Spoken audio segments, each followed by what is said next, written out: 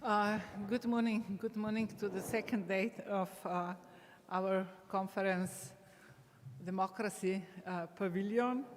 We are starting with a conversation with two excellent museum directors, Joanna Mitkowska and Manuel Borja Vilel, Joanna from Warsaw and Manolo from Madrid.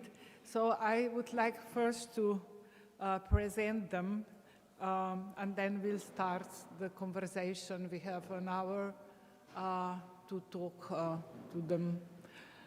Joanna Mitkowska is a curator and art historian. She is the director of the Museum of Modern Art in Warsaw since 2007. Previously, she worked as a curator at the Centre Pompidou in Paris. She co-founded the Vauxhall Gallery Foundation, where she worked between 2001 and 2007. In 2005, she curated the Polish Pavilion at the 51st Venice Biennial exhibiting Repetition by Artur Żmijewski. She has curated and co-curated Never Again, Art Against War and Fascism in the 20th and 21st century in the Museum of Modern Art in Warsaw in 2019. Then Eddie Hilla exhibition, Painter of Transformation in the Museum of Modern Art in Warsaw in 2018.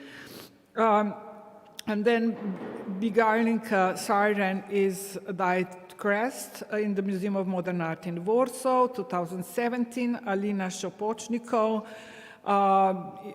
in the Centre d'Art Contemporain in Wils, in Brussels, Hammer Museum, Los Angeles, it travels to the Museum of Modern Art in New York as well, everything between 2012 and 2013. Les Promesses du Passé in Centre Pompidou in Paris, 2010. Awkward Objects in the Museum of Modern Art in Warsaw. Les Inquiètes, 5 artistes sous le pression de la guerre in Centre Pompidou in 2008. Le Nuage Magellan, Centre Pompidou Paris, 2007. Oscar Hansen, Vauxhall Foundation Gallery in Warsaw in 2005. She is the editor of the publication Henryk Czasewski, Economy of Thought and Perception, 2006, and Edward Kraszinski, 1997.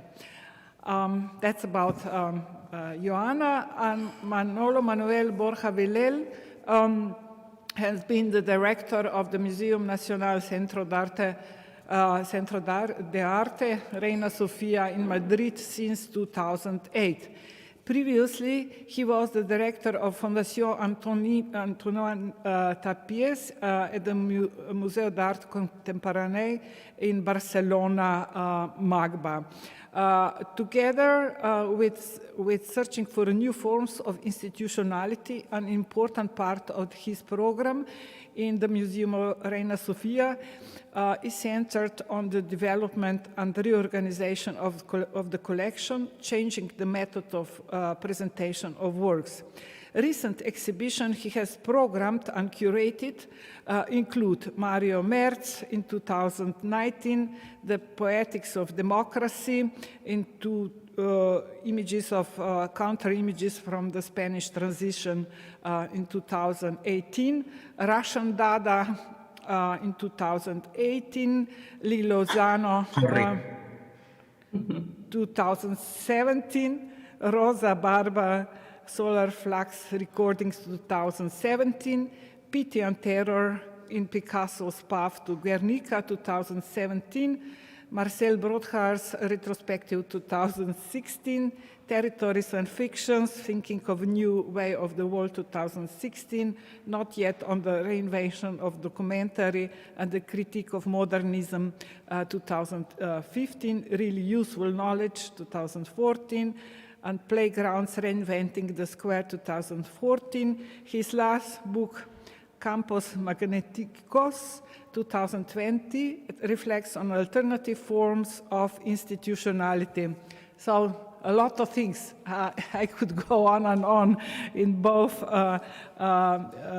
CVs, of course. There are many more things. So I would like to start the conversation that bears the title Museum of the Commons with the questions to both of you, Ioana and Manolo. The first question would relate to your, let's say, individual history working as the museum directors. When do you think were the turning points in your career when you started developing the concept, or at least the idea of the Museum of the Commons? Ioana, you have been director of the Museum of Modern Art in Warsaw since 2007. The museum hasn't got the building yet, and you have been collaborating all the time very closely with the communities in Warsaw and broader in Poland. So what all this means for this idea of the Museum of the Commons? And specifically, I'm also interested in the question of the museum building, how it is still relevant, how to, yeah. Very good question. Thank you. Thank you, Zdenka, and thank you very much for inviting me for this talk. Well, I guess I'm coming from this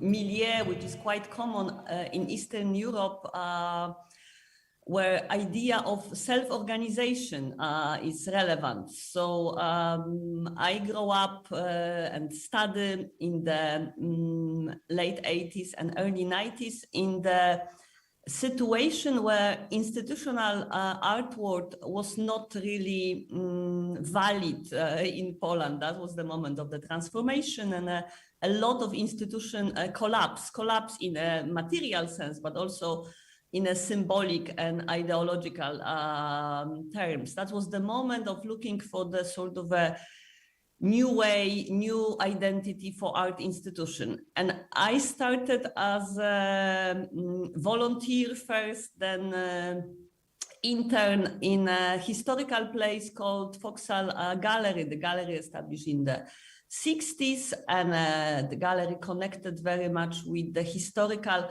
Muzeum Sztuki, art museum in Łódź, so one of the oldest European modern art museum established in 1931. So I grew up in a sort of a hardcore avant-garde milieu, but also without the institutional support. So self-organization was always for us a DNA of our activity.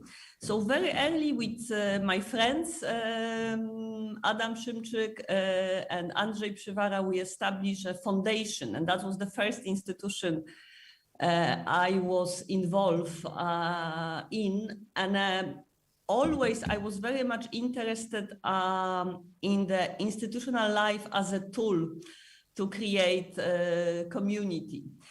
And I guess I brought this spirit later to the museum, and still we have this very professionally, it sounds very professionally our name, Museum of Modern Art, but in fact we are still quite a small organization, which is very flexible, which is acting in several different locations, which is changing location, because we are still operating in the temporary locations, and we are still, of course, we have a structure and we have all departments, but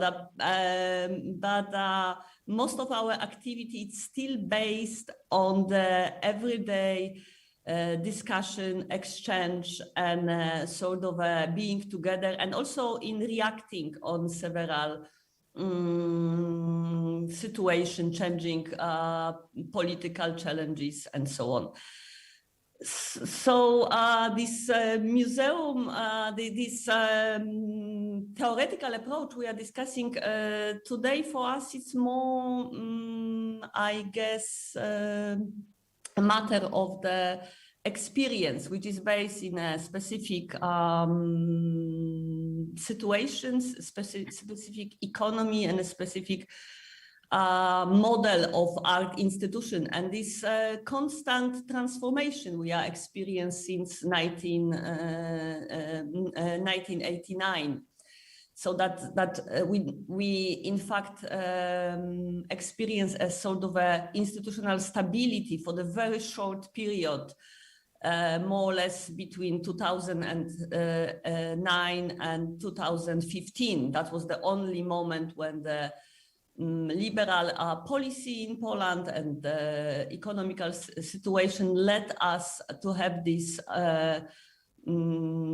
fantasy, I can say today, that we are operating in a sort of a stable institutional situation, so we can think about reforming, changing. Most of the time, we are rather face the constant crisis. And now coming to your second question, how building is relevant for the museum, I know only the process of building. We didn't experience being in the proper museum building yet, but of course our public, our friends, our several group of related to the museum. Amongst them, it's quite often we heard that museum, for them museum is this flexible structure, is this structure which is always sort of eager but also possible to adapt. So they are very much afraid that building give us too much stability, and that it will be in fact an obstacle. I hope it will not end up like this, but of course we perceive this new building we are going to move in 2 years, hopefully, as a sort of experiment, and we are thinking more in terms how we can share, how we can offer this building to different communities, and how we can build the program for the building together with the communities which are operating not only in the center of Warsaw, where our building is located, but also in other part of the city and other part of the country. So we will try to build a structure which will be more receiving ideas, which will be more facilitating, which will be able to answer on challenges we cannot even predict now. And of course, what we are experiencing right now, the crisis, humanitarian crisis, which is related to the war in Ukraine, and hundreds of thousands of refugees which came to Warsaw, is this great example that in a few days we had to change completely our activity and change all museums program into this very basic activity to help, to welcome and to receive refugees. So somehow we are constantly trained in being ready for changes. So we are trying to think about our building in that way, and in that way it's also designed that the whole ground floor is a space of reception, and exhibition spaces which are designed in our building on the first and the second floor. They have this sort of an openness that we can change them into spaces which can be more meeting spaces, or spaces which can serve to the public program. so somehow our, let's say, history, which was full of turning points, changing of main line of narration, and a lot of challenges, I guess, in a sort of a organic way, I hope prepare us for the future in the new building. I don't know whether I answer precisely your question. We know the building is the problem, also in terms of the climate crisis. So that's maybe the last remark, that one of our projects is to build our own, like, I mean, not our own, but the clean electrical plant, which will let us to run this building in a sort of a sustainable way.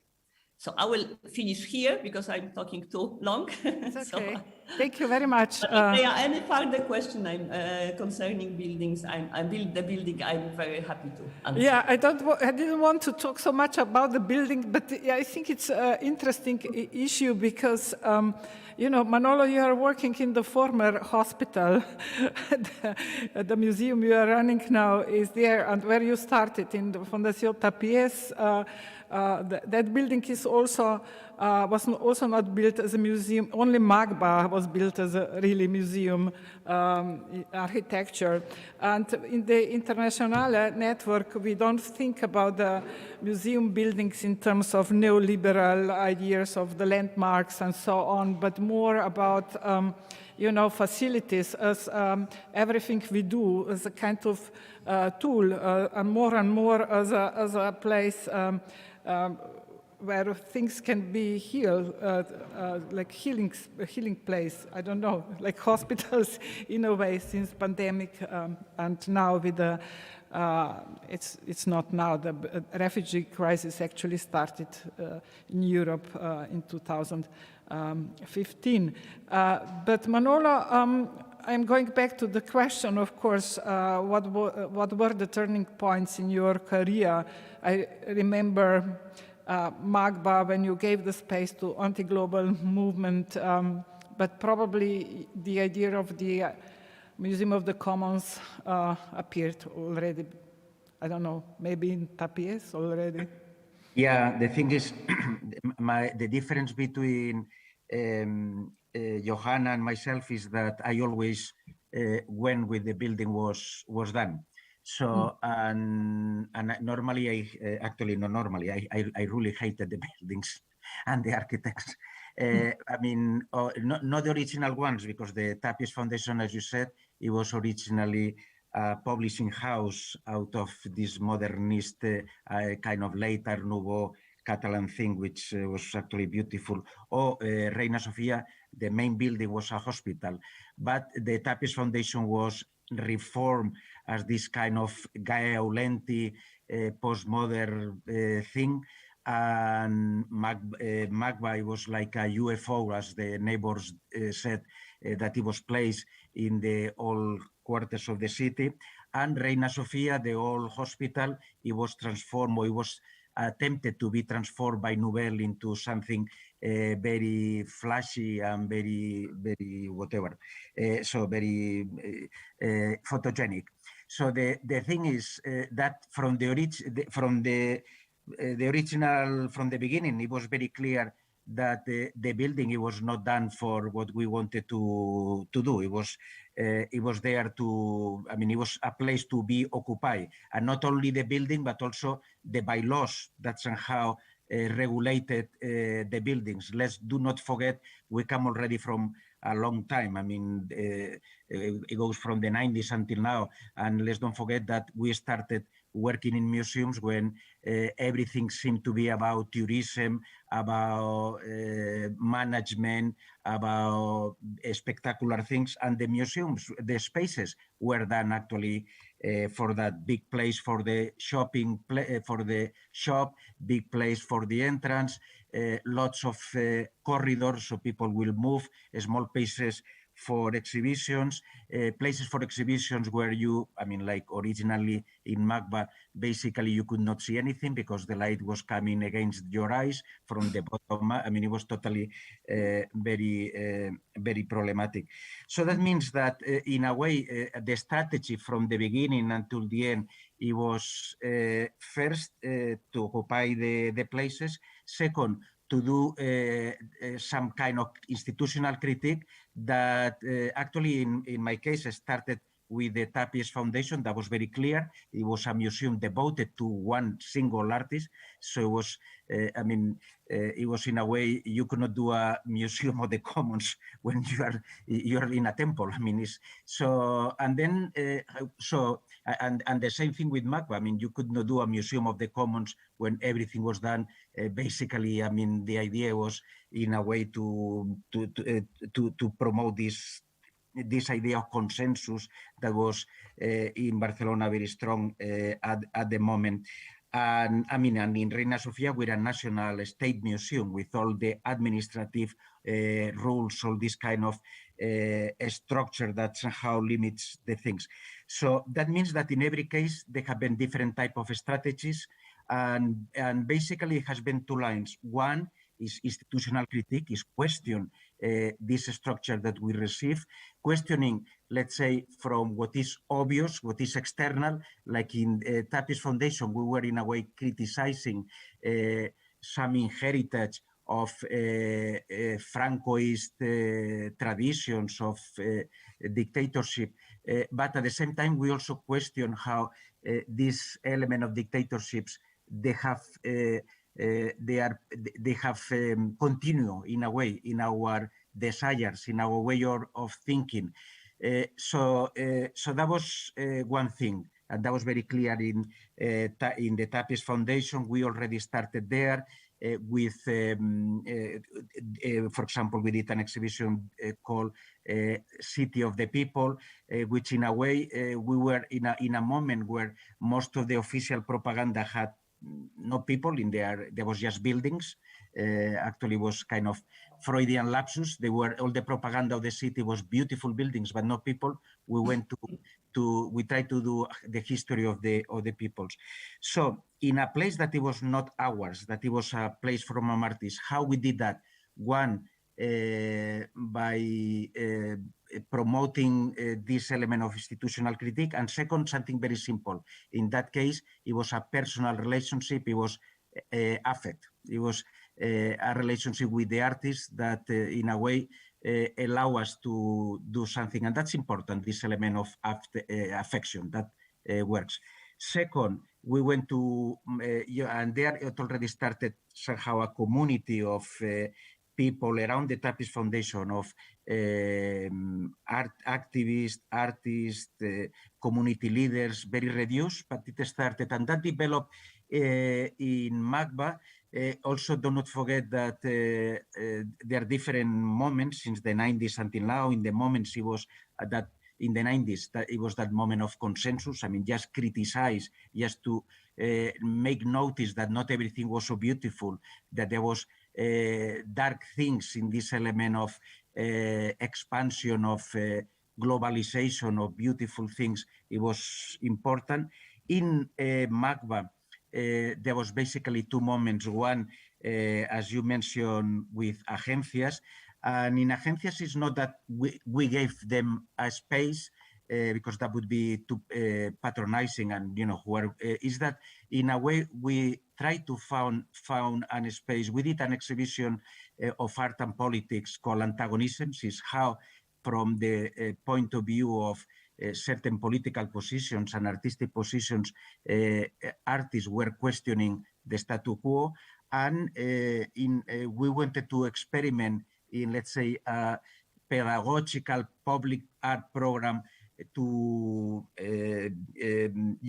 how that became something else, not just a spectacle, not just research. And we together with different collectives that were already very active in the city, because all the anti-globalization movements, these agencies were created. And that was actually an experiment of agency, in the sense that actually they were able to create their own narratives, their own political actions, and somehow we developed, and that was really an experiment. While at TAPI's foundation it was basically a personal relationship that somehow protected us, and we could do whatever we wanted. In MAGBA, which was a public institution, somehow we had to create this space, and this space was created by building inside the governance of MAGBA the public programs department. That somehow allow the museum in a kind of legal way to introduce this very strong political action that developed into then the PAY, the program of the independent study program that then developed in different ways, and there was different type of actions. And then we go to Reina Sofia, which is a step further in complexity in terms of administrative rules, in terms of size, in terms of what it means to be national. So but in a way, all this group that were around these institutions, I think we have developed different type of strategies, and the strategies went in different directions. One was governance, and governance, while as I said, in TAPIES, it was in a way very primitive. It was you like one person, and that person likes you. That person has power, and you do whatever you want. In MAGBA, it was a fissure. It was a break, which was public programs that somehow nobody know what they were. We were doing there, but the structure it was more or less like it was. In MAGBA, in Reina Sofia, has been much more complex, and I would say refined, in the sense, first, we recognize that what we needed to defend, it was somehow, quote, a kind of liberal institution in this traditional sense, a place where you had autonomy of thought, where you had autonomy of creating defending different positions.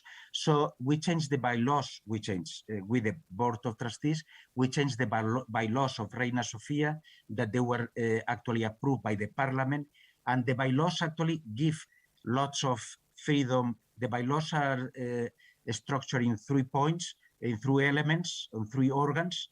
One is the ministry, which has the faculty to fire or hire the director, and to fire or hire the Board of Trustees, but basically, and to approve the budget, of course, which that's quite a lot. But basically, they cannot do anything. I mean, else they cannot interfere in the academic program. They cannot even legally say anything. The Board of Trustees that has to approve or not the program of the museum, but they have to approve it in very general terms, in the sense that we have a problem with budget, and suddenly we have red numbers, or there are no visitors, or we do something illegal. In those things, they have the capacity to stop it or not, but basically also they cannot say anything about the academic program. And then it's the museum, or the director of the museum, who has a governance in all the rest.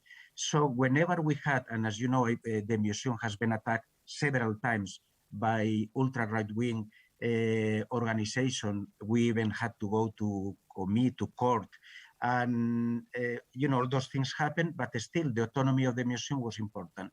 So that was one. Second is to recognize the limitations of a liberal institution that we know. I mean, it's about nation, it's about patrimony, it's about big names, it's about, it's about everything we don't like.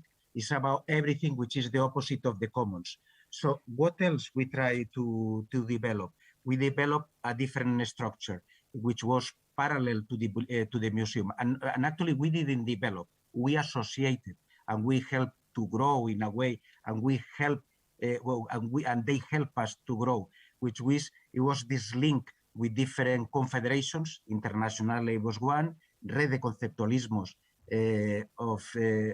Conceptualismos del Sur in Latin America, with archives, which is really an institution of the commons, another one, Fundación de los Comunes, which is another one, and that allow us to, in a way, to use the strategy or the strength of a national museum to break the structure base, this homogenizing structure that the art system provokes. Like, for example, to give a very clear example, the Fundación de los Comunes, the institution of the commons, which is more political, is working in all Spain.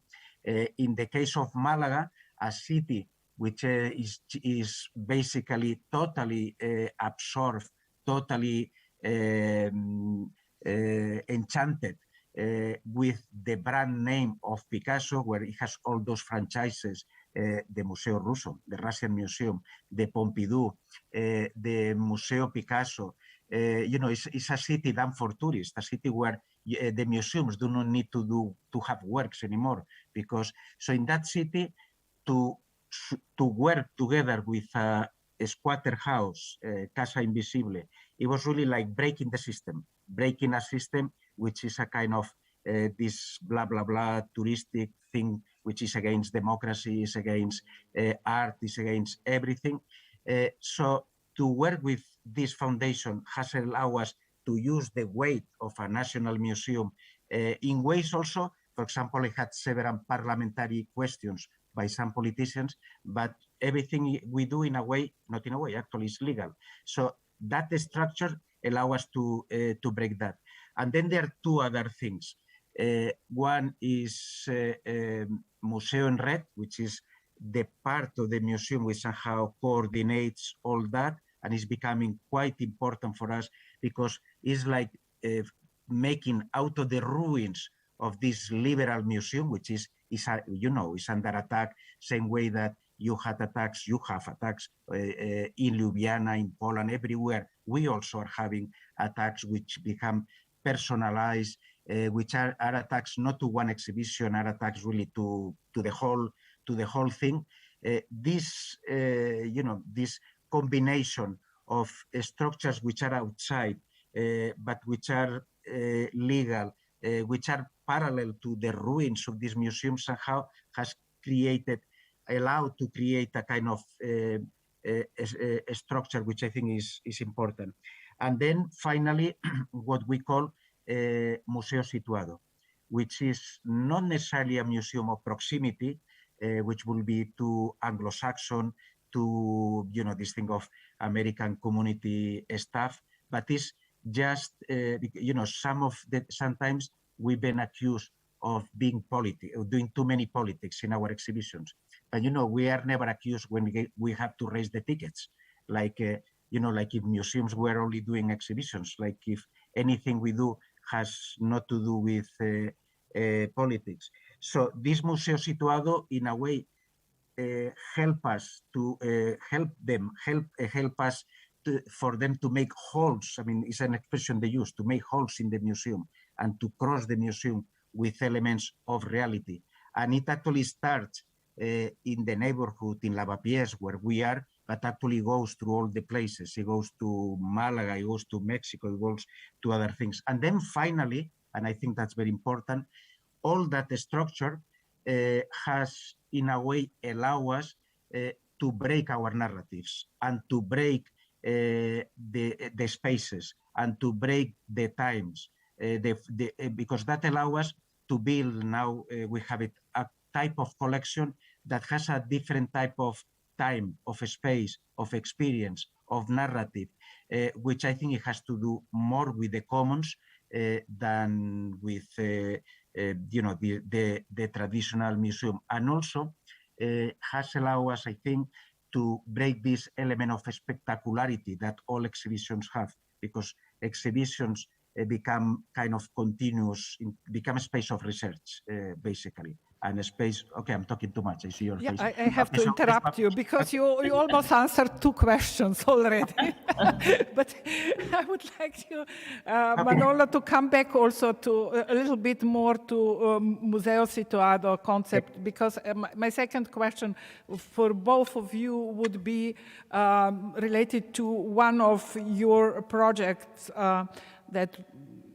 describes maybe the best the idea of the Museum of the Commons. And I wanted first to ask Joanna to talk a bit anti-fascist year. Kuba and Bogna yesterday, they were already describing it from their point of view, but maybe you can say some more from the institutional side. And then, Manolo, I would like to invite you back again, but to be more specific on Museo, just to make a dynamic, maybe more interesting, you know, to Museo situado in more concrete, you know, a way.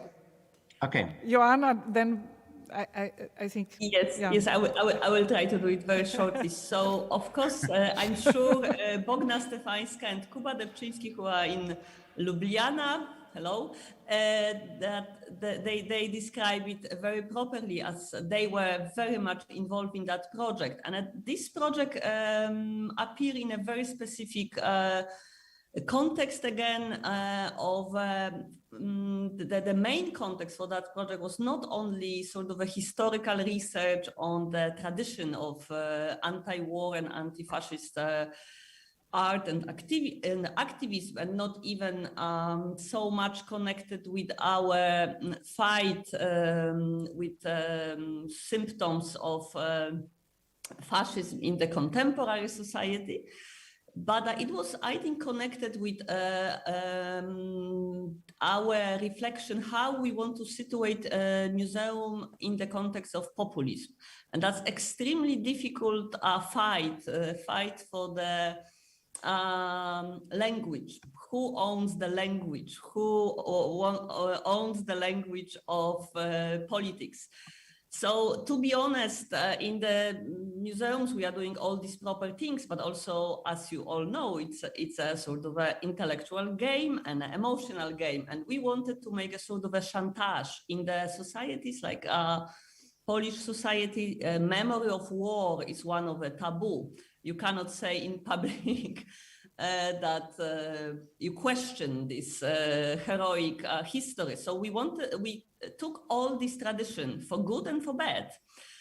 And we wanted to our public to confront with this notion and to answer whether they want to be part of populism, as populism is taking us again back to the nightmare of the history. So that was the concept. But then it's become much more complex.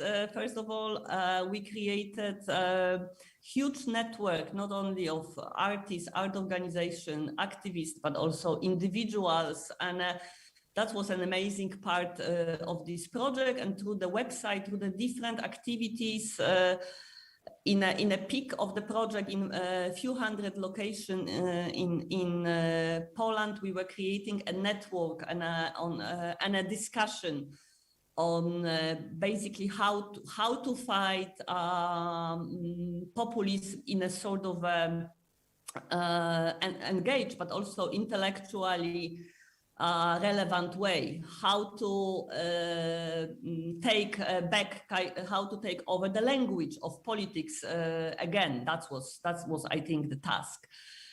But this project obviously had I hope an interesting show with a lot of historical and contemporary artists, a lot of manifestation, a lot of activism, and it's become sort of a political brand, but also it's become this network which we can always activate. Like today, for instance, during the refugees crisis, we can again, based on that network, to organize help. But I also have to say, and this is maybe the most interesting part of that when the project appeared, we got some, in that time, marginal, but I think from today's perspective, very, very relevant critique that we are using this anti-fascist and anti-war rhetorics in a sort of anachronical way, that we didn't reflect on how much this rhetoric is based on the Soviet propaganda, which in Poland was always perceived as a sort of a fake language, and how much this language was not linked with the real experience of fascism and the war in the Polish society, where communists they were obviously a small minority. So somehow we covered the problem using the rhetorics, which is the rhetorics of the in the best, the radical left. So again, a small minority in the society. So we didn't make a sort of enough effort to create a new language for that. We, in a sort of easy way, because it's of course a huge tradition in art history and a beautiful tradition. And we were using the copy of Guernica made in the 50s by Polish artist Van Gogh, for instance, as one of the main image. So somehow this project has a failures, which we can also see from today's perspective when we are discussing, for instance, the today's situation of the war in Ukraine, and how much contemporary left fail somehow to react on that situation, how much it's become controversial, how much for instance, a German politics of prosperity and peace, it's somehow behind today problem with the war, and how much we are lacking the language of describing this situation. For me, it's just a challenge that we have to rethink our anti-fascist project. Maybe it's also connected with how much the war is a turning point, and that will be probably also a turning point in the discourses we are using. So Manolo, Museo situated museum. I was explaining a little bit about this concept recently in Zagreb, and also here in Ljubljana. People have problems with the word situated. So in Zagreb, they told me it means actually well situated, a wealthy museum, a lot of money. You know?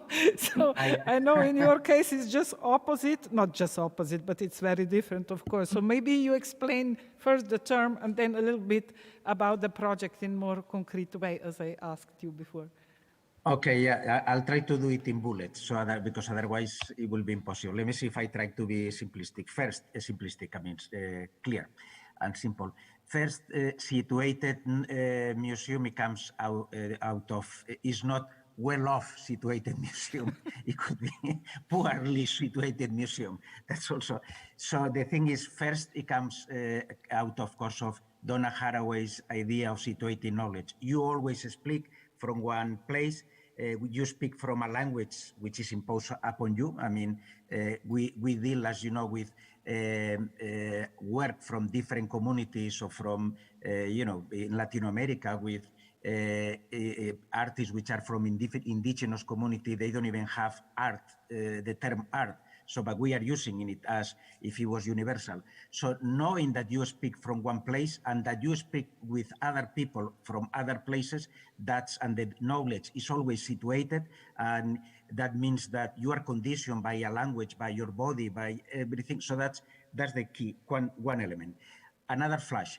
We have the original museum of the museum is a hospital, so it's a place to cure, it's a place, it's a welcoming, should be a welcoming place. However, the extension of the museum done by Nouvelle, it was supposed to have not one entrance, like 4 entrances, one in every side of the building. However, the entrance, so the entrance that was giving to the main avenue, it was, you know, as beautiful as Nouvelle could be. The connection with the old museum was also well done, but the entrance to the neighbor, which, as you know, the neighbor where Reina Sofia is Lavapiés, is a mixed poor worker neighbor. Is not a place for tourists in principle. You know, that's the back door. So that's already very significant where the museum is placed. Then the third point, which actually is linked to what Johanna was saying, which is not museo situado, but is related. I mean, we live in a war. I mean, that's clear. We've been living in a war for a long time. The only thing we didn't realize. The thing is, we have to understand that war and colonization is totally linked together. We have to understand that democracy and authoritarian regimes are totally linked. I mean, the United States were promoting their so-called liberal democracy in America, and at the same time, they were not only promoting, I mean, they were making coup d'etats in Guatemala, in Chile. So all these things have been going on all the time. And I think it's very important to understand. And it's very important to understand that we live with 30s fascism, which is, very clear is maybe what is happening now in Russia and Ukraine. But also we have postmodern or neoliberal neo-fascism, which is a fascism where suddenly everybody's a democratic, where the lies are all over. So I think we have to be against that. And we have to be aware that the art system, which is a system, as Peter Sborg was saying, that creates and we used to create an idea of homogeneity in terms of space, time, language, is been a part of the problem. So Museo Situado is putting all these things upside down. Museo Situado, in 5 words, is reclaiming voices, reclaiming language, reclaiming that politics, it has a specific meaning. Politics is not just contents in museum. Reclaiming space. The space is, the museums are not just necessarily a place for a spectacle just to see. It's a place to live. It's a place where different people need to negotiate a space. Reclaiming time that has been taken from us by consumerism, reclaiming bodies, material, our relation to the other, and reclaiming politics. And reclaiming politics is basically understanding that as much politics is doing an exhibition of flowers, that, as we did once, as doing programs with the neighborhood and making holes into the museum. So in a way, these spaces of reclaiming elements are very important. So that in 5 bullets, it will be Museo Situado. Thank you. That was very, very clear. So I have my last question. In 10 minutes, we are starting a new panel, and Bojana Piškur will moderate it. And before, she will also read the statement of the workers from Moderna Galeria. You are a little bit familiar with the situation. So I would like to ask you both about, similar, situations you have been experienced in your institutions regarding autonomy, censorship, freedom. So, Joanna, I would like again start with you. Zdenka, I'm very sorry, but I lost connection just for the moment. If you could repeat the question, I will be immediately ready to answer. Do you hear me? Yeah? Yes, okay. Now yes. I said in 10 minutes we are starting a new panel, and Bojana Piškur will moderate it. And first she will read the statement written by the workers, from the majority of the workers from Moderna Galeria, and you are a bit familiar with the situation. So I would like to refer the last question to your, experiences in working as the director in the museums, in your museums, regarding autonomy, censorship, freedom, and this would be very, helpful, and for this context of today, also very important to say some things from your point of view, of course, your own experience. Absolutely. So I guess the situation in Slovenia and in Poland, it's to a certain extent similar, that we have these attacks on the autonomy of the institution, but the difficulty is that these attacks are in the name of bringing, at least how it's presented in Poland, and I guess in Slovenia it's similar, more diversity, like that. It's this idea that in the past, in the last 30 years, only liberal and the left, they had representation in the art institution, and that's why the current government wants changes. And these changes are through mostly through the changing the directors into those professionals who are following the policy of the government. So obviously the autonomy in that condition is in danger, and already several institutions in Poland, they changed their programs, they changed their way of acting, and mostly they are now governed by the artists, and especially the members of the painters union. And well, this is sort of a very complex fight. The majority of the artistic community, it's usually supporting the institution, but in the structure, which is similar to one Manolo described, the decisions are in the hands of government. This is a decision of a Minister of Culture, who is a director of the institution. So what are our conclusions? We have several organizations in Poland, and what we are working now is that obviously, as long as we have this government, probably it's not much we can do. We can just move to self-organization again, or to the private sector, which is of course not our dream, and is not relevant to the vision of the museum or cultural institution we are having. The second thing is that we need to change for the future the law, that the autonomy of the institution is guaranteed. That, for instance, the competitions for the directors are more, first of all, are obligatory, and then they are sort of protected from the manipulation of the government. We are trying to work on that kind of regulation. Obviously, I'm not very optimistic. Authoritarian power to violate any kind of regulation. This is what we are experiencing right now. But we are trying to invent a system which will protect us for the future. But as I said, it's similar in Slovenia we can do, but we keep making archives, we keep having testimony, because all those, it's for the future material to change the system for hopefully more protective towards autonomy of the institution. We are now in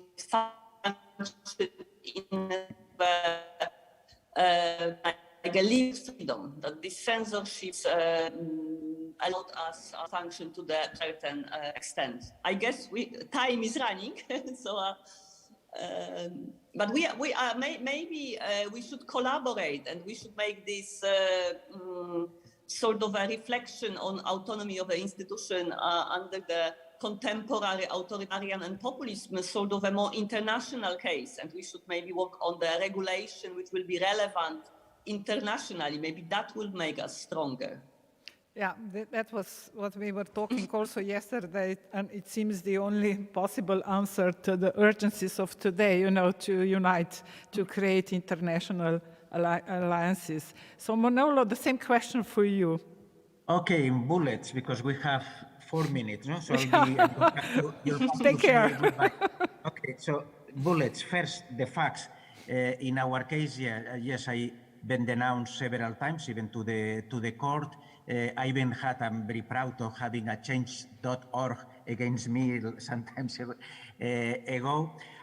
But the thing is, how the criticisms are the same that they are doing with in Poland and Slovenia, extreme right here a few years ago, 10 years ago, it was unthinkable. I mean, nobody, because Franco was so recent, but now actually they're like the third power, the third party in the government. So, and they are growing because there is this kind of resentment, and the arguments that they do are similar to everything. They are in favor of management. They say we are too political, that we are not open enough, blah blah blah blah blah blah blah blah blah.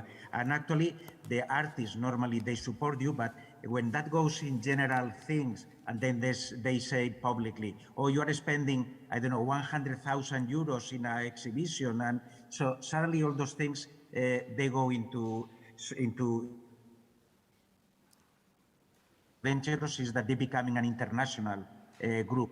We discovered that some of the groups that are attacking us, they are supported by money in Mexico or money in Peru. So it's actually they are very strong, so what can you do against that? I think we can do basically two things. One, to denounce them, to tell them, but not in their own terms, because that's what they want. I mean, the moment you go into social networks, you lose, because you become, but into, as I was saying, reclaiming language, reclaiming words, reclaiming that this idea of eclecticism is fake, that this management is fake. I mean, I think that's one. And second, and I think this is very important, to occupy as much as we can our own institutions, to make them as democratic with best practices, with public competitions, etc. But I think it's totally necessary to create, and this is what we try with Internationale and this Museo en Red, to create international structures that somehow one, it will allow us to have spaces of caring. I mean, in a way, the association of Internationale is that, spaces of support, of solidarity, also spaces of, in a way, which are beyond the power of those groups. So to me, I think, and which are spaces which are not traditional spaces coming from ICON, from this very type of social democratic post-war institutions. It's a new form of internationalization, and I think this is the battle. I think this is the challenge, and I think it's quite important, and I would say quite urgent. Thank you very much. Thank you both for your very inspiring and precise words. So please stay with us. We continue with the next panel, Bojana and the panelists. Okay.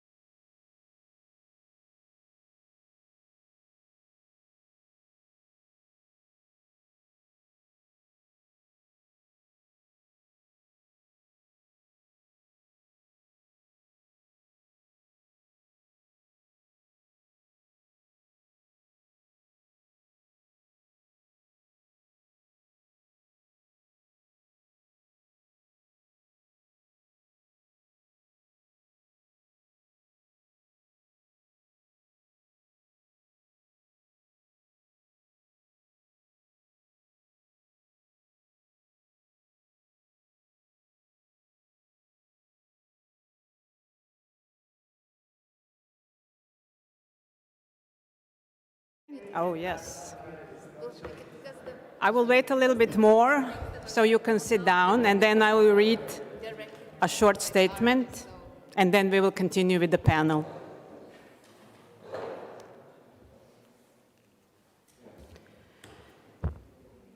Hello, everybody. Before we start with the panel today, I would like to read a short statement of the employees of Moderna Galleria.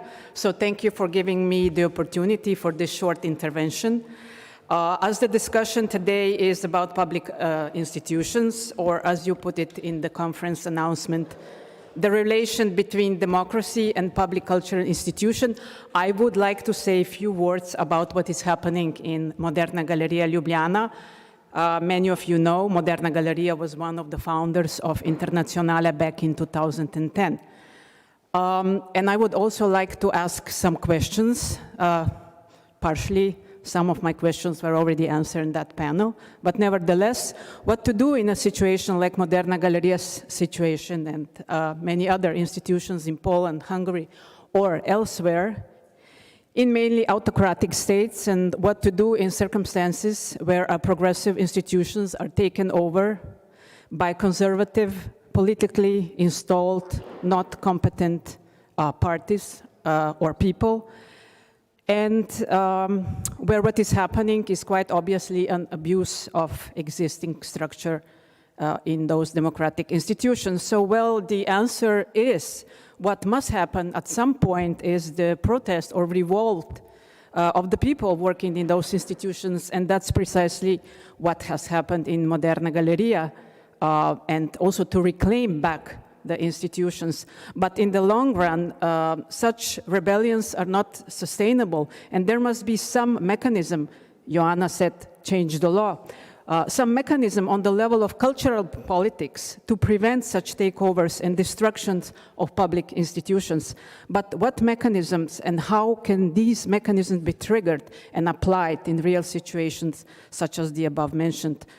Is the change of the government the only solution, or international collaborations and international networks of support? So I'll not go further into this now, because I think this will be also the topic of our panel. I will read now a short statement about the current situation in Moderna Galleria, and I'm reading it with the consent of my colleagues from the museum. A few days ago, a letter of protest, a public demand for the resignation of the director of Moderna Galleria was written and signed by the 27 employees of Moderna Galleria, representing 87% of all employees, and sent to the government of the Republic of Slovenia, to the Ministry of Culture, and to the media. A statement. When long-term Moderna Galleria's director, Zdenka Banovina's term in office ran out in 2020, the Ministry of Culture of the Republic of Slovenia, as the founder of Moderna Galleria, issued a call for applications for the post of the director of Moderna Galleria. The ministry repeated the call for candidates 3 times, changing in the process the Moderna Galleria constituent instrument against the loudly voiced opposition of the broader professional public, and the post requirements to enable the ultimate appointment of the ministry's favorite candidate, Aleš Vaupotić. This was one of the many politically motivated changes of directors of national cultural institutions in Slovenia on the part of the current government that we have witnessed over the last 2 years. Since his appointment as director of Moderna Galleria, Aleš Vaupotić showed extremely arbitrary actions towards the past work, reputation, and history of the institution, as well as in relation to the employees. On many levels, in terms of the museum's public service and its vision and mission, the employees have come to realize that such activities are destructive for the institution and represent a serious threat for its mission, which we, as the expert staff, support. On numerous occasions, we have notified the director of our disagreement on individual issues, our appeals or comments regarding the irregularities in management, and our suggestion for improvements, both by email and personally, at staff meetings, without our efforts and suggestions leading to any visible changes. The director's current reproach that we are refusing a dialogue with him is therefore ungrounded and misleading. Moreover, his call for dialogue has come after a year of futile attempts on our part to hold a dialogue with the management and make it take our positions into consideration. The protest letter includes 3 points, detailing the inadequacy of the director's vision, his poor knowledge of museum work, his numerous misjudgment, and his unacceptable behavior to the employees. Our public demand was addressed to the government of the Republic of Slovenia and the Ministry of Culture of the Republic of Slovenia, and sent also to the Slovenian Museum Association, ICOM Slovenia, the Slovenian Union of Education and Research, and the media. The situation is professionally dire, representing a threat to Moderna Galeria's present and future, also in terms of its local and international standing and collaborations and conditions of work. Moderna Galeria is Slovenia's central and only national institution dedicated to modern and contemporary art. Our profound concern for the future of the museum, its reputation and status, its national and international collaborations, and the professional standards of art museum work have driven us to bring to the public attention the irregularities in managing the museum and issue a public appeal for the resignation of the director and the assistant director. We, the undersigned employees in Moderna Galeria, feel that the current director of Moderna Galeria has failed, and we fear that he will continue to fail in the most basic mission of our public institution, to serve in the best public interest. We feel demotivated and disrespected, both personally and professionally. We feel the need to preserve Moderna Galeria's past, present, and future, and not just locally. We appeal to our colleagues, and especially our close friends and collaborators within Internationale, for their solidarity and support. Thank you.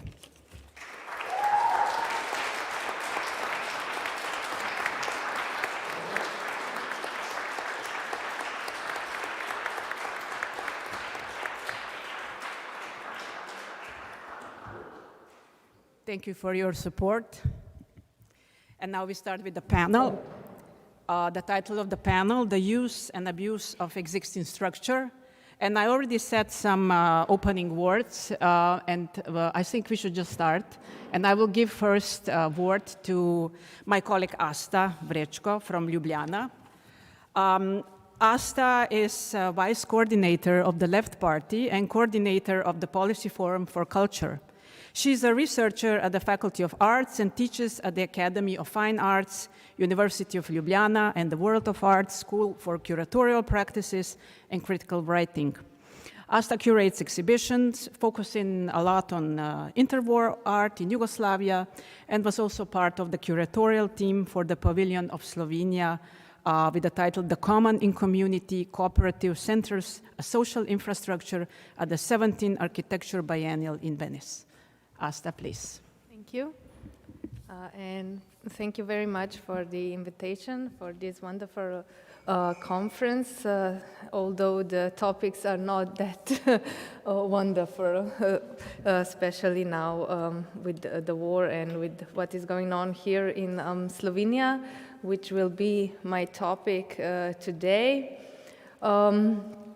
I've struggled a bit what to talk about. I will discuss, since there is a day tomorrow that focuses on culture resistance and art practices against the Ministry of Culture. I will not talk about these practices because it wouldn't be fair on my part to talk about that. Artists will talk about it themselves, but I will focus about cultural politics and the changes in culture and media that are going on now for the past 2 years.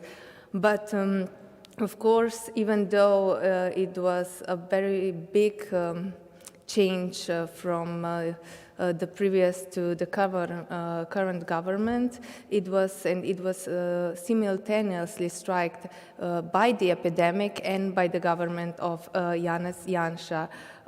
And however,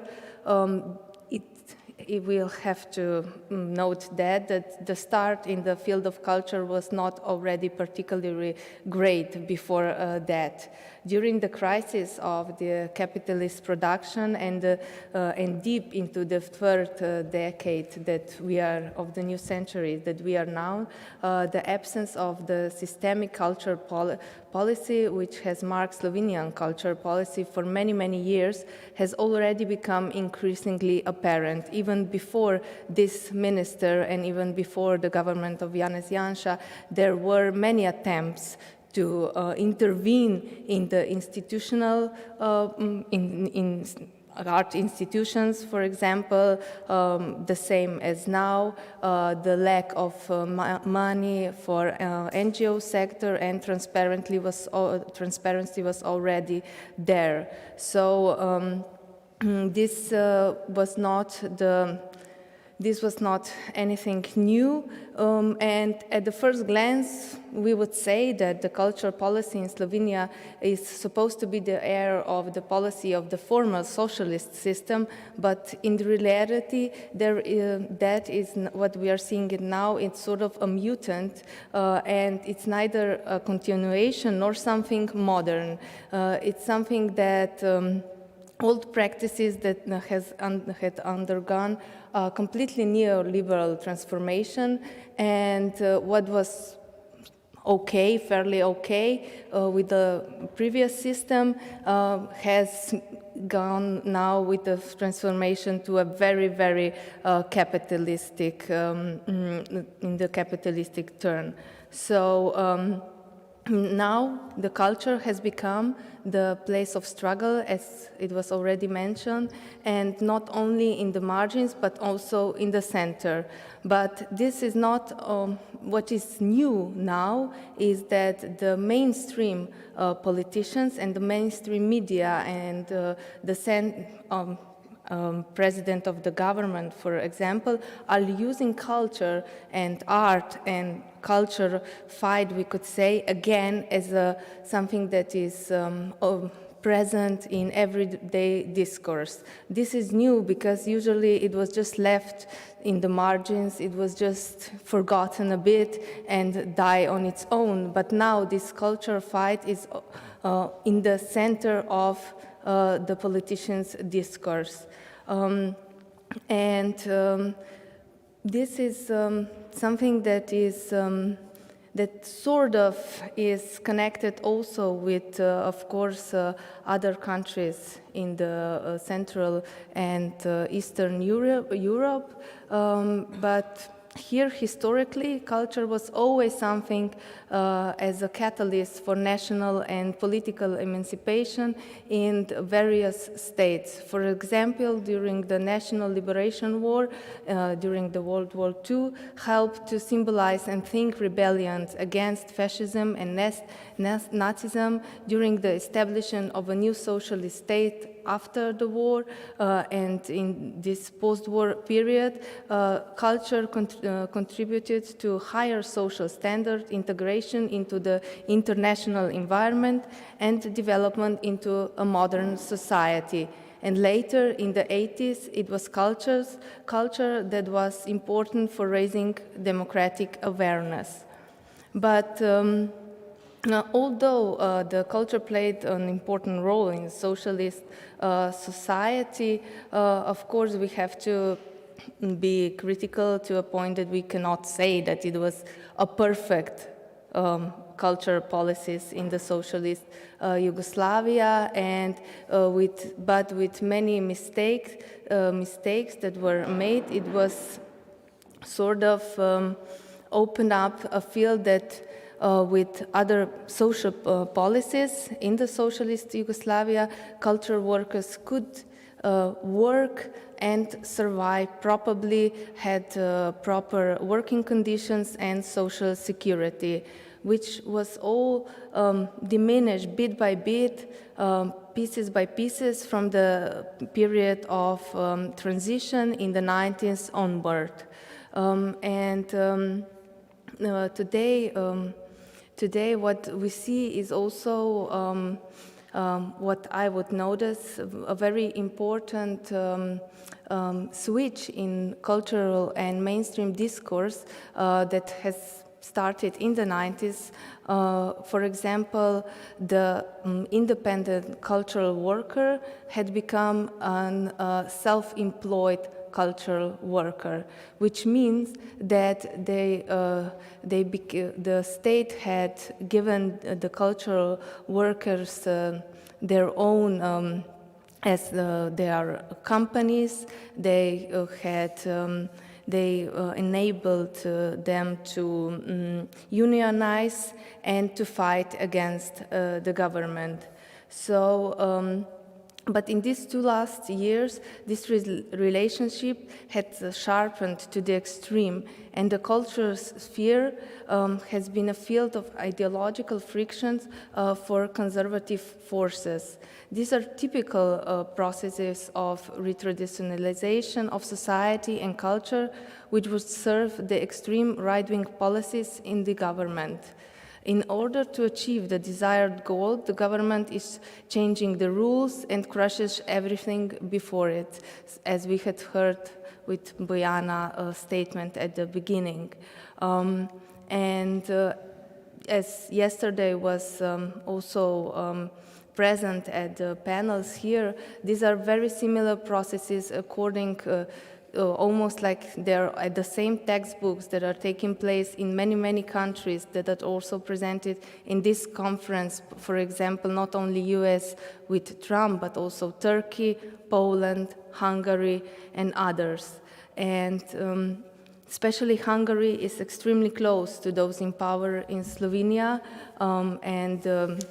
Orban, the Prime Minister of Hungary, has a, we could say, friendly relationship with Slovenia's Prime Minister, and they are also related economically with capital-related interests, especially in the field of media.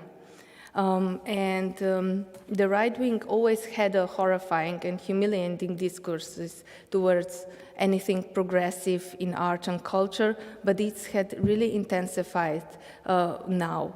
And one of the most, probably one of the most problematic views are the views of culture and work. They are always with hate speeches and with the use of Twitter, for example, as one of the main channels of communicating of our government, which is already quite, in a sense, characteristic for the right-wing government, but not really proper for a government how to communicate. There are daily attacks on the cultural workers, institutions, and NGO sector. The problem is that with the rise of the neoliberal politics, and now in maybe last couple of years, there has been some changes that the cultural sphere has come back from the fall after the economic crisis in the beginning of last decade, and now with the epidemic and with the government, the cultural workers are even more in precarious conditions that they were before.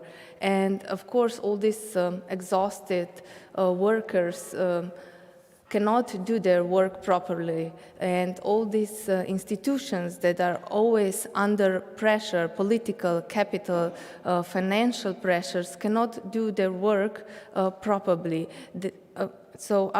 I would say that our culture sector is still in a very good condition, but this is mainly because of the good work that workers are doing and because of a lot of enthusiasm that goes into this, but of course not because of the support of the politics. What is problematic, of course, that this good work is always used by the politics as an example. Oh, look at them, we can go even worse, they already have a lot of money, they are doing already this and that.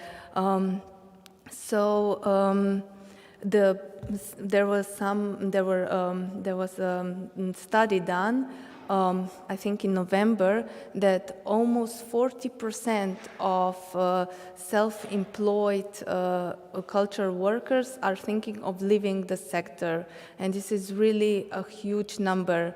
And the reasons are not only financial, but also because this. The conditions are really unbearable right now. You are doing something that should be part of a constructive part of society, culture and art, and you are all every day attacked by the most important officials in the country as a parasite, as somebody who is unnecessary, and somebody who is only want to take money from children.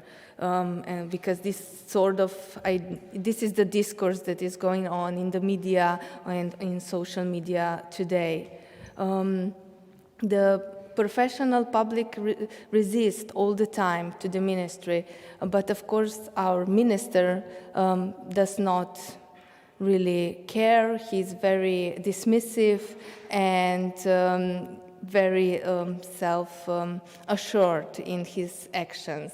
Of course, this resistance is important, and not only alternative, uninstitutionalized resistance, but also institutionalized resistance with trade unions, with worker collectives, because only a common and omnipresent resistance can make a change. Of course, the problem is that the minister is under the, how I would frame this, very strict regime and very in the core sense of ideas of our government, so he's rewarded for his actions, not criticized. But the attack is aimed at everybody in the culture. For example, the attack for financial cuts were also on the society of museum, on art historical society, and so on. Societies that are not by any means political or engaged. On the other hand, of course, there are non-governmental organizations, all these NGOs that are always critical to the power and the power structures, and they are now especially they're especially under attack by financial cuts, and as we will hear, I think tomorrow, there are some very problematic lawsuits going on today. Some of them are even like minutes away, not even months, but minutes away from losing their space for work. There is a building, NGO building very near the Ministry of Culture. Actually, in between the two buildings of Ministry of Culture is building of NGO, and there are a lot of libraries, archives, institutions based there, and they're all under lawsuits that they have to evict very, very soon. But that is one side, and the other side is the media system in Slovenia. And the media system is crippled by commercialization and political restriction of freedom of expression. But again, since Slovenia's independence, a media legislation had been subject to particular political and economic interest, leading to concentration of ownership and ineffective control on the one hand, and subordination of the media to political power through the state media ownership and directing on the other hand. So the problems of political pressure on the media are especially acute whenever the Slovenia Democratic Party is in power. as it is now.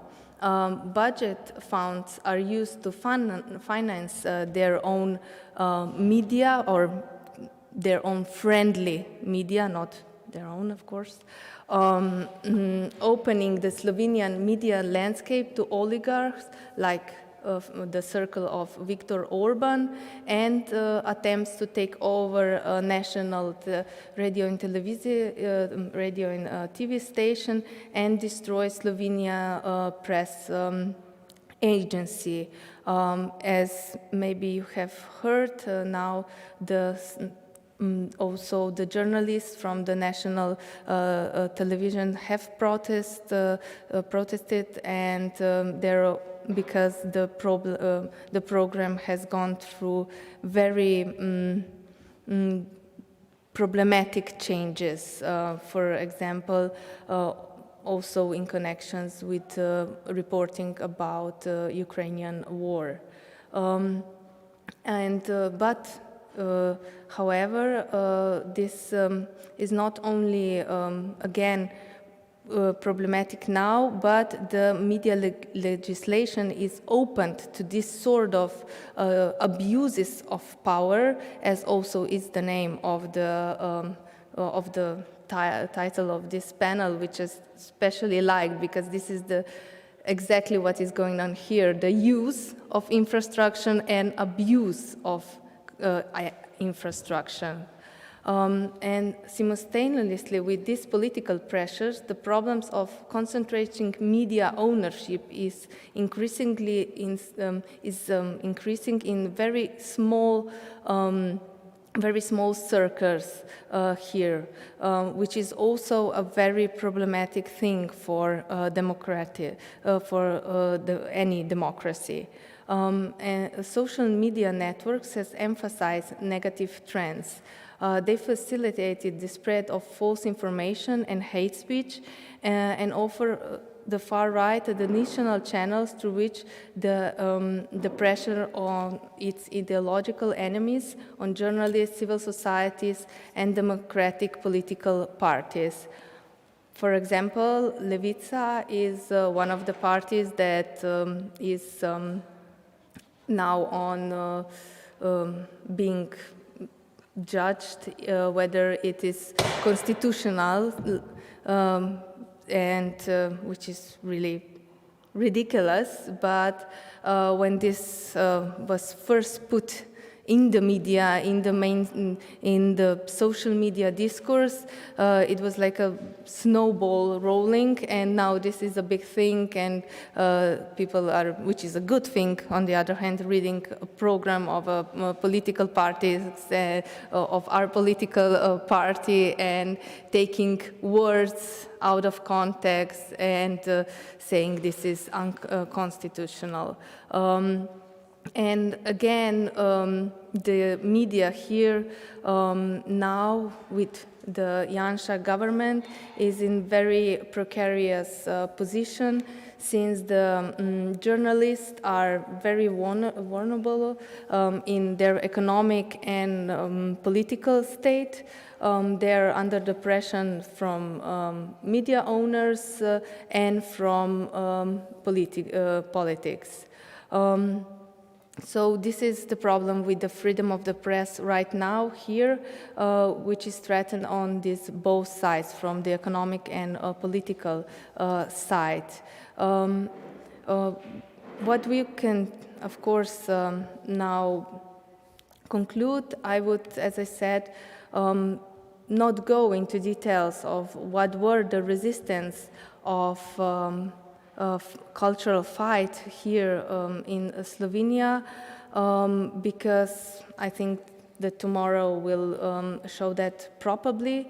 But it was a very good thing that every week for the past 50, 60 weeks now, even more, are protests that are very well accepted, the protests that are using cultural and art power to rebel against the government.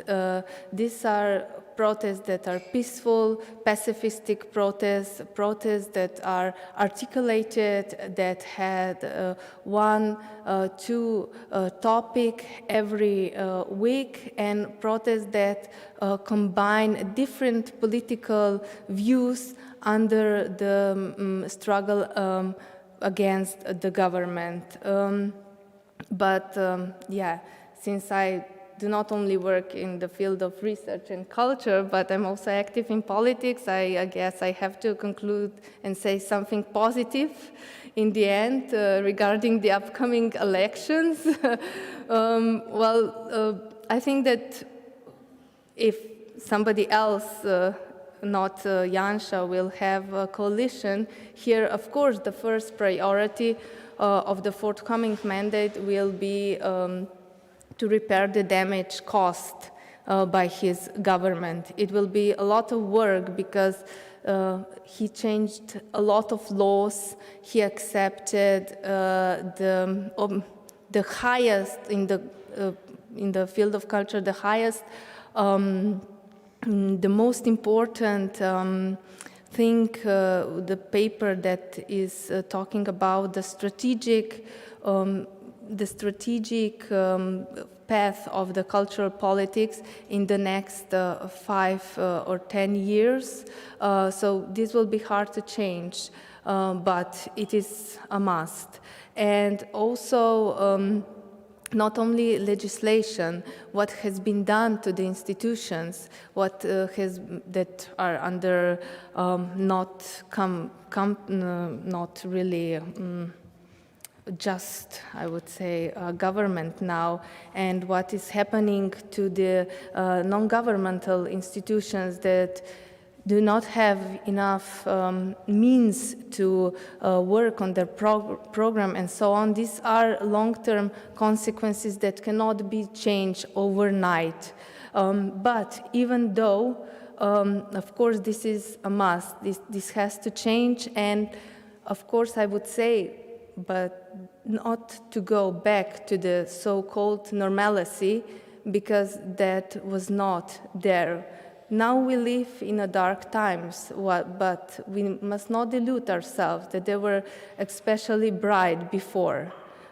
These were times driven by neoliberalism, patriarchy, discrimination, and very big class differences, and they had a more human face, for sure.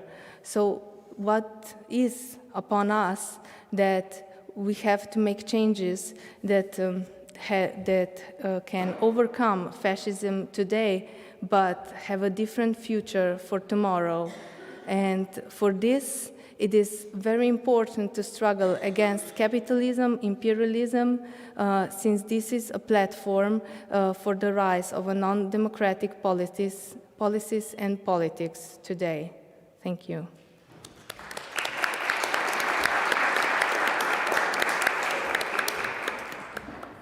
Thank you, Asta, for this very thorough overview of the situation in Slovenia under political pressure. And I do hope, as I think many of us hope, that after the election, the left, where you are a vice coordinator, will take over the Ministry of Culture and start repairing all the damage that was done in this past years. Now, I would like to introduce Tomislav Medak, a colleague who lives in Zagreb and is a doctoral student at Coventry University Center for Post-Digital Cultures, and currently writing his PhD thesis on the political economy of technology and the planetary ecological crisis. Tomislav is also a member of the theory and publishing team at the Multimedia Institute MAMA in Zagreb, a co-initiator of the Pirate Care project, and an artist in the performing arts collective BATCO. Please, Tomislav. Thank you, Bojana, for the introduction. Thank you for the invitation to participate in this panel. I guess Slovenia is these days living through its fall into illiberalism, something that feels very much familiar looking from the perspective, I guess, of other former Yugoslav republics, Croatia in particular. I wouldn't say that currently Croatia is in a phase of illiberal democracy. It's rather some bastardized form of nationalist crony capitalism and the capture state, but sort of a permanent condition that I doubt, even though I'm politically active and should probably not be making these statements, but I doubt can be deposed in the long run because it's structurally entangled with the Croatian state formation. Maybe I will talk about or echo some of the discussions of yesterday around institutioning and commoning. But before I do so, I would just like to reflect a little bit on the dark times and bracket my discussion, which will maybe try to unpack a little bit how processes of transformation can emerge from dark times, with sort of two hesitations or two predicaments, one related to liberalism. Yesterday there was a mention of Francis Fukuyama's text in Financial Times. I had a quick look at it.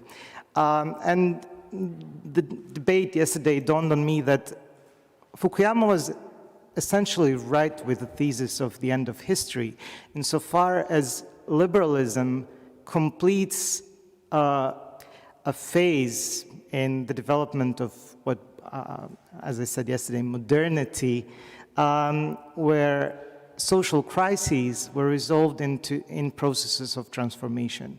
I think liberalism, in that sense, is the end of transformations. There is no social transformation as such. It is suspected of being totalitarian and non-democratic, but essentially it's an ending. And by superseding all these transformative projects of the 20th century, liberalism is building on their capacity to promise something. It promised to, I guess, crumbling societies of socialist world that they'll enter a better off life once they enter into plural democracies and free market economies. And I think that promises simply has proven that it doesn't have a leg to stand on, and there we are. That's the end of history, I think. And this is where we currently find ourselves and are trying to find some bearings. Second, war. No, it's really difficult to talk of democracy under war. I mean, I hope that the war on Ukraine is urgently stopped and that the perpetrators are brought to justice, that possibly Russia can transform from within politically, democratically, and that maybe we can find a different edifice of security, mutual security in Europe or Euro-Asian landmass that would not be leading us into a future of permanent war, sort of polarization between, I guess, NATO and Russia, or spheres of influence or of one or the other. But I feel that that might not be the case. Both of these things, like emerging from the impasse of liberalism and emerging from the impasse of war, are not guaranteed, and it's really difficult to start to think from there. Okay, so much for sort of initial thoughts. But here I want to kind of present a case in instituting and commoning from the perspective of a formation that we call in Croatia independent culture, so culture that operates outside of institutions founded by the state or municipalities, so in that sense public institutions. And I want to unpack how distributive conflicts in the development of Croatian society post-1991 have led to certain politicization of culture, which has resulted in a political project that is Zagreb naš and then Možemo, of which I won't talk, and we can discuss that maybe later, but I'll just try to show the trajectory to there. I think it was transformative in many ways, not in grand ways of addressing the impasse of neoliberalism, maybe a little bit of war, maybe there is a bit of an analogy, but I'm also not keen on analogical thinking there. Okay, so let's return to the 1990s.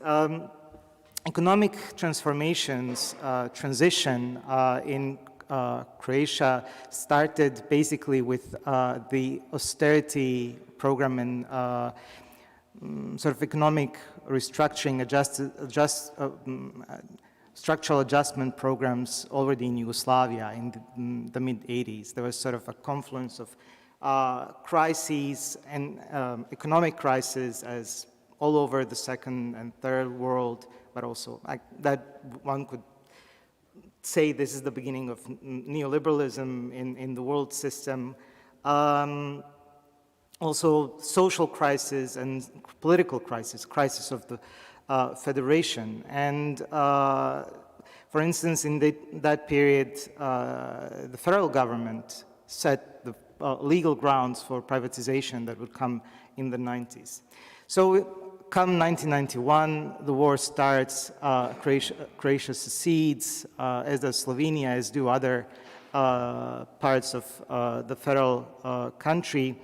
And in that war economy and the collapse of common market, Croatian nationalists who came into power and were state-building party decide to go for privatization. They basically transfer productive elements of the economy to their buddies, cronies, who in the situation where first they have little capacity to run these enterprises, second, the economic conjuncture is basically very bleak, there is no longer common market, it's war economy, the economy has sort of halved.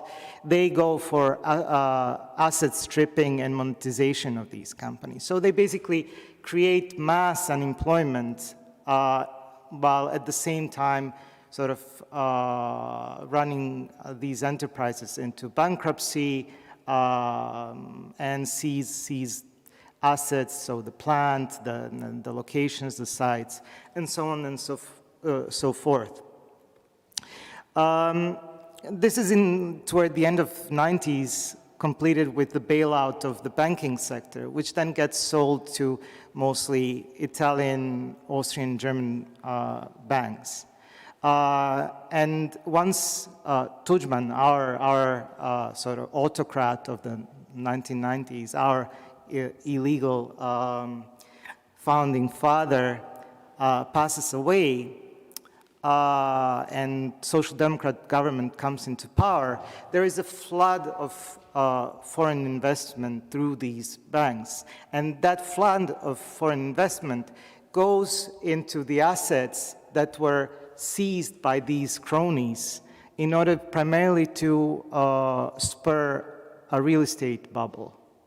So basically the fundamental accumulation strategies become how do you change building regulations so that something that was an industrial plant you can now redevelop as a housing or a business district, something that was formerly a factory close to the sea, how do you get it reassigned to be a tourist resort?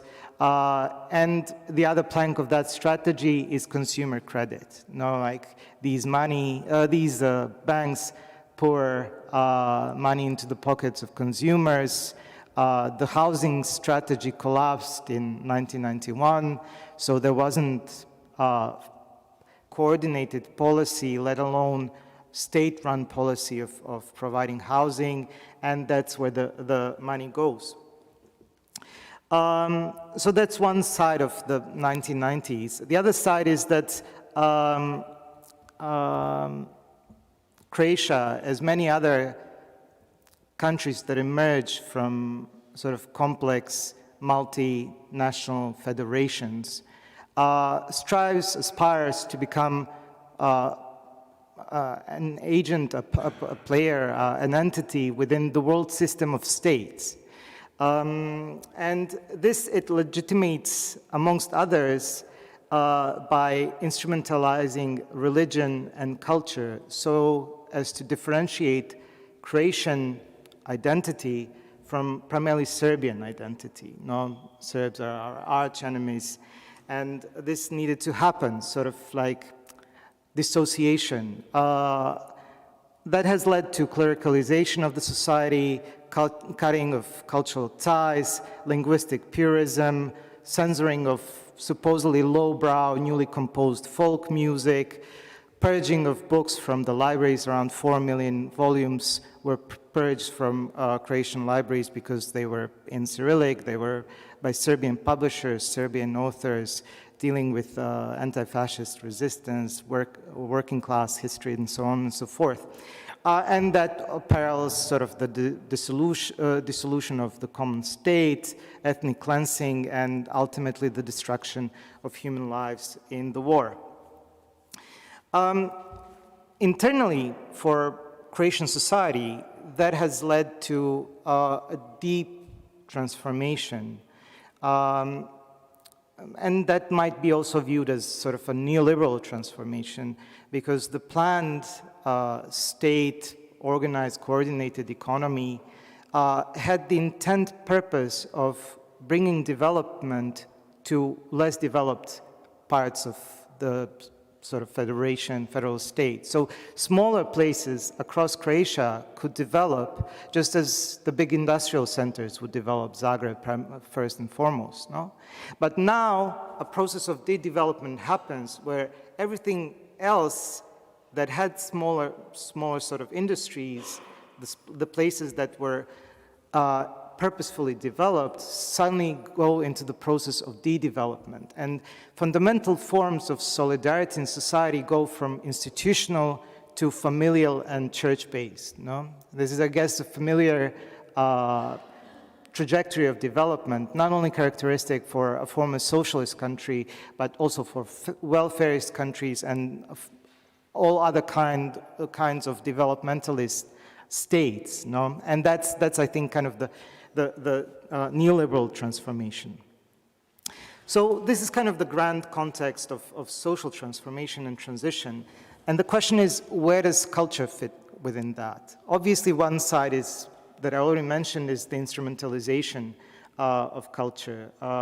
Sort of Croatian policymakers or cultural politics leaders embraced parochial position of national culture as sort of a bulwark of cultural and religiously unified Christian Europe. That's kind of the trope of ante morale Christianitatis.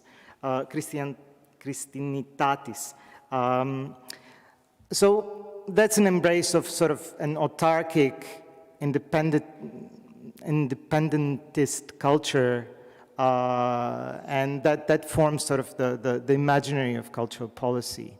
Probably two most significant features of that cultural policy was that proponents of socialist modernization, or any kind of socially engaged or critical culture were pushed out of the institutional sector. They had to leave, and they were replaced by the cronies of the Nationalist Party, sort of nationally aware cadres, henchmen. That's one side of the transformation. The other side of the transformation is that the nationalists perpetrate a flattening of the cultural system.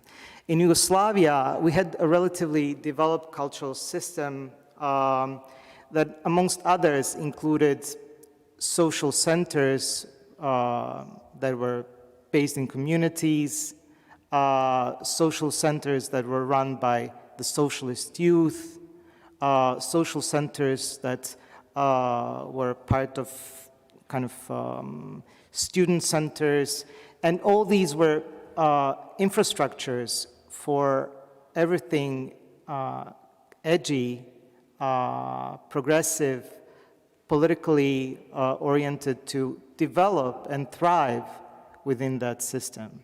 So it happened at the margins, but these margins were institutionalized and they had proper infrastructures. So all that got marginalized in sort of the 1990s. The second thing that happened and that maybe is less visible is that self-managed enterprises under socialism had cultural activities for the workers centrally within their organizations. They would have choirs, they would have various workshops, this and that.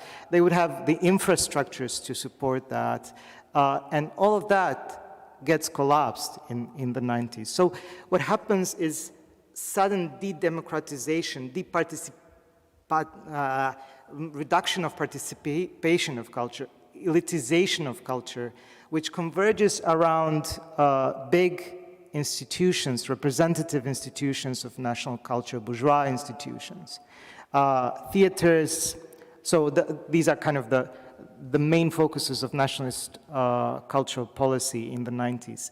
Museums, theater houses or theater, cinema, and literature. No, that's what matters to the national identity building. And that's where they focus their efforts. Everything else either is marginalized and sort of is withering away or is shut down, privatized. For instance, a lot of the socialist youth infrastructure got just fragmented and some of it was privatized. In any case, that no longer exists.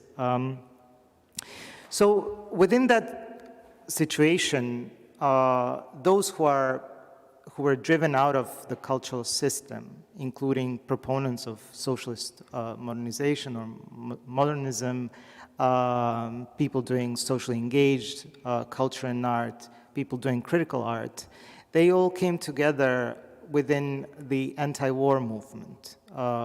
There was one organization in Zagreb that was called Antiratna Kampanja, anti-war campaign, and it became a meeting point of people who probably shared very little other than being against nationalism, against clericalization, against conservatism, and against the war. And through sort of good part of the 90s, many people operated within such structures, doing basically political struggle, being an extra parliamentary progressive opposition to the nationalism. So toward the end of 90s, Tudjman dies. So in the end of 1999, Tudjman dies. And as I said, Social Democrat government comes into power. They do a relatively significant transformation of the cultural sector. First and foremost, they introduce cultural councils that also have some money to allocate to those actors that act as outside of the institutional system. And they start to develop, as that formation of independent culture, into many progressive and experimenting organizations that include, I don't know, probably you would be most familiar with VHV, who are closely affiliated to Argzin, which was the journal that came out of Antiratna Kampanja, of which Dan Kršić and Boris Buden were part of, but also my organization, Multimedia Institute, Blok, Container, Drugo More, Lazareti, Močvara, Attack, Reutz, and many, many other organizations emerge out of that sort of common shared work within the anti-war movement and transform in many ways the cultural system. However, that transformation still keeps very much the institutional sector intact. One thing changes, though. The managers, people at the top of institutions, are no longer selected in the key of political affiliation or being nationally aware, nationally conscious cultural makers, but in the key of economic managerialism, and not basically shaking the boat. No, those are kind of the two fundamental features that in many ways still persist and dominate the institutional landscape of Croatian culture. But for the independent cultural actors, the implication is that they have to permanently deal with the lack of funding. After 2008, that funding, the crisis of 2008, that funding tanked, I guess is everywhere across Europe. They have to deal with the huge centralization in culture and lack of access to cultural infrastructure. Because all of these institutions that were kind of the sites of development of the new and progressive were either shut down or were fully marginalized. So new actors didn't have access to infrastructure. And sort of that budding scene starts to come together to address its own condition and the context within which it operates. It starts various processes of instituting patches, one could call them patches to the system as it is, to address these three problems, the lack of funding, the centralization, and lack of access to infrastructure.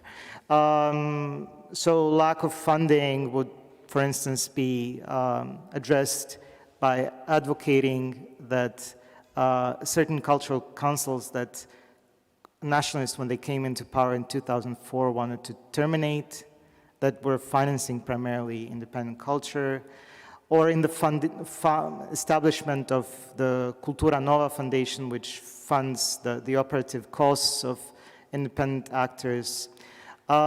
Centralization gets addressed in early 2000s by creation of a network to share cultural production between smaller organizations in Croatia. That network is called Klapcher, and the proposition was we'll fundraise some money, Klapcher will fundraise some money, and organizations will decide how to distribute it, and they can apply for that money, provided that cultural production travels to at least 3 places. And that allowed for the strengthening of small organizations operating in very tiny places across Croatia, where there is no capacity of the city of Zagreb or, I don't know, Rijeka or maybe Split. No, these are kind of the 3 big cultural centers. Everything else is pretty much a desert.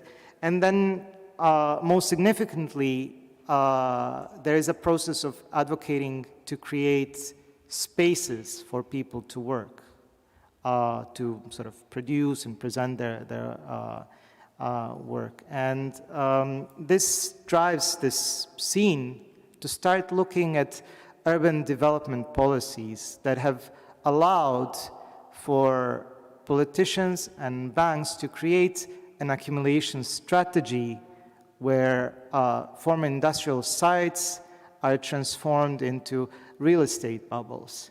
And out of that develops basically a confrontation starting from one location in Zagreb, Varšavska Street, where there was sort of an occupation resisting privatization of that street and huge, okay, I'm finishing.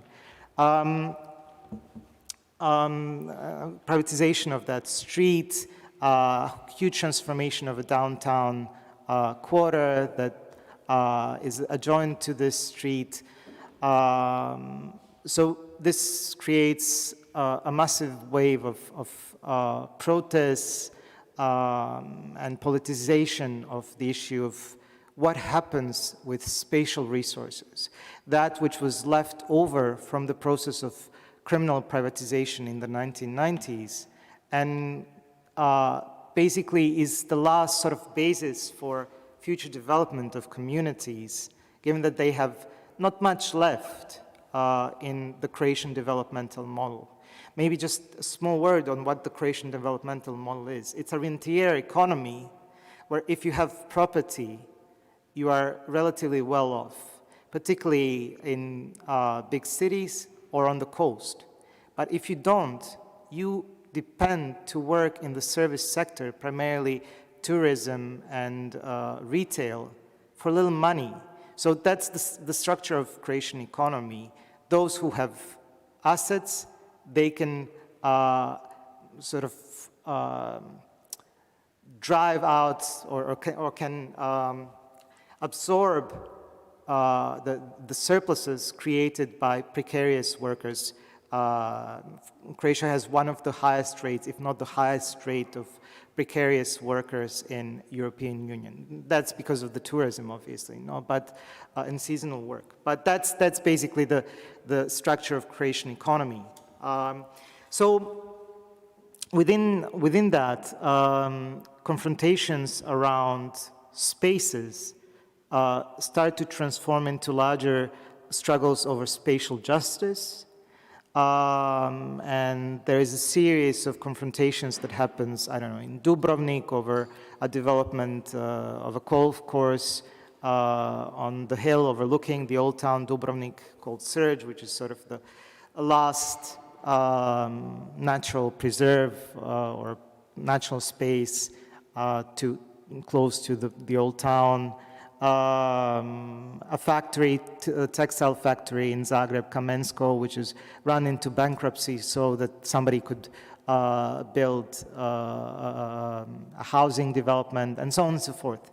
And then in 2015, 2014, Social Democrat-led government decides to address this sort of the debt crisis to privatize highways. And that is the moment where these actors start looking not only to spatial justice and spatial policies, but rather to the privatization of public resources and public sector, and form alliances with trade unions and larger social justice movements and other factions, and basically enter a trajectory that would lead to the politicization. There was one, though, political moment that happened that catalyzed that, and that is the turn to radical right-wing government in 2016. Now, Croatia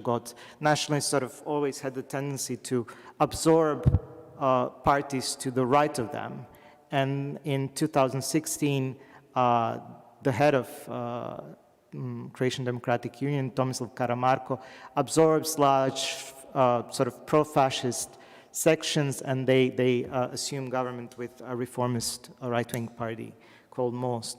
And out of that, basically, the scene is set for those actors who have been working on the issues of public goods, public services, commons, creating spaces for shared work, start to basically build political platforms and start to kind of enter into the political arena.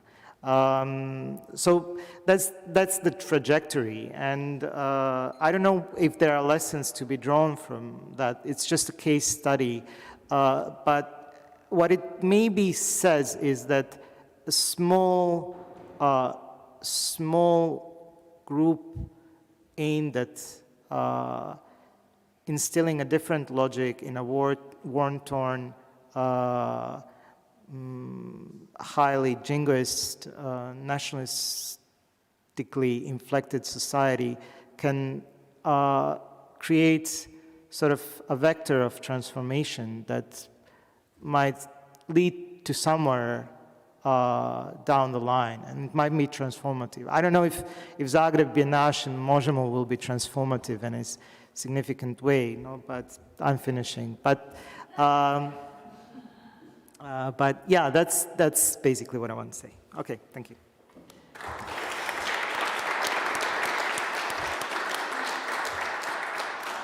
Thank you, Tomislav, and I'm sorry I had to cut you short, but I'm No, that's sure fine. after this it will be time for more discussion. We have to follow the time, the schedule, but also thank you for this clear picture of what happened in the 90s in Croatia and the transformation of culture and related processes and how all this affected today's situation. I will give word now to our colleague, our comrade, Alexei Borisyonok, curator, writer, organizer, and I have written here that you are currently living and working between Minsk and Vienna, but I know we were speaking before that you are actually living in Vienna. It's difficult to go to Minsk. So Alexei is a member of the artistic research group Problem Collective and Work Hard, Play Hard working group. He writes about art and politics for various magazines, catalogs, online platforms, has also written and curated exhibition on education, on learning, workers' movements, strikes, the history of artistic practices, museum displays, and social movements. And in his current research, he investigates the temporalities of post-socialism, and you're very much involved in the current situation in Ukraine. So please, Alexei. Thank you very much, Bojana, for introducing and moderating this panel. Thank you very much, Danka and Charles, for inviting me here, and thank you very much, Nika and Carmen, for making it possible. It's a very precious moment for being here with you these days. A few days before the Russian invasion to Ukraine, I was messaging with my close friends in Ukraine, and many of them, like myself, regardless of all the evidence, didn't believe it will happen, and then it did. Thank you. I have no other way than to start my presentation by giving space to their voices in the heat of the moment. Asia Bazdareva writes, Day 13. I go to get flowers, it's March 8th. Flower kiosks are open, I prefer tulips, but tulips are cash only. Cash is scarce, ATMs no longer work, but cards do so I proceed to the supermarket where I find hyacinths. Women hygiene products are out of stock everywhere. It's been quiet for a few days now in our area, no sirens, no panic. I took note of what S told me the other day. It is important to clearly mark dates and reflect on how things change. Reflect, analyze, structure this flow. It's all I do now. Now our lives, all of them, are reduced to war through a profoundly cybernetic event of control and communication. This is a quote from S. Last night we sat with my dad to discuss who knows what. This is a new routine now, as we have different sources of information through which similar fears are distributed by different affects. I said that Bellingcat shared a supposedly authentic FSB information according to which this summer there will be a famine. Ukraine is the larger exporter of grain and there will be no grain. I don't believe that the famine is possible again, my dad said. Could you ever believe that fascism was possible again? No, and here we are.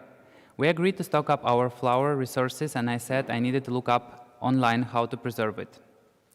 Zhenya Belarusets writes, over the past few days, I have been wondering how obedience works. The soldier in the video cried only after he had obeyed his orders. That was too late. This war can be ended if the orders to shell homes are ignored, by soldiers, even by generals. I know that sounds naive, but on such a day, naivete is the best shelter. The walls are not very thick, but it's deep enough. I resist the violence more than I used to. I resist acknowledging that the war is going on, that it is allowed, that it has been allowed. I can try to accept it. I can try to face reality, but then I ask myself, how will we all be able to live with the thought that these war crimes took place every day on our doorsteps? At some point, we will have to forgive ourselves that this inhumanity was even possible. But to really be able to do that, you have to protect the skies in my country. The bombing of homes must finally stop. Alexei Kuchansky writes, now, there is no possibility for me to work on the clear concepts, so implications and metaphors are my only means. You see, there are no libraries here, only one book, Sirens and Explosions. By Putinism, I mean that strange kind of huge, non-human war technology, predicated on the merger of legal neo-patriarchy, racist violence, neoliberalist capitalism, political isolationism, disinformation, and the latest surveillance equipment. Gas, oil, weapons, and human flesh to die for nonsense automated war, heteronormative fascism to reproduce human resources. Even that fascist himself is just a fleshy component of that mechanism. His pseudo-historical narratives of the great Russian Empire is a click of a weapon. It is load. Human rights are ignored. Putinism is a dark trajectory of post-humanism in a condition of global capitalism and carbon democracies. As I speak, more and more people in Ukraine die. Cities, villages, and social infrastructures are being turned into ruins. Several cities like Mariupol are in a humanitarian catastrophe. We could not reach friends and comrades from there for a week now. And there is really no time. As one of my comrades writes, we must act now not just to stop the Russian aggression, but also because some actions require time and continuity. That's why we can't postpone them. We must exhaust regimes of oppression. There is an immediacy, something that cannot be postponed. As we discussed yesterday, there is plenty of work to do on the place, so I'm just repeating it again, to donate, to organize shelters, to move medical and humanitarian supplies, to strike, to protest, to demand, to care, to platform voices, to boycott, to hack, to refuse, to accommodate, to help, to express solidarity, to fight, to resist. There are many theoretical threads and approaches that can help us to unpack or to see what is happening now in Ukraine. There are many threads through carbon economies, ideologies of so-called Russism, Russian fascism, and so-called Russian world, NATO and so-called West-planning, Donbass question, cyber war, nuclear energy and logistics, and so on. Today I will approach it from rather specific angle, that is a role in this situation of Belarus, that has given its own territories and infrastructures to the Russian army, and therefore became a core aggressor in the war. It happened after almost complete destruction of solidarity networks inside the country, NGO structures and strike movements inside of Belarus since 2020 and earlier. At the same time, protests in Belarus also have developed significant methods of struggle that are both focused on creating solidarity networks, like use of structures, as it says in the panel name, but also destroying infrastructures and logistics of power, as abuse of structures, as it is in the title of the panel. In my talk today, I will focus on Belarus, and later I will try to give a glimpse on current anti-war resistance inside of Belarus too. It's an emergency for anti-war activists now, as troops of Belarus have not yet entered the territory of Ukraine, though they have withdrawn their territories, their airports and roads, and also resources to the Russian army. I will get back to 2020 and will speak today also on temporalities and infrastructures of the event during the massive social unrest in Belarus that is still going on for around 2 years now, till this day. Till now, we can observe something that is happening in Belarus, an event, a process, an infrastructure, a revolution, a break. How is it possible to define the spatial and temporal qualities of the event? What is the beginning of the event and how to foresee its ending? What makes the event possible and what does constitute it? I will try to provide some ideas on how to approach those questions with the example of Belarus and using several philosophical and political arguments to conceptualize the social and political organization of time. And I will also try to be a little bit more illustrative here and provide some examples from artistic and activist practices that make sense in this context. This paper was kind of prepared before the war as we planned the conference for November, so I had to adjust it a little bit. And I would speak about different temporalities, even though war provides us with one solid, if not the only temporality of emergency. But at the same time, I would like to remind you that actually the book by Elizabeth Freeman, Time-Bind, Queer Temporalities and Queer Histories, actually start with a poem by poet Robert Graves, which is called It's a Queer Time, that was written during the First World War. In his book on the theory of event, Slavoj Žižek concisely defines an event as, I quote here, the effect that seems to exceed its causes, and the space of an event is that which opens up by the gap that separates an effect from its causes.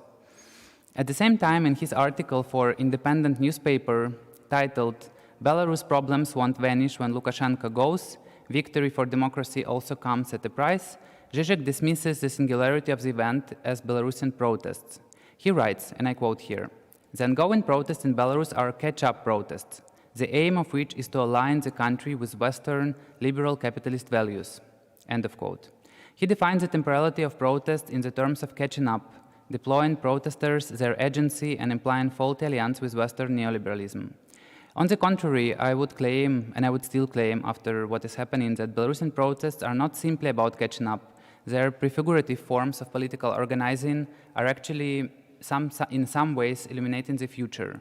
And not only future of a single country, as we can see now, but also a future of much broader geopolitical area. So with war in Ukraine, it becomes more tangible in a way. I'm starting with the image of the old Museum of Great Patriotic War that you can see here on my slide, and which had a neon sign from the Socialist Times, which is translated as "the act of people's bravery to live forever." How is it possible that something that is supposed to live forever could be destroyed so quickly?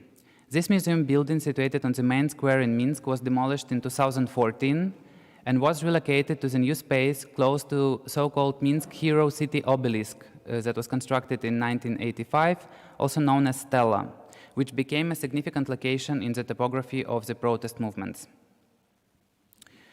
Let me try if I can. Okay. During the first weekend after wicked election, this space close to the new museum was appropriated by the protesters, which you can see on your left. The monument of the victory was wrapped in a huge white, red, white flag, and in the following days, the museum suddenly became a space that was supposed to be protected by any means. So you can see the inner forces which are protecting the museum on your right. Every Sunday in the course of autumn of 2020, the museum was protected by these military forces, not to allow any intersections between the protest symbolized in this one of the protest flags, white, red, white flag, and victory in the Second World War, between the history and contemporary moment. And I think it's also this kind of, I will go on a little bit later in the discussions of anti-war movement, but this is also a significant part of kind of unwrapping the ideologies that kind of use the notion of anti-fascism. So I will come back to that a little bit later. This media, historical and political struggle became a part of the discourse of reclaiming Soviet heritage, including partisanship, anti-fascism, and collective memory, and it was instrumentalized by both sides.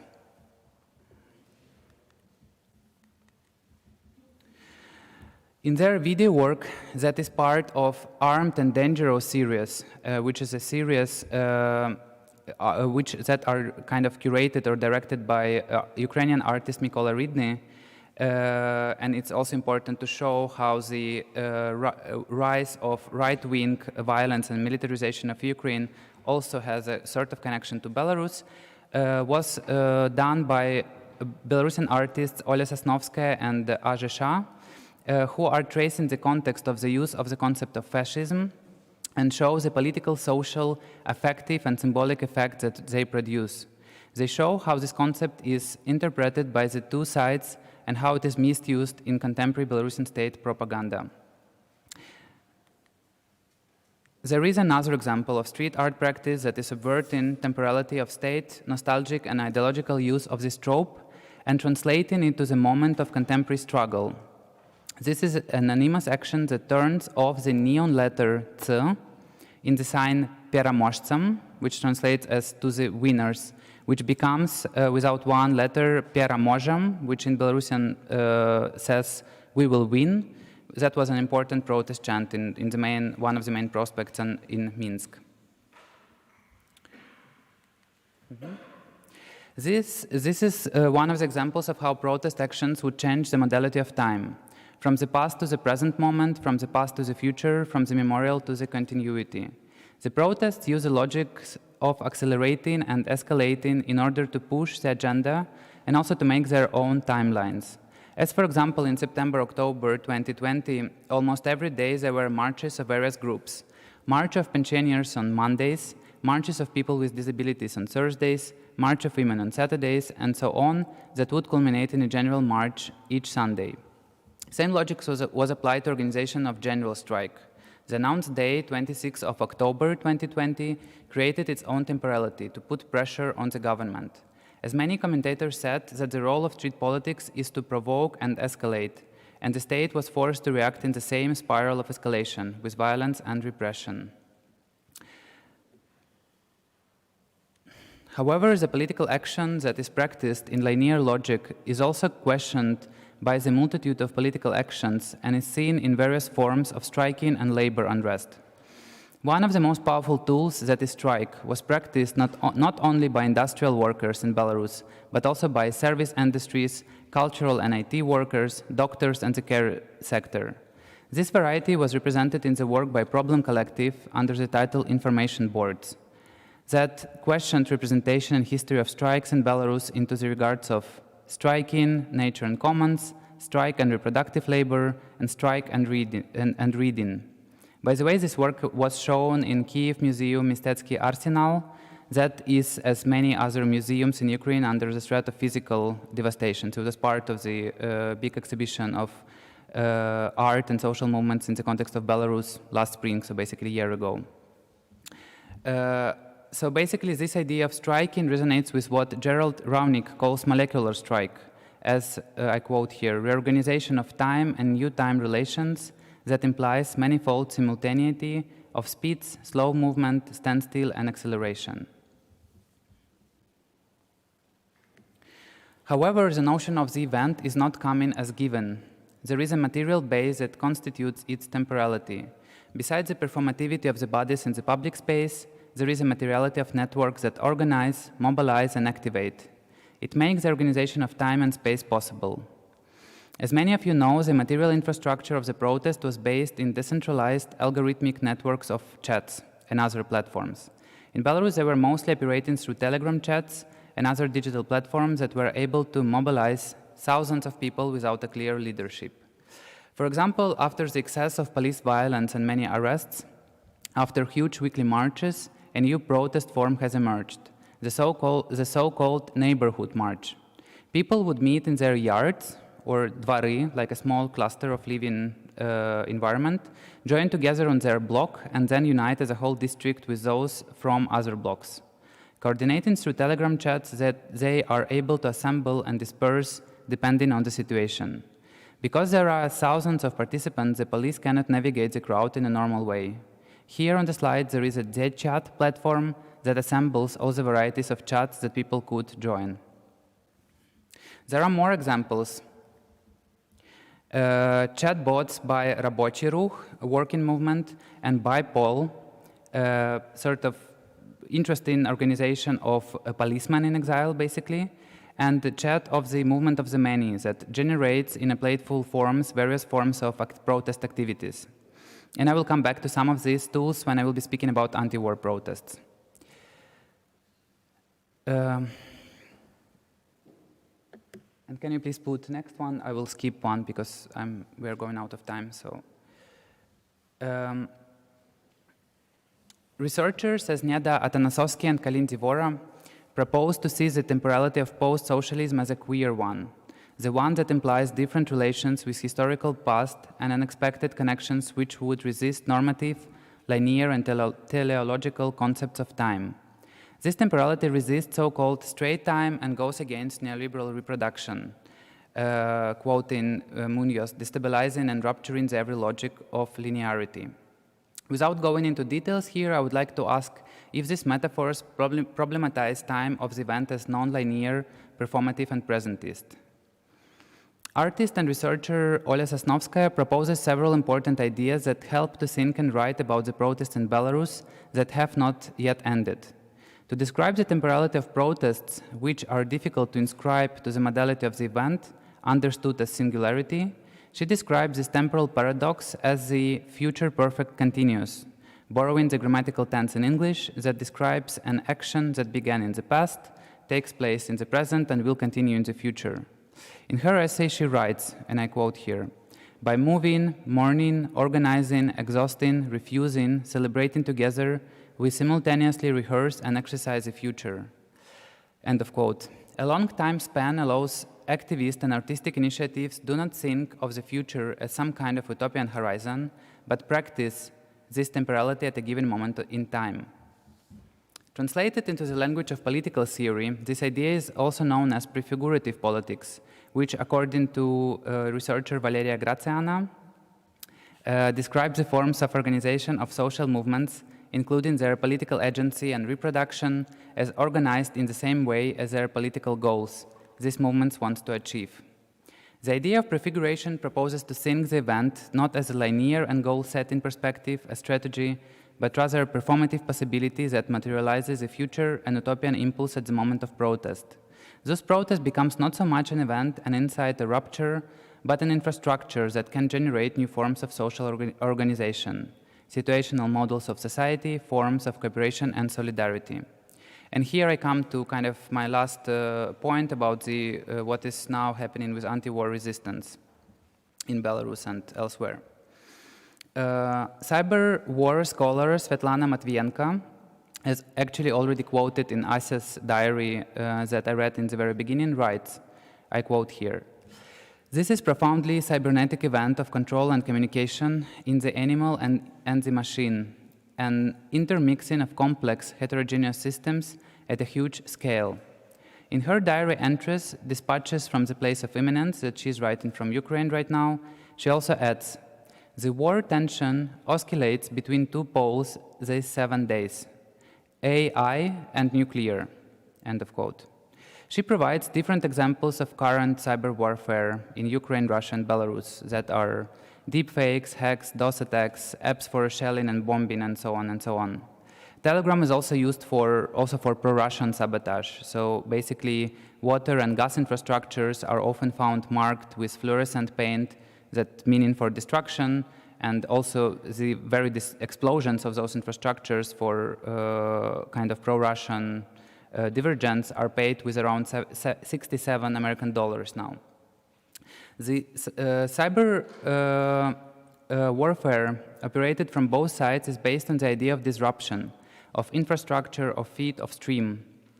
And in his brilliant essay, Alexei Radinsky, dedicated to politics of Nord Stream 2 and its origins, kind of conceptual origins in Soviet cybernetics, poses a question. And by the way, Alexei yesterday published a new essay, The Case Against Russian Federation, which I recommend. So I quote here, "But if carbon infrastructure is a medium of communication, then it can be, like any other such medium, disrupted, subverted, and hacked. There is where, to quote Nick Dyer-Witterford, the dominant structure are most vulnerable today. If we are going to look," and he quotes this author, "if we are going to look at the equivalent of something that was like strike power, we need to look to hacking. We need to look at the new vulnerabilities of capital that lie in its transportation and logistics networks.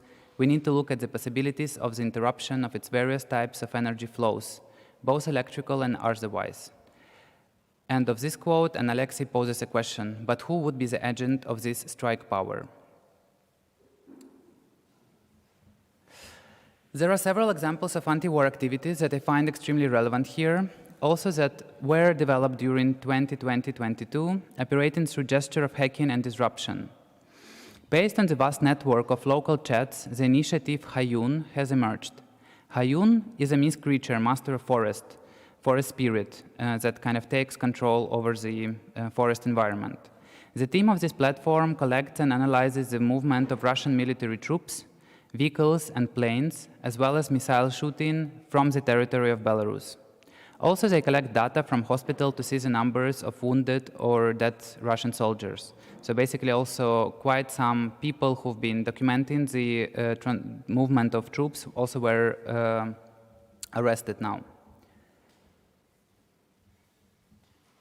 Other infrastructures were attacked by a group, anonymous hacker group called Cyber Partisans, that already has leaked a lot of information from the Belarusian state services, including databases of the military, their personal contacts.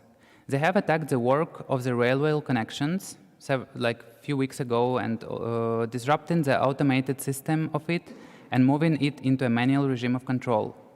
Practically speaking, they delayed transportation of ammunition and troops as railway workers has declined to move by night for safety reasons.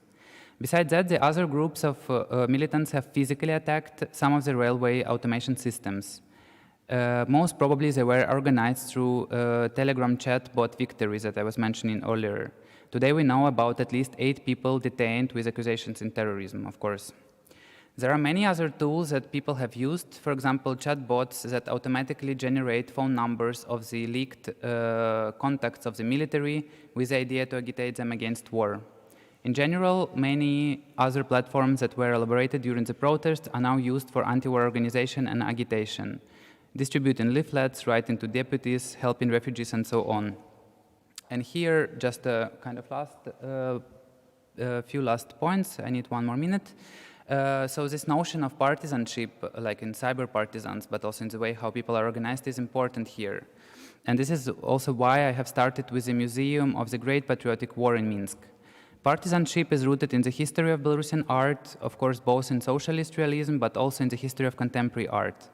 In his photographic series, Silent Partisan Movement from 1997, artist Igor Tishin started sort of to subvert mainstream partisan narratives. And later in 1999, the magazine Partisan was launched and became a vocal speaker of contemporary art scene in Belarus for around 20 years now, and it's active till now. Actually changing its name from Partisan, which does not have like male and female separation in English, but in Belarusian it has, so now it's called Partizanka, which is women partisan.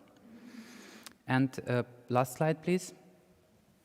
I would like to finish with the statement of Ukrainian artist Katerina Lisavenko, who stated several days ago that this is her performative gesture is to reclaim anti-fascist and anti-war Soviet art as Russia, with its atrocities and war crimes, cannot hold this heritage any longer. I join her gesture of reclaiming Soviet anti-fascist and anti-war art from Russian toxic nationalist and imperialist ideologies. This art belongs to people in struggle and in occupation, to partisans, militants, and refugees. Thank you.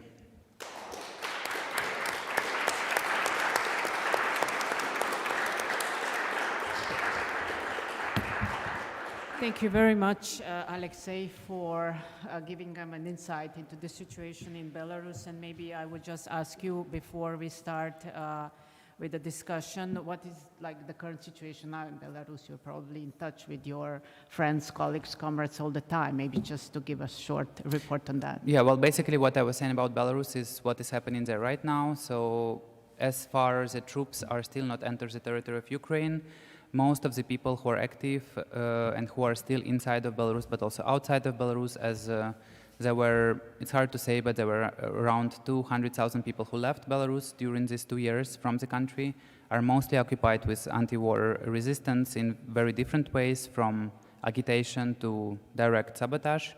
And as in Russia, but actually more people, if to count the whole population, were arrested like last weeks because of anti-war demonstrations, anti-war pickets, etc. So I would say people are extremely vulnerable and very anxious that the army could enter, but still from many different official and non-official sources you can feel that it's much less interested in this war than Russians are. Okay, thank you. So I would like to just open the floor to your questions. I'm sure there are many because there were a variety of issues that were presented. You can just stay where you are. I don't think you have to come here. And it's better. So okay. Sorry, I didn't know that. So please, your questions. Vuk has a question. Yeah. Hi, thanks for this massively serious panel. And I was deeply involved in these last 2 years in the imagination underpinning the protests in Slovenia, and all this time we've been a bit dwarfed by what's happening in Belarus, and especially nowadays with Ukraine. So it's really harsh, and I can only say respect, young man. And I want to thank Tommy, of course, for this overview, but I have to also apologize to both of you guys. I'd like to go back to the primary topic there. I want to say 2 or 3 things and do a small performance. It's really brief. and it's not corporeal, don't worry, I'm not going to undress you perverts. One thing is that I think it's massively important and great that the timing of that protest letter from the employees of Moderna Galleria is coinciding with this conference, and I want to really call everybody here internationally that is able to offer anything else, anything but the emails of support, something more maybe, that would be super cool. Just like with the people of Belarus or Ukraine, enough emails with little hearts. There's more that's needed. The second little thing that I would like to add, but it's somehow between two of you chicks there, is that you see, similar maybe to what Tommy was saying, in Slovenia we have a cultural sector that's divided in three pillars that don't communicate between themselves, and what's more important, between which solidarity never travels. We have this public sector with big institutions, we have the professionalized NGOs, and we have the precariat, and all three sectors were attacked separately by this Janšism government we have, and there has been literally zero support inside, or I should say between these three sectors. When the precariat was attacked, nobody reacted from the public institutions. There was zero solidarity expressed. Even privately, you could get very little SMSs, or like waves in the street. Later, when the attack was directed towards the eviction of different NGOs, there was again very little solidarity. So I think that is the reason why now that Moderna Galleria needed some solidarity expressed by other people, there's so little of it. Right now here, we only have 1.5, 2 artists present from Slovenia. That's a very bad showing. I'm really disappointed in my friends, artists, who still do not feel the need to show solidarity. And so that brings me to the conclusion of my beautiful remark, and that is a performative action, which is, I insist as an individual, independent artist, that the situation in Moderna Galleria needs to be addressed. And this is why I'm looking at you, Asta, if it maybe happens that Prašiček will not be interested, or Kaja Širok, I mean, depends on which political party will get the sector of culture. But if dear God will give you the mandate of running a Ministry of Culture, please be sure to not change much before making sure everybody will think of how seriously they have displayed solidarity in these last 2 years. Because the biggest fear for us who have risked everything running from police in Slovenia, yes, of course, it's not comparable to Belarus or Ukraine, but still it is revolutionary in our little cosmology. The biggest fear we have as activists, and you will hear much more tomorrow, there'll be ample time for details, is that people who did nothing in this time, not even sent emails, let alone did more, are going to be claiming revolutionary spirit and grand victory after the elections. Help us not feel so violated emotionally and ethically. Help us, activists, not feel raped by people who are going to run to the stages claiming that they have been fighting all along in their dreams or where. Thank you very much.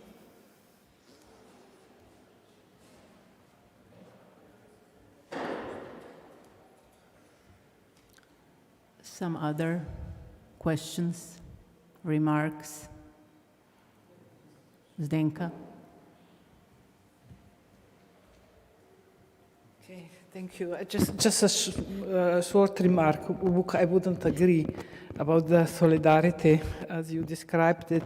In last 2 years, Moderna Galleria has been facing a lot of solidarity from the artists, from the NGOs, from different non-institutional and institutional, local and international agents. Thank you.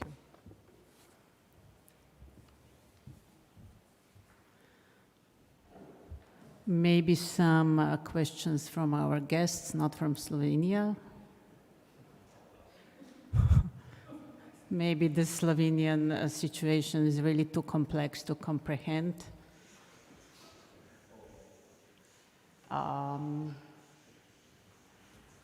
As we were nicely called the Czechs, Asta and I, maybe Czech Asta can answer a question from a Czech Bojana. And that is, I don't agree with how you called us Vuk, I'm sorry, but this I think is too much. But we will not go into further discussion about feminism and other issues here. I think this is for other discussion. But Asta, maybe I ask you as being very active in the left party, the elections are coming, what is your program re the cultural sphere? And now again, we are in the sphere of Slovenia, so maybe just in short. Yeah, thank you so much. Yeah, I agree with Bojana. It has been a long time that somebody called me something like that, and hopefully never again. But anyway, yeah, our program is has been done with in discussion with many activists and many cultural workers, and also inside the party we have many active cultural workers that helped building the program.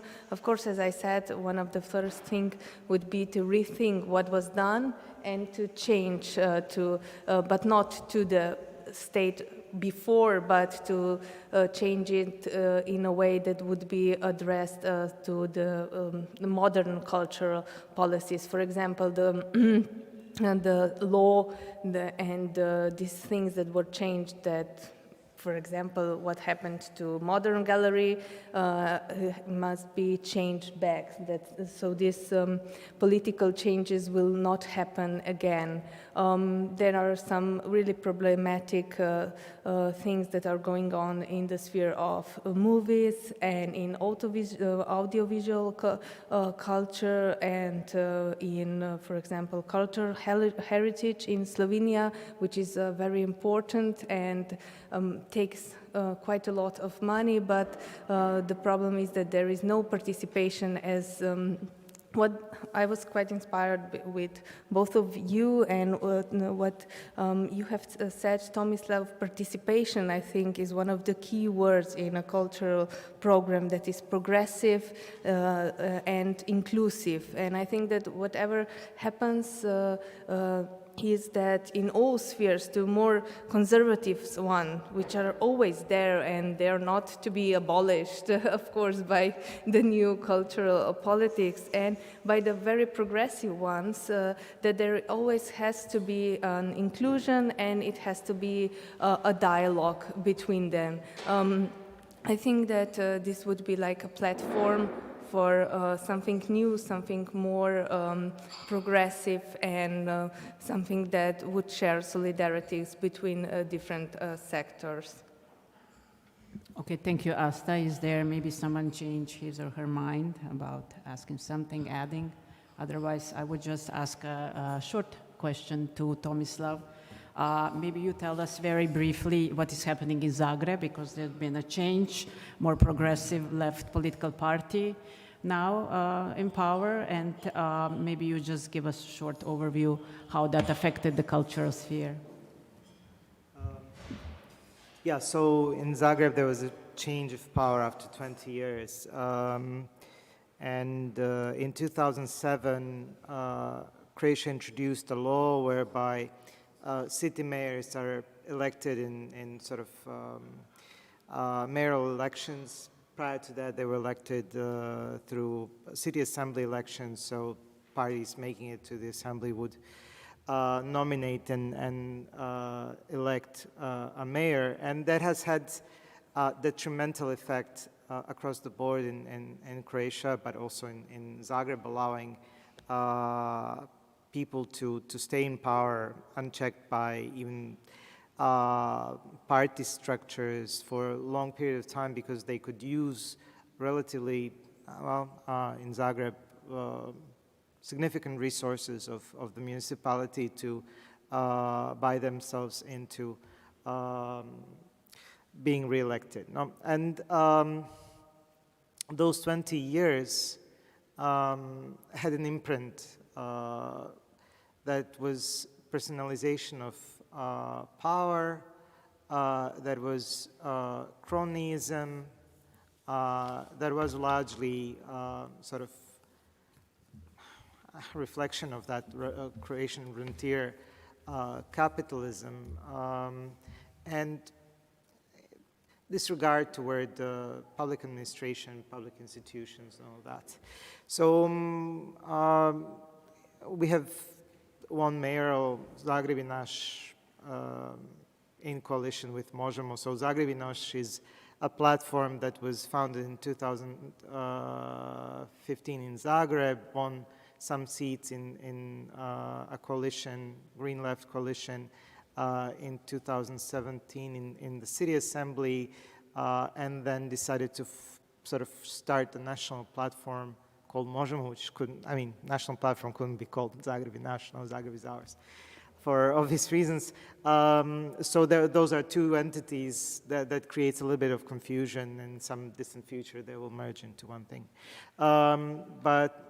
So we have taken power in June of last year, and it's really been a struggle facing with the task of governing. No, that's something that you, coming as an outsider in a not only political system, but in the institutional makeup of a society, cannot easily compensate for.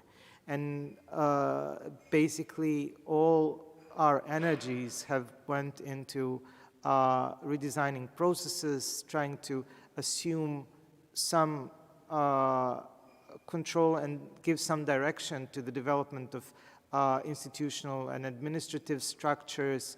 For instance, we have decided there were 27 city offices. They would be created when there was a political alliance that the former mayor had to form, and somebody would have to be given a position of a head of city office. They would create another one. So there were 27 in the end. So we have decided to reduce that to 16. And because of the various legal regulations, we won't have new heads of these offices year in and after we have sort of won the election. So only this summer we'll have new heads of offices. They are selected. They are not appointed. No, they are. It's a public call and everybody. And we are trying to make that really open public calls so that everybody has a chance, who has a vision and who has capacity to get a position there. So that's one thing. Another thing that relates more specifically to culture is that there is a long process of transformation of the institutions that includes change of the councils in each of the institutions. So public institutions in Croatia have a council always that consists of the majority of members or half plus one being appointed by the public body that has founded the institution. So in the case of Zagreb, it's the municipality. And then sort of the rest is from the ranks of workers.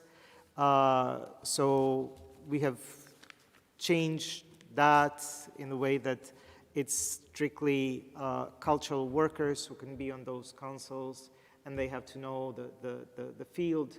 Prior to that, they were just like installed there to do nothing because the directors were kind of in direct command of the city mayor. That's going to change, or that has changed, but then that's now the whole cycle of changing the directorships there where they didn't function with better people.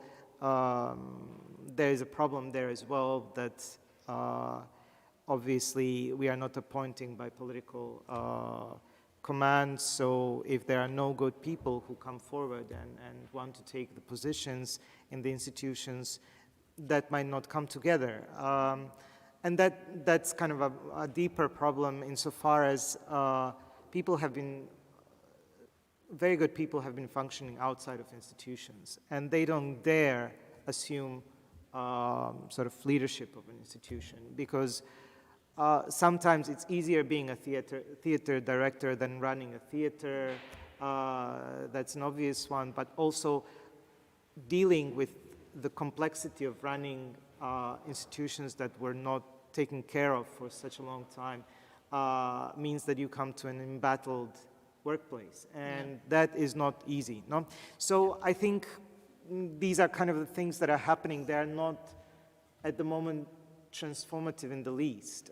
We have sort of primarily transformative agenda around the community cultural centers that marginalize part of the system and cultural infrastructure, so that they become open, with forms of participatory governance that includes culture makers, that includes the neighborhoods, and that they, in that sense, open up to both the cultural sector. Long time ago, they did that. For instance, Meg Stewart, probably the most prominent US choreographer, or one of the most prominent these days. Okay, she's in Switzerland, but she had her first performance in a very small cultural center at the outskirts of Zagreb in Remetinec. No, there where the political prison for corrupt politicians is as well. But no, that kind of is one transformation. Another one is looking at the availability or inclusion into the culture and accessibility of culture in terms of material cost, both to provide many more free programs, but also to lower the prices of tickets for many things that are made exclusive, and that needs to change. So these are kind of some things, but it's more like currently gradilište, what's the English word for construction site, exactly. So, yeah. and many changes, because everything is defined by inertia, will be iterative. It will take time. Nothing comes overnight. Can't. It's just the problem there. No, but yeah, we have 4 years, so we'll see. Good luck. So, good luck. Well, I think we conclude here. There were no questions. So thank you very much once again, Tomislav, Alexei, Asta. And I guess there's lunch now, am I right? Okay.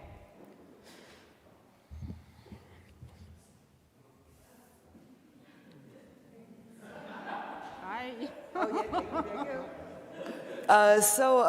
Because you're so clearly listening, you probably haven't opened my email that I already sent during, but we have a slight change of plans for today. Instead of going to Dvorni Bar, no, it's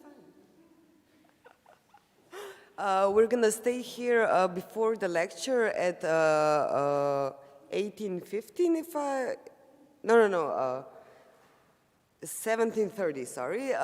We're gonna have some ordering dinner, and then at 7 there's an opening of the exhibit at Cukrarna. So after the lecture, we will quickly go to Cukrarna. I sent you all the info, address, everything in the mail.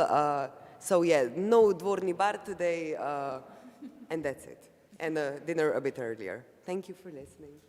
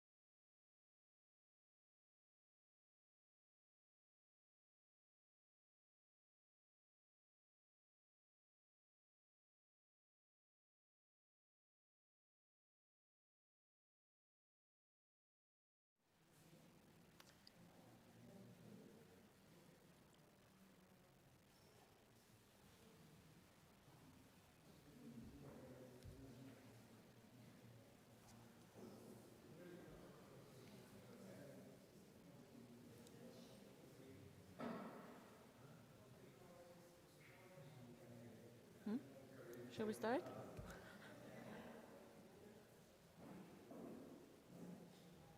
Shall we start?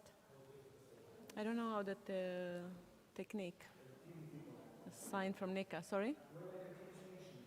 Yeah. Yeah.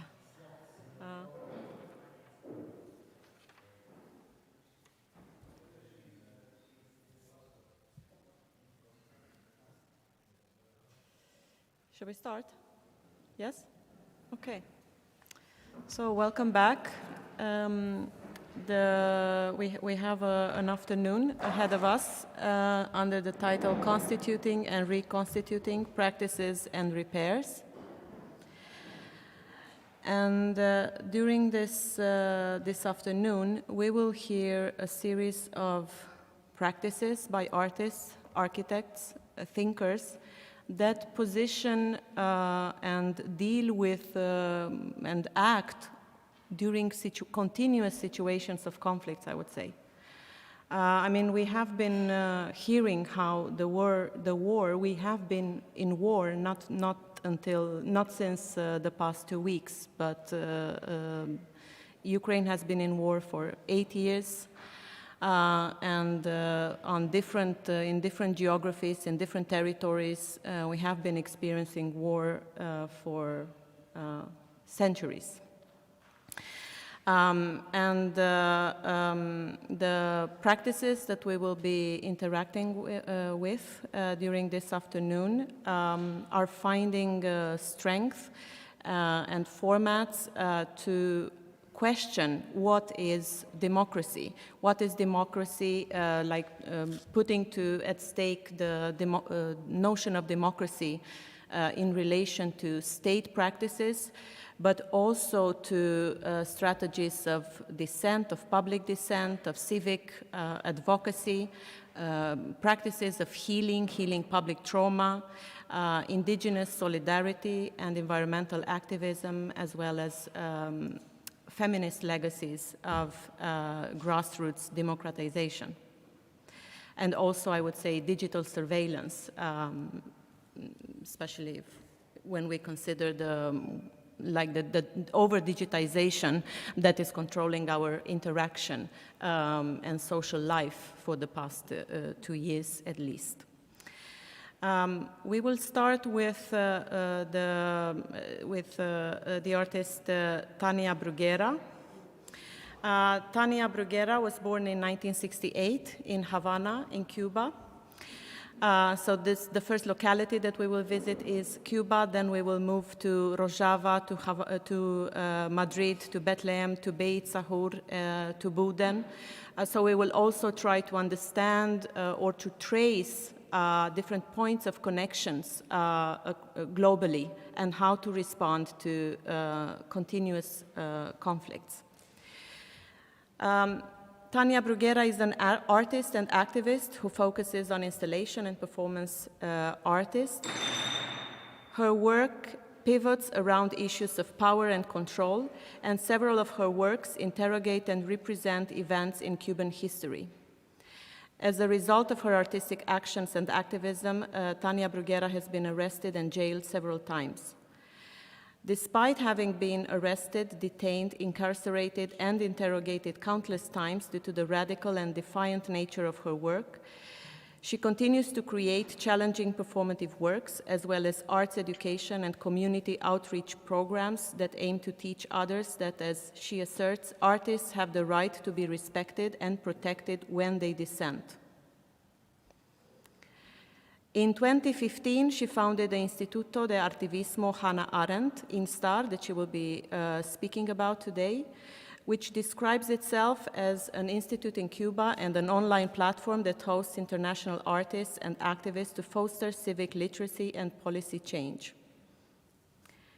The concept of constructing an art project with a political dimension is not unfamiliar for Tania Bruguera. In 1998, she founded the Cátedra de Arta Conducta Behavior Art School in Havana, which introduced political consciousness into performance art and served as an alternative to existing forms of teaching art in Cuba at the time.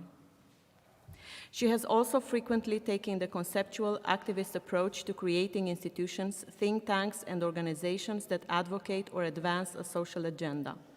In 2012, she has also launched Immigrant Movement International, a non-profit immigrant rights organization.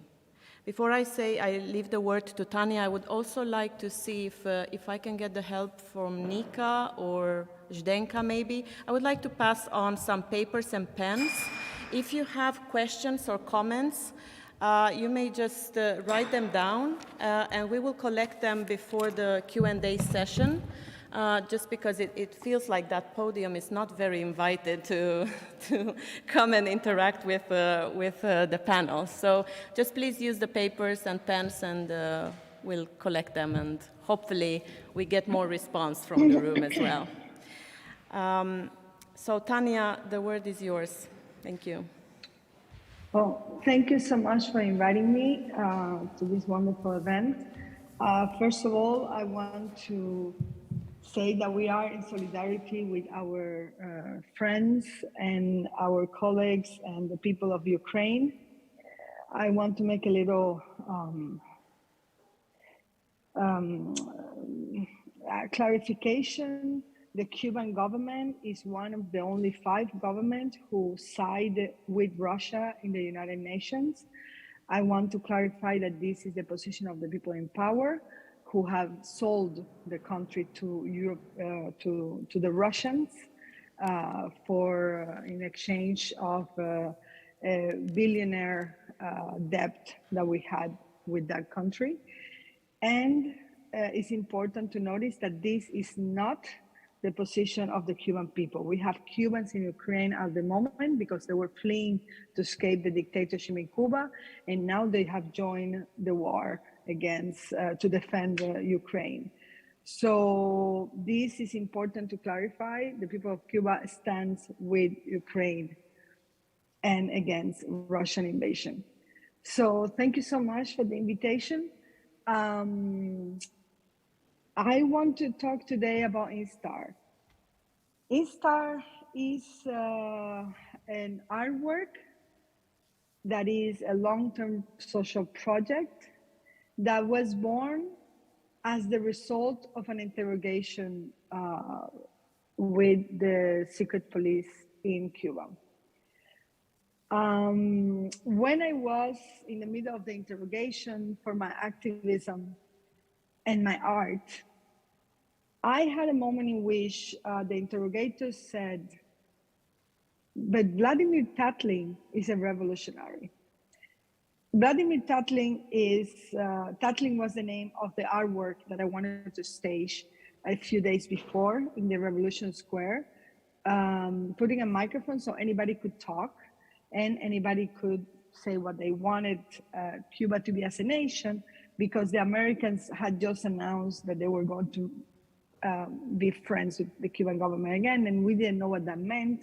All the negotiations were in private. We had no idea what the government had sold to them in our name. So basically, I tried to do that simple gesture, as anything that is questioning what the government is doing, or the regime at this point, we should say, was, taken not lightly. And of course, we could see again how when you do art in Cuba, your primary audience is not the people participating in the performance or the audience coming to a gallery, is the actual censor and the figure of the bureaucrat that is trying to make sure that what you do is conveniently helping the image the government wants to give of the country. So when you do artwork in Cuba, you don't think about, oh, I want to appeal to, the female group because this is an issue they want to hear. No, you are thinking first what the censor is going to do with this. Will this pass censorship? So it's a constant psychological game of hit and run. So basically I did that. It was a quite direct project, so I knew the censorship was going to come, but it came stronger than I thought. So I had quite a bit of interrogation session, but the title of the piece was Tattling Whisper. So I was quoting Vladimir Tattling, and my interrogator, after many, many sessions of interrogation, where I was always positioning myself as an artist and telling her about what art is and why we do art and why social art is important and so on, she came one day and say, Vladimir Tattling is a revolutionary. And I say, me too. It's you who is not revolutionary. So I realized that day when she starts citing by heart what is on Wikipedia about Vladimir Tattling. Like, she was talking and I wasn't here. Like, what I was thinking at the moment is like, oh, I should do an artwork with this. So I realized that, okay, if they need to inform themselves in order to interrogate me, then I'm going to do another work with that in mind. So I decided to do the reading of the origin of totalitarianism consecutively for 100 hours. And it was a beautiful event. A lot of people came. I mean, people were afraid, but they came. And then my aspiration was that this censor will have to read at least one page of the origins of totalitarianism in order to interrogate me the next time. Of course, they talk about it in the next interrogation, and it wasn't as exciting and as deep the conversation as I thought. But then I realized social art and art that wants to transform people cannot be a simple one-time gesture. It has to have sustainability. It has to be a permanent and constant reminder of what is done wrong. So I said, okay, maybe instead of just reading and discussing the work of Hannah Arendt, we can do an institute for art and activism with her name. And then this is how INSTART was born. The name was so long that it was very hard to say. So I decided to make an acronym. So INSTART is like institute, art, artivism. But then I realized, and some people who are in the panel know me and how I like to play with words, INSTART is also a verb that says to instigate, to call for, and to inspire people to do something. So I thought it was a perfect, and that's how we call it. So basically, INSTART was born out as a response to political violence, and with the understanding that knowledge and mutual approach is a peaceful solution for political violence. We can talk about that later, because after so many years doing this project, I'm not so sure that is at the moment happening. I think for many years, we were able to create a state of a peaceful protest, but now the government has gone into a crazy, rampant situation where they are literally condemning underage protesters for more years in prison than they have lived. There is a case of this kid who is 17 years old, and he has just been condemned to 23 years in prison. So now the situation is different. But that, when we were starting, we also wanted to generate a situation where we could find new ways of talking politically in the public sphere. So actually INSTART is a project in which we are trying to use activist strategies as the playground for aesthetic life, let's say, because it's not, so it's kind of a combination where we do both.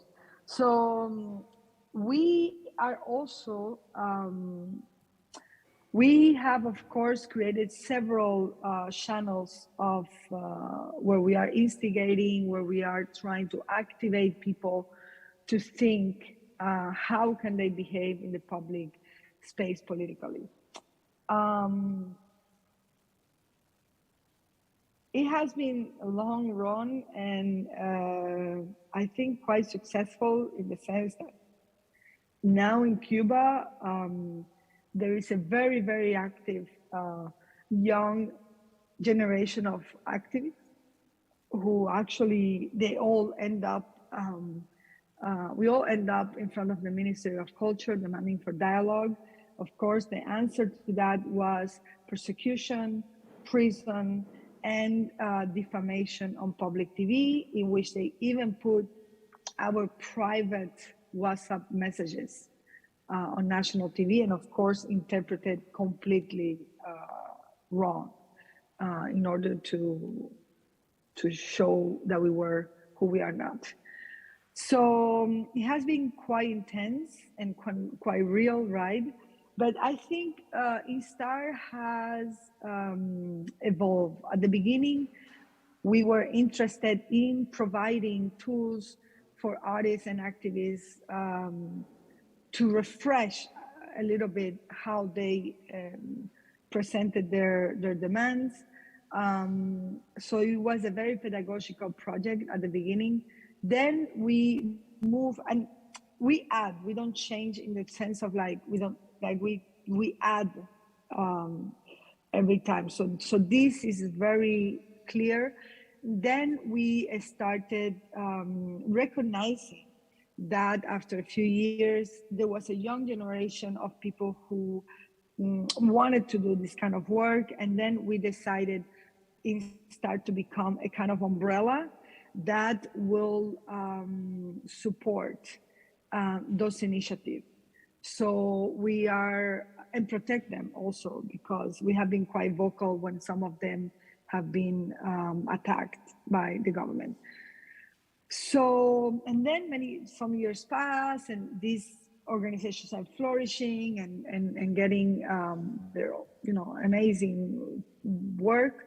And then we decided that to add another layer, and the layer is what we call restitutive justice.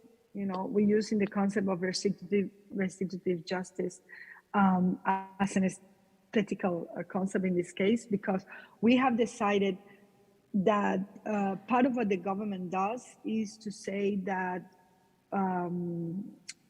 we are just people who are very few and we don't know what we're doing. So basically they are trying to cut the sense of continuity and the sense of history of our own practice in Cuba. So lately we have been building up an oral archive with interviews to many artists from the 60s to now, who have also, let's say, prepared the road for us to do what we do today. And through that, what we have built is also a kind of parallel timeline to the official history of art in Cuba. And we are showing also to the young generations what everybody else has done, so they don't have to start from zero or from -10. So they can kind of learn from previous mistakes, from previous successes. So this has been quite interesting, because in the process we have found out how much injustice has been done to artists who have used their art to protest in Cuba, or to just say things that are not official, statement. But also we have seen and we understand better what are the techniques of the government to repress artists in Cuba.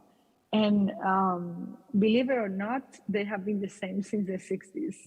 So we have also prepared some sort of toolbox for some of the artists so we can prevent what the censor will do and do what I have called for many years art for the not yet, which is to do work for what responding to the response that has not happened yet, but you know it's going to come. So it is a way to circumvent censorship by, responding to something, they're going to say or do. So basically, this is what we have done. And we have seen ourselves in a position not only to stimulate production of independent art in Cuba because it's so difficult, but it's funny that also the government is responding, like the independent cinema artists. For many years, we're asking for change of regulations and change of, and to have some support, etc. And coincidentally, after 2 years for us giving these prizes, 5 prizes to independent cinema, they have approved a new budget which is a millionaire budget in the middle of the Cuban crisis where there is no food and no medicines for the people to give to independent filmmakers to do their work. So my position has been in terms of institutions to do what is called by many constructive criticism, and this is a concept that comes out of socialism, all these meetings that you had to go into when you are part of the youth, socialist youth, where you tell in front of everybody what you have done wrong and you try to fix it. And so in this case, instead of criticizing the institution, what we want is to show a model that works differently with the hope that the institution see it and its challenge in a way. And many times institutions say it's not possible, so you show with less resources it is possible. Or sometimes institutions are pretending they are ignoring something that is an urgency for artists, so we bring it to the table and we kind of force that conversation. Unfortunately, things have changed after July 11th, when 100,000 Cubans went outside all along the island spontaneously to protest against the government and asking for freedom. And this is very important because Cuba is in a very bad situation at the moment. It is there's no food, no medicine, nothing. Things are extremely expensive at the moment. The Cuban peso worth nothing. It's like many years ago in Venezuela, you have to come with a whole bag of money to buy milk, if you find the milk, or to buy, a bottle of oil. And I have to say very responsibly, it's not only because the American embargo and all of these things, it's also because there is a big corruption in the government, in the high level of the government. So we've seen kind of what maybe other people saw when Soviet Union collapsed, where all the people in power became owners of big businesses. So that's what is happening in Cuba at the moment. So unfortunately, after July 11th, the government realized that what was said in the polls, the kind of 20% of people who vote against them in the last election, they were ready to be outspoken in the streets. So their solution was to imprison everyone, to exile everyone. And the exiles are forced. For example, many of our colleagues, they were told, if you don't leave now, we're going to put you in prison for 20 or 30 years. Or they will say, we're going to do this or that to your family. Or, so I think it has been extremely, I think I'm a very strong person, and I felt for the first time my whole life completely broken. And I had to stop looking at the news in Cuba because I cannot handle that much pain. You know, we had mothers who have been in prison for asking peacefully and legally and through the channels that they want to see their kids in prison because they went out and say we want freedom on July 11th. We have people who have been put in prison for bringing habeas corpus, you know, because they don't know where their kids are. The kids disappear, and we all know they are in prison, but the government doesn't let the family know what. So I think it's, we are living a situation of a lot of unprecedented vulnerability for the people in which you start thinking, what is art for? Like, what is the actual power of art to restitute justice, to actually take those people out of prison and to change the law. At the moment, we have, you might know about the Decree Law 349 because we did a big campaign and it was a decree where they legalize political censorship in the arts with big penalties. They penalize the people who did the wrong thing. Now they have done that also with the internet. So now if you write a tweet on the internet that is against the government or is critical, you can be in jail for up to 10 years. So now what the government is doing is creating a new penal code in which they are legalizing their politics. You know, they using the frame of the legal to whitewash their political violence and repression. So the latest one that has appeared is the one in which you cannot even send money to Cuba and because people can go to jail.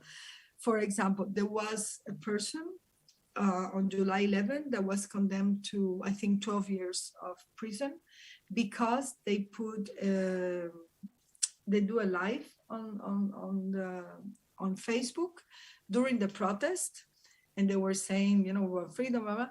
And the technicality the government used was that this person received money for internet from someone from outside of Cuba. It could be your family.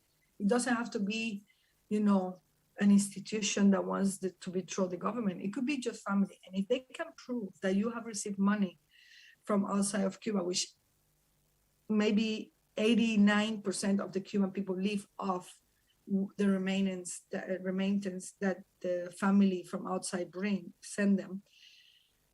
And with that money, you have bought internet. And when in internet, you use it for speak against the government, you can go to jail. And, you know, what we do is like from outside of Cuba, we buy internet for people in Cuba. So they can prove, you know, because also the internet company is solely property of the Cuban government. So they have complete control. So this now, we are in a very different situation. I don't know how we're going to respond later, but that's what we have done so far. Thank you. Thank you so much. Maybe we can go to Jonas Stahl for now, and then we will come back to the points that you are bringing from the situation that you're mostly familiar with in Cuba. Which is basically the limit of art. I think right now the government has put all the artists in the biggest challenge ever, which is the limit of art, the actual last limit of the art. Mm. Thank you. Thank you.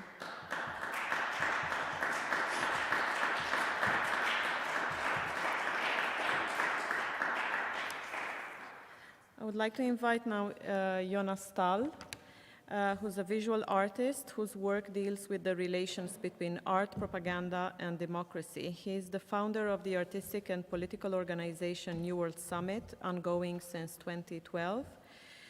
Also co-directs, together with Florian Malzaker, the training camp Training for the Future, ongoing since 2018, and with human rights lawyer Jan Vermon, he initiated the collective action lawsuit Collectivize Facebook, ongoing since 2020. With writer and lawyer Rada Souza, he founded a court for intergenerational climate crimes, ongoing since 2021, and with Laure Prevost, he is co-administrator of the Obscure Union. Exhibition projects include Art of the Stateless State here in Ljubljana at Moderna Galleria in 2015, After Europe at State of Concept in Athens in 2016, the Scottish European Parliament at the Centre for Contemporary Art in Glasgow in 2018, and Museum as Parliament with the Democratic Self-Administration of Rojava at Van Abbe Museum in Eindhoven since 2018. His latest publication is Propaganda Art in the 21st Century. And Stahl completed also his PhD on propaganda art in the PhD Arts program of Leiden University in the Netherlands. Please, Jonas. Thank you for the introduction, Corina, and thank you to the whole L'Internationale team for the invitation to join this conference. A special thanks to Nika for all of her organizational efforts. I wanted to try to respond to some of the questions that were posed for the panel today. How to use or access the languages of art and culture to question democracy or hold the state to its stated ideals. And I want to try to do that by speaking to the role of art and cultural work in collaborating with internationalist, progressive political organizations. What does it mean to construct new organizational and new institutional models for emancipatory politics? And I think that touches some of the points that were raised for this panel, not just for the day, how to reconstitute emancipatory heritage from the past, how to constitute emancipatory presents and futures, how to practice radical forms of democracy and contribute to the process of planetary redistribution and colonial reparation. Of course, following many of the previous speakers, I want to state my unambiguous solidarity with the self-defense forces of Ukraine and my solidarity with peoples across the world that fight for their right to self-determination. And it does seem even, interesting background noise, it does seem even as we gather as a small group here in the context of an organization called L'Internationale, as in it's important that is somehow the umbrella that brings us here together as we're facing the devastating absence of a meaningful emancipatory geopolitics. And of course, when we use the term geopolitics, the first association is with the globalist doctrines that are constructed on colonial and imperialist heritage. But at the core, like, what is geopolitics? What does it speak to? It speaks to the way geography, place-based understanding of the world, relates to politics and international relations. The Pan-African Congress, the Communist International, or the Non-Aligned Movement, they all belong to various historical articulations of what an emancipatory, place-based understanding of geopolitics could be in the face of colonial and imperialist powers. Now, I imagine many of us at present feel torn by the dichotomy that demands to support either the criminal international cartel known as NATO in the face of neo-Tsarist aggressions of the Putin regime. It's a choice between two evils, even though there's obviously a lesser strategic evil here. It is a situation that is not unfamiliar to many contemporary people's struggles, and I think specifically of my Kurdish comrades in Rojava in northern Syria, who at the height of the attacks of the Islamic State against their communities were forced to coordinate airstrikes with the US Army. And when asked, by the left-west, when asked how a revolutionary movement could work together with such an imperialist force, Dilar Dirik, a representative of the Kurdish women's movement, rightfully replied, "If you have the phone number of the Red Air Brigades, I'll be happy to call them instead." In other words, it's entirely legitimate to oppose NATO and simultaneously recognize the need for material support to Ukrainian self-defense forces and people's self-defense forces struggling in similar circumstances across the world. But it is nonetheless a stain on our historical stance against NATO, against nuclear power, against the military-industrial complex at large. Our need to work within such profound contradictions shows the void where an emancipatory geopolitics should be. What does our alternative politics mean, really, when we are forced to leave the right to self-defense of our friends and our comrades to the imperialist criminals of NATO who are revamping the Red Scare into the Putin Scare with mass investments in weapons and soaring stocks of the military-industrial complex as a result? Statecraft appears to be at large in the hands of imperialist and authoritarian powers. And a meaningful but modest contribution I believe we can make as artists and cultural workers in the context of a platform like L'Internationale is to reclaim the field of statecraft as an other than statecraft, meaning to imagine, preform, propagate different planetary political paradigms into being that move against and beyond the statist capitalist world order. Paradigms that reconstitute the emancipatory potentialities of our internationalist, transnational and planetary past and build on the work of those emerging in the present, such as the Democracy in Europe Movement 2025 or DM25 or Progressive International. I recognize here that Jakub and Bogna mentioned both of these organizations yesterday as representatives of the anti-fascist year and referenced their substantially lacking progressive stance on the invasion of Ukraine, and this is something that we should probably discuss as well. This proximity of artistic imaginary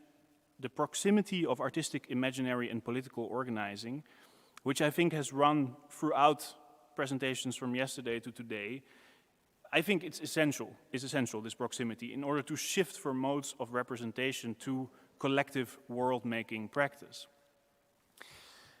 In my own work, I try to contribute or to practice other than statecraft through what I term organizational art, artworks that take the form of alternative emancipatory organizations and institutions created in close proximity to progressive political organizations and people's movement. And I think that touches on what Esther referenced yesterday as the politics of the organizational. And I'm obviously far from alone in this effort. Think of Tania Bruguera's Immigrant Movement International that was already referenced earlier, an artwork in the form of a planetary campaign that declares the immigrant into a new paradigm of the global citizen. So it fundamentally tries to turn around the idea that it is the migrant that has to explain their existence to the state. It should be the state that explains their existence to the reality of global historical migration.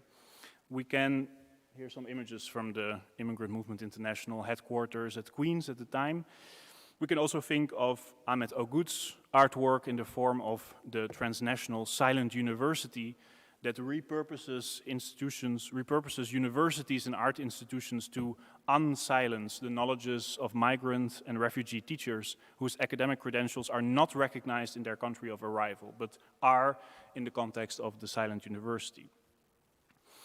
And I think it's not accidental that both Bruguera and Ogut's organizational art practice reconceptualize planetary and transnational paradigms of politics and pedagogy as we face the devastating inheritance of the colonial capitalist state. Both of their projects, Immigrant Movement International, Silent University, they map the possibility of an emancipatory geopolitics. So allow me to share a few examples from my own organizational art practice and the campaigns I've been involved with a focus on emancipatory geopolitics of other than statecraft. To begin in 2012, I founded the New World Summit, already mentioned by Corina, an artistic and political organization that creates parliaments, like the one you see here, for stateless and blacklisted organizations criminalized in the context of the war on terror. And of course, the dominant narrative of the war on terror is structured on an us versus them dichotomy, a fictional, a constructed opposition between a supposed free, democratic, enlightened West versus a barbaric Islamic East. The reality, of course, is that many organizations placed on so-called designated lists of terrorist organizations stem from long histories of anti-colonial liberational struggle, meaning that they are not necessarily opposed to democracy, rather their demands for fundamental redistribution, for colonial reparation, are too democratic for capitalist democracy to bear.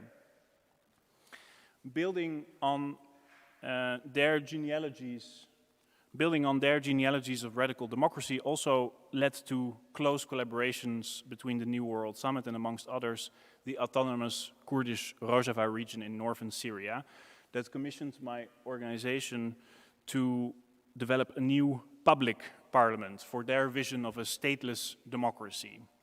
And stateless democracy, for those unfamiliar with the concept, is a practice of local self-governance structured on gender equality, communal economy, inspired by Kurdish revolutionary Abdullah Öcalan, that aims on the long term to develop a new planetary paradigm known as democratic world confederalism. And democratic world confederalism would essentially manifest in Öcalan's vision as a series of interconnected autonomous zones, self-governed autonomous zones, slowly replacing, usurping, you could say, the United Nations. Öcalan's vision is that of an other-than-statecraft, or you could say a stateless craft, that opens the pathway to emancipatory geopolitics. From 2016 to 2019, I organized the artistic and political campaign New Unions. So we shift from New World Summit to New Unions, which aimed at addressing another deeply entrenched dichotomy, the Leave versus Remain camps of the Brexit referendum.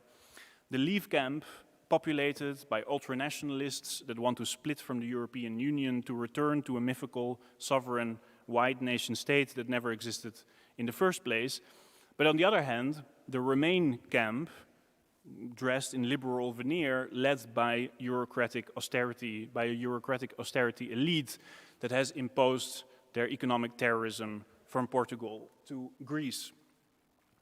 In our New Union campaign assemblies, and I'm sharing some images of the gatherings we organized, we invited progressive political parties, social movements, pan-European platforms to propose third, fourth, fifth scenarios beyond this Leave-Remain dichotomy.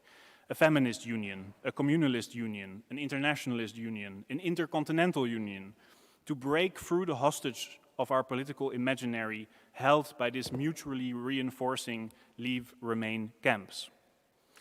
This led to close collaborations with, amongst others, the Democracy in Europe Movement 2025, co-founded by Yanis Varoufakis, the former Minister of Finance of Greece, for whom we designed neo-constructivist campaign assemblies like the one you see here, aimed at reconstructing not necessarily Europe, but rather the transnational union. The most interesting part of the European Union is the union, not the cultural construct of Europe. The reconstruction of a transnational union based on, through DM's perspective, a democratic, feminist, decolonial and ecological paradigm. An other-than-statecraft for an emancipatory pan-Europeanism emerging from the intersection of artistic and political imagination.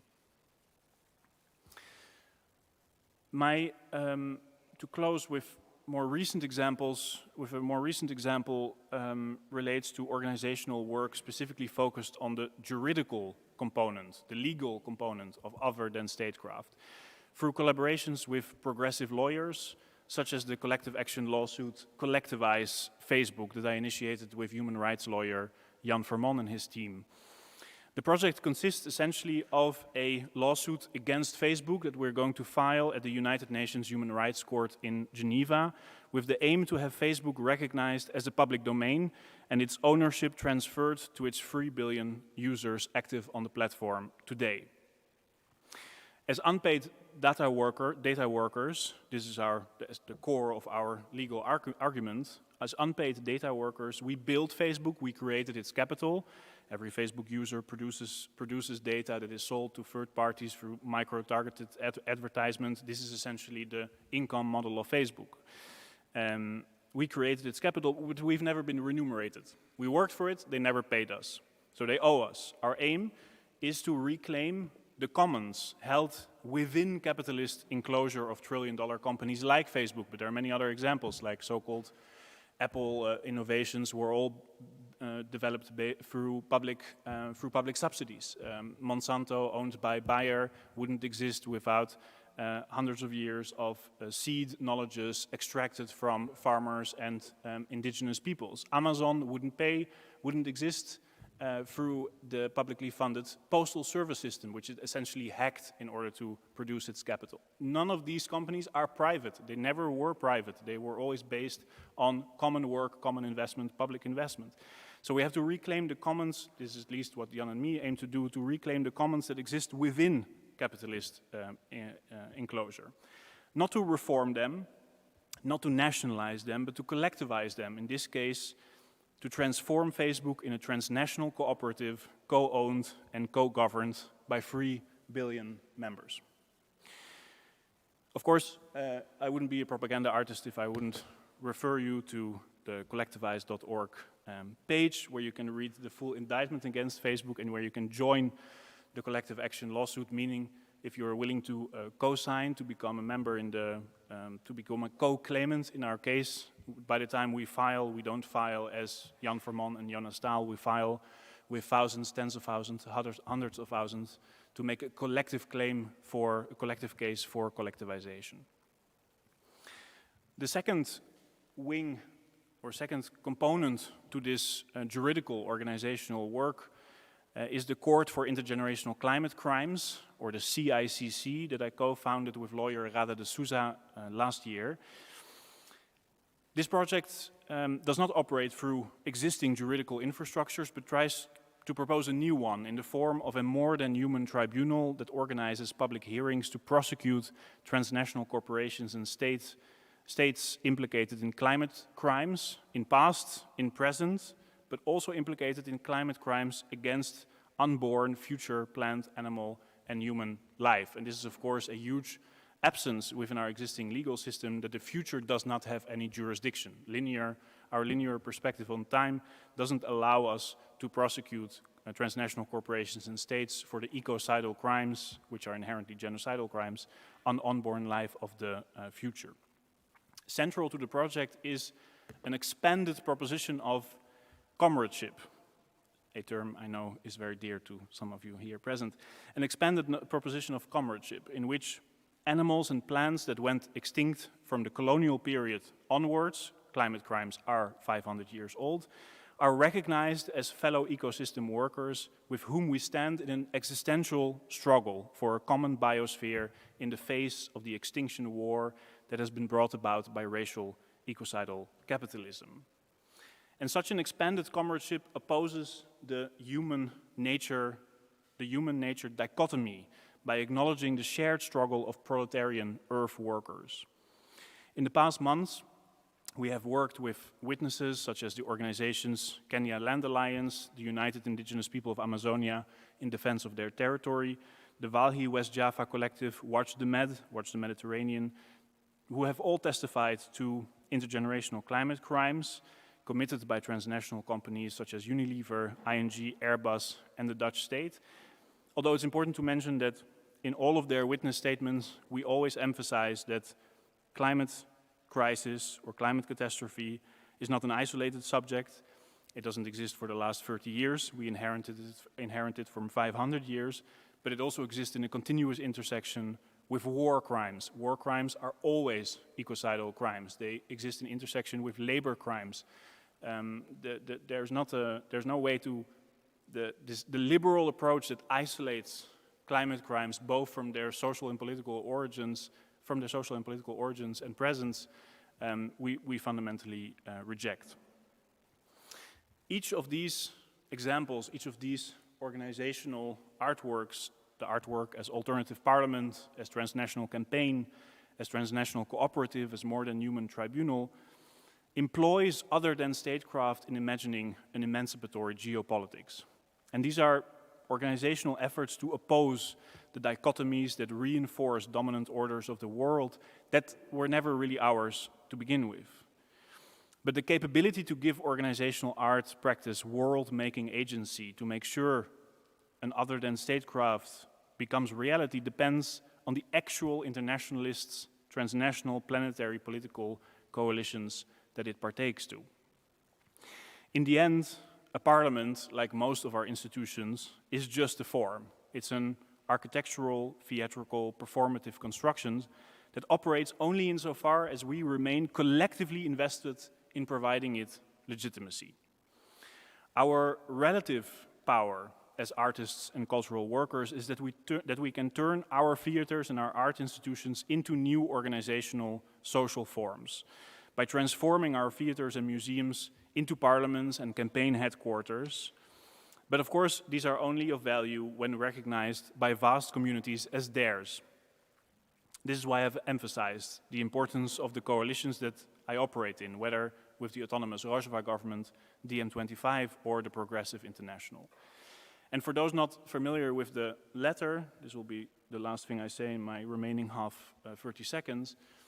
For those not familiar with Progressive International, the PI, Progressive International PI, is a member-based international coalition of progressive governments and political parties, unions, social movements, indigenous nations that coordinate collective campaigns. Our artistic wing is the Art of Internationalism, of which I'm a coordinator together with Paul Goodwin, amongst others, in which artists contribute to reimagining 21st century internationalism, as you can see on some of the examples of the poster series that we launched last year. I will say, following many previous speakers, that I am entirely without illusions about the structural impact of any of the organizational work that I've mentioned so far, especially when faced with the warring imperialisms tearing Europe apart at this very moment, to which we do not provide, in my perspective, a meaningful, emancipatory geopolitical alternative. But the value of our organizational work, including the proposal for a Democracy Pavilion, is to keep harvesting from the inheritance of emancipatory geopolitics of the past and simultaneously to plant our own seeds for an other than statecraft to propagate our world of many worlds into being. And that's my contribution. Sorry for being a bit over time. Thank you.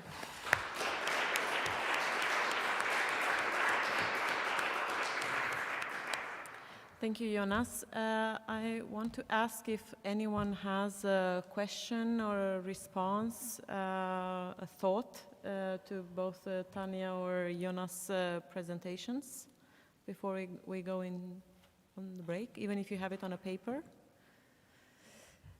Not yet. There's a lot of material. I would like just before the break, just to ask both Tanya and Jonas, because yesterday we have been hearing this word of propaganda, and we do hear also this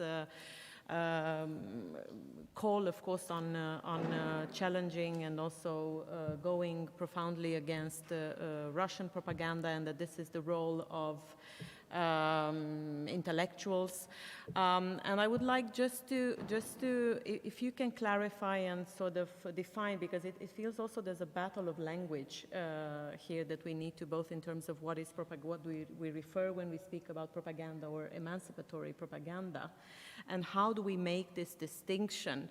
Because obviously both Tanya and Jonas, you're working in sort of like emancipatory politics that allow for another political imaginary. And when we speak about colonial or imperial propaganda, we do speak about oppression. But how, if you can just respond a little bit to how do you kind of position yourself, how do you define because you've written on emancipatory propaganda, and Tanya, you are speaking and challenging the cracks in the communist Cuban propaganda. Tanya is with us. Well, first of all, I want to clarify Cuba is not a communist country. Cuba is a neoliberal country with a military caste that is oligarchs at the moment. Maybe the word is not oligarch, but they are actually big capitalist entrepreneurs. So please, let's not refer to Cuba anymore as socialist or communist, because that's not what we have. Actually, the people who are from the left in Cuba are being incarcerated for asking the supposedly things socialism, communism should do. So thank you No, I think definitely for us, we were born in propaganda. And I feel like part of what propaganda does is to simplify extremely complex issues. And of course, in a time of the internet, post-truth, and all of this is very easy because people want pre-packaged, a quick solution for things that are extremely complex and take a long time to figure it out. And also we, in my case, I think my work has been actually a direct gesture on propaganda, because what I have done is, instead of saying that what you say is not true, what I do is to say, okay, let's believe that what you're saying you are is true, and let's put it to test. And that is with immigrants in the United States, whether that be freedom of expression in Cuba, whether that be actually institutions saying, art cultural institutions saying they are the proper, they have proper institutional behavior towards certain issues. So basically my strategy is to put propaganda at test. Because that's the, I don't know, I think it's the best way to fight it, because the other one is a future war on he say, you say. The other thing is that there is true that there are moments, and this is something that I have experienced in Cuba lately in these last 2 years. There are moments in which art and life are so entangled that you don't have time to analyze the form that you are living as art. And that sometimes could be, in a way, confusing for the artist, but also an advantage for the people who create propaganda. Because propaganda, as Jonas is expert on this, is an exercise on making things very stiff, you know, and deciding that the truth has only one form, and the truth can only manifest in certain ways. So yeah, so this is what we're trying to challenge, and art, of course, is the opposite of that. That's why I feel it has been so useful, but at the same time, I have to tell to the international artist community to not, how can I say that? Not pretend that art can change everything, or that just because we do a show, things are going to change. We have to create an army of artists who are willing to work tirelessly to change stuff. You know, it's very hard. It's extremely hard because, yeah. So yeah, but we can win at some point. As in, yeah, and also I think is also to put in crisis the construction of propaganda, but also to defend the fact that the truth do not has only one form. You know, it can not only be said in one way, you know. And I'm not saying that there are many truths. The truth is the truth. And this is why we always say in Instar and also the activists in Cuba that we want to live, as Bakla Havel said, we want to live in truth. Thank you, Tanya. Jonas, would you like to respond? And then we have someone in the room that has a... Yeah, I mean, it's a bit risky to ask some propaganda researcher to talk about propaganda, because it's easy to give it like kind of make it a kind of like long lecture. But at least from in my research perspective, propaganda propaganda cannot be reduced to the sending of a single message. This is often how it's kind of reduced. So propaganda is about manipulation, what is today called, what is today often referenced as fake news. In the 80s, Noam Chomsky and Edward Herman, some of the most important researchers in the field, talked about FLAC, the conscious insertion of misinformation to derail dominant narrative and dominant conceptions of the world. I think the core of propaganda practice is about world making. It's about changing one acceptance of reality through another. And for this, you do not work through a single message, you work through as many infrastructures as possible. Political infrastructures, economic infrastructures, media infrastructures to change a dominant narrative and conception of the world. But that is not excluded to authoritarian or oppressive politics. Like in all emancipatory popular movements, from the anti-colonial movement to the Black liberation movement, to ecological movement, feminist movements, there were always key thinkers and organizers that spoke very directly to the importance of propagating, from its original biological sense, propagating the possibility of a different world. Like you can think of W.E.B. Du Bois, who spoke specifically of the importance of black propaganda to counter white supremacist hegemony on the construction of reality. He didn't propose black propaganda as something that creates a singular truth in one form, but actually to propagate in the broadest and most nuanced sense the actual living experience and reality and struggle of black people and people of color in the United States. And we can think of Lucy Lippard, who spoke about the importance of intimate feminist propaganda, so who thought of most effective form of propaganda, something that manifests from one person to another in small circles, assemblies, as cell structures that can begin to tear apart the texture of normative reality.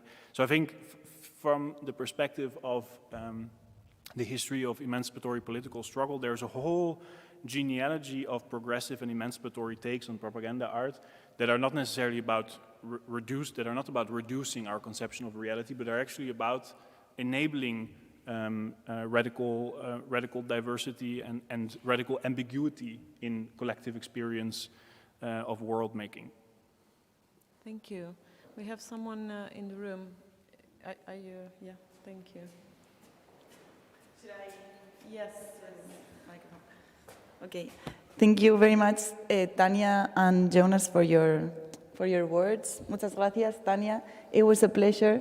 And I really wanted to ask you, well, I wanted to ask a question to each one of you, but I wanted to ask Tania, since the title of the panel yesterday was, should I stay or should I go? In your relationship with Cuba and with resisting in Cuba, and yeah, like if you could tell us a little bit about this feeling of living or staying in Cuba. That is a very sensitive issue at the moment for me and for all my peer activists in Cuba.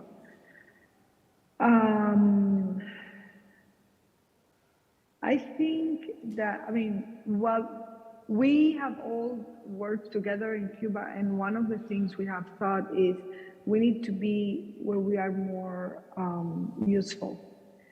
For example, in my case, they put me on the house arrest since November 16 of 2020 until August 27 of 2021. They put me in house arrest with not internet. At some point, they didn't even let people to visit me. I could not go out to buy food or anything, almost as if they wanted me to do a hunger strike or something. I don't know. I had no idea what the project was because I could not. I remember one day going with my garbage because they had worms already in the garbage because I cannot go out of the house. And going, open the door and give it to the policeman and say, you throw it away because I cannot go out, And that was an interesting moment because I was putting them in their place, let's say. But it is complicated because we have a lot of people still in jail in Cuba. There are more than 1,470 people in jail at the moment. And each of us had a different strategy. We have some colleagues who decide to stay in Cuba. We have some colleagues we decide to go outside. For example, we have people like Carolina Barrero, who yesterday was on national TV in Spain, explaining what is happening in Cuba. I'm now at Harvard, so I'm also here telling everyone what is happening in Cuba, a place that is quite powerful and had a lot of influence in politicians. There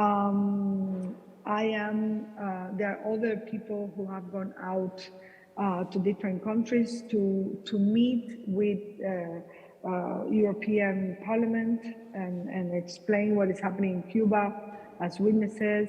I have to intervene at the United Nations in a few days in the General Assembly, the Human Rights meeting. And so I have to present the situation in Cuba. So I think one of, I feel as an activist now, not as an artist, that we need to see where we are more useful. Sometimes we are useful being in prison because we can actually raise consciousness across the communities and so on. Sometimes we are useful going to the institutions that usually are co-opted by the Cuban government and try to do a counter propaganda action to dismantle the lies. So the thing that is very sad is that the Cuban government has created this exile, and actually it's called destierro, which is destierro is person who is taken away from the land or something like that, or the land is taken away from the person. And this is a concept used in the colonial time where we were colony of the Spain. So this is how retrograde and how, reactionary the Cuban government is at the moment, which is that you are not allowed to be in the country. At the moment, we have a friend of ours who is a Cuban citizen who is trying to return to Cuba. With all her papers, it's fine, and now she's going to be illegal in the United States because the Cuban government doesn't allow her to return to her country because they don't want an activist coming back. So it is a quite complex situation, but we know that the Cuban government had negotiated with Nicaragua for them to not ask for visas, so they can have escape road for detention in Cuba. So we have now the largest emigration we had in Cuba since 1994. People are going to Russia, people are going to any country they don't ask visa for. And then that's what the government is doing, putting everybody in a state of vulnerability. So I think it depends. I feel that the Cuban people have no option than to leave. And for us activists to support them wherever they are. There is a big group of activists trying to support these families when they leave, with money, with trying to find them jobs. But yeah, so that's the situation. It's not as simple as stay or leave.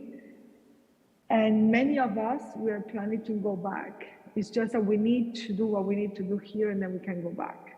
So, and we're not going back means what it means, probably 20 years in jail. So, for example, I felt that Instar is invited to Documenta this year. I felt that it was more important that we do Documenta, and that also breaks the propaganda the Cuban government has across culture. And then maybe after that, we can go back to Cuba, some of us. But I think it was more important for us to show a gesture, because what basically Instar is doing Documenta is using the prestige of Documenta to bring all the artists that the Cuban government has declared are not artists, just because they say something they don't like. So yeah, I don't know if that answers your question, but this is a complicated situation at the moment. And basically, yeah, we know that every time somebody leaves is another day they are in power. We know that we need to have pressure inside, that we need to have another 11th of July, and this will probably happen, but yeah, at the moment we are being as all the activists, we talk to each other and we're trying to be a strategic, you know, to spread the word. Thank you very much. And I also wanted to ask you, because when you were talking about like the project of collectivizing Facebook, I wanted to ask you if is the workers' condition the place from which the protest is raising, and why do you think, or maybe if you think that it's precisely from that place from which is more relevant to raise like the question and to try to gain back some some restoration. If it's I don't know if it's clear. Yeah, I mean it was a discussion also, like what is the first entry for mass mobilization when it comes to reclaiming control over trillion-dollar companies like Facebook, and to start from the fact that we are workers, but unpaid workers addresses a kind of appeals or addresses a direct, immediate precarity that many of the 3 billion Facebook users are living. But of course, it's an entry point in the sense that our indictment, if you would be interested in reading our indictment, builds on the principle of the right to self-determination, and it says that the Facebook ownership structure undermines the right to self-determination of peoples and individuals, because we are unpaid data workers working in neo-feudal conditions. We cannot the environment in which we are being worked and expropriated from is controlled. There's no formal remuneration, but that expands to other aspects as well. Like there's a disproportionate impact on privacy, surveillance, disproportionate impact on democratic elections, but also the role Facebook plays in directly advising authoritarian regimes, not only implicated in the mass murders in Myanmar, but also they are a direct advisor to the Duterte regime in the Philippines, for example, who has pioneered a lot of the Facebook tactics that were later used in Cambridge Analytica for the US and UK elections, Brexit vote and the Trump election, and works with dictatorial regimes like Duterte to actually to build and control vast parts of the internet, new data and cable networks and infrastructures that are being built in the Southeast Asian Sea. So addressing the plight of unpaid data workers is a first kind of very direct access into the case. Obviously, the right to self-determination and the affront of trillion-dollar companies on the right to self-determination applies to a whole set of infringements, from electoral to political to economical. I don't know if it answers your question. I also think we're closing in for the next. Yes, we are taking a short break of 10 minutes, and then we will come back with the second part of the panel, and then we will have with us Tanya and Jonas for the final conversation for the day. So thank you, Tanya, thank you, Jonas, and we are back in 10 minutes. Thank you so much.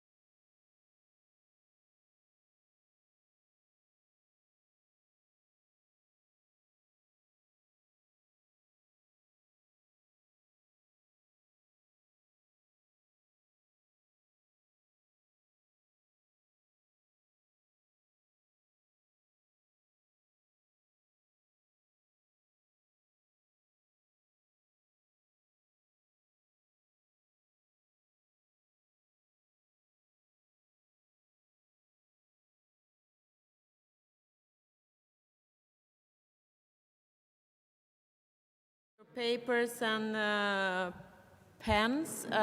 Please write down any comments or questions you might have. We are back to the second part of the panel, and we are welcoming Sandy Hilal from Stockholm. Sandy Hilal is an architect, artist, and educator. She has developed a research and project-based artistic practice that is both theoretically ambitious and practically engaged in the struggle for justice and equality. She is the co-director of DAR, Decolonizing Architecture Art Research, an architectural and art collective that she co-founded in 2007 with Alessandro Petti and Eyal Weizmann in Beit Sahur in Palestine. She co-founded Campus in Camps in 2012, an experimental educational program hosted in Deishe refugee camp in Bethlehem with the aims to overcome conventional educational structures by creating a space for critical and grounded knowledge production connected to greater transformations and the democratization of society. Also in Hilal and Petty's practice, contemporary art exhibitions are at the same time a site of display, material production, research, and political imagination. And they've participated in various international exhibitions, among them the Biennale di Venezia, Istanbul Biennial, Homeworks Beirut, Biennale de Sao Paulo, the Asian Art Biennial, Marrakesh Biennial, and Kalandia International, aimed to investigate and act upon the formation of different social, political, and spatial relations between people, state, and territory beyond the liberal notion of citizenship. Her latest publication, Permanent Temporariness, co-authored with Alessandro Petti, is a book, a catalogue, and an archive that accounts for 15 years of research and experimentation and creation that are marked by an inner tension and a visionary drive that rethinks itself through collective engagement. So welcome, Sandy. Thank you, Corina. And indeed, actually, I want a little bit to take your challenge to ask, what is democracy, or how can we define eventually democracy? And indeed, if we departure from a very important point that democracy is not a Western modern concept, and it's a practice that the rest of us could practice and follow, and departing from there, I would say democracy is also our right to continue questioning and transforming our societies. Democracy is also about our right to be in collectivity beyond states. It is also about our right actually to be able to try to create our own knowledges and not to be only a knowledge receivers. And I can list more and more and more. And indeed, actually, one of the attempts we did by creating Campus in Camps, which is the university in the Haitian refugee camp, was our understanding that knowledge should come from the ground, and that there are a lot of knowledges that university as it is today and the institutions as they are today are incapable to detect and see, understand. And therefore, we went actually in a refugee camp as an attempt to become learner, right? And learn better how to become indeed democratic, right? Exactly in the space where democracy completely failed. I mean, refugee camps are exactly the place where democracy completely lost it, right? And state failed, and it is a manifestation of the failure of the state. Yet the Haitian refugee camp actually taught us how it is still possible to create our own knowledges, how it is still possible to resist. And indeed, for me, art and architecture are absolutely ways in which it is possible to resist. It is possible to become socially disobedient and indeed also enlarge this to others and understand how are possible practices today where we can still be fighting for our rights and pretend to shift and transform our societies, even if we are in the darkest period of history that we are living, right? So in that sense, acknowledging the power structure, acknowledging how the states are taking over our own rights in the West and in the rest of the world.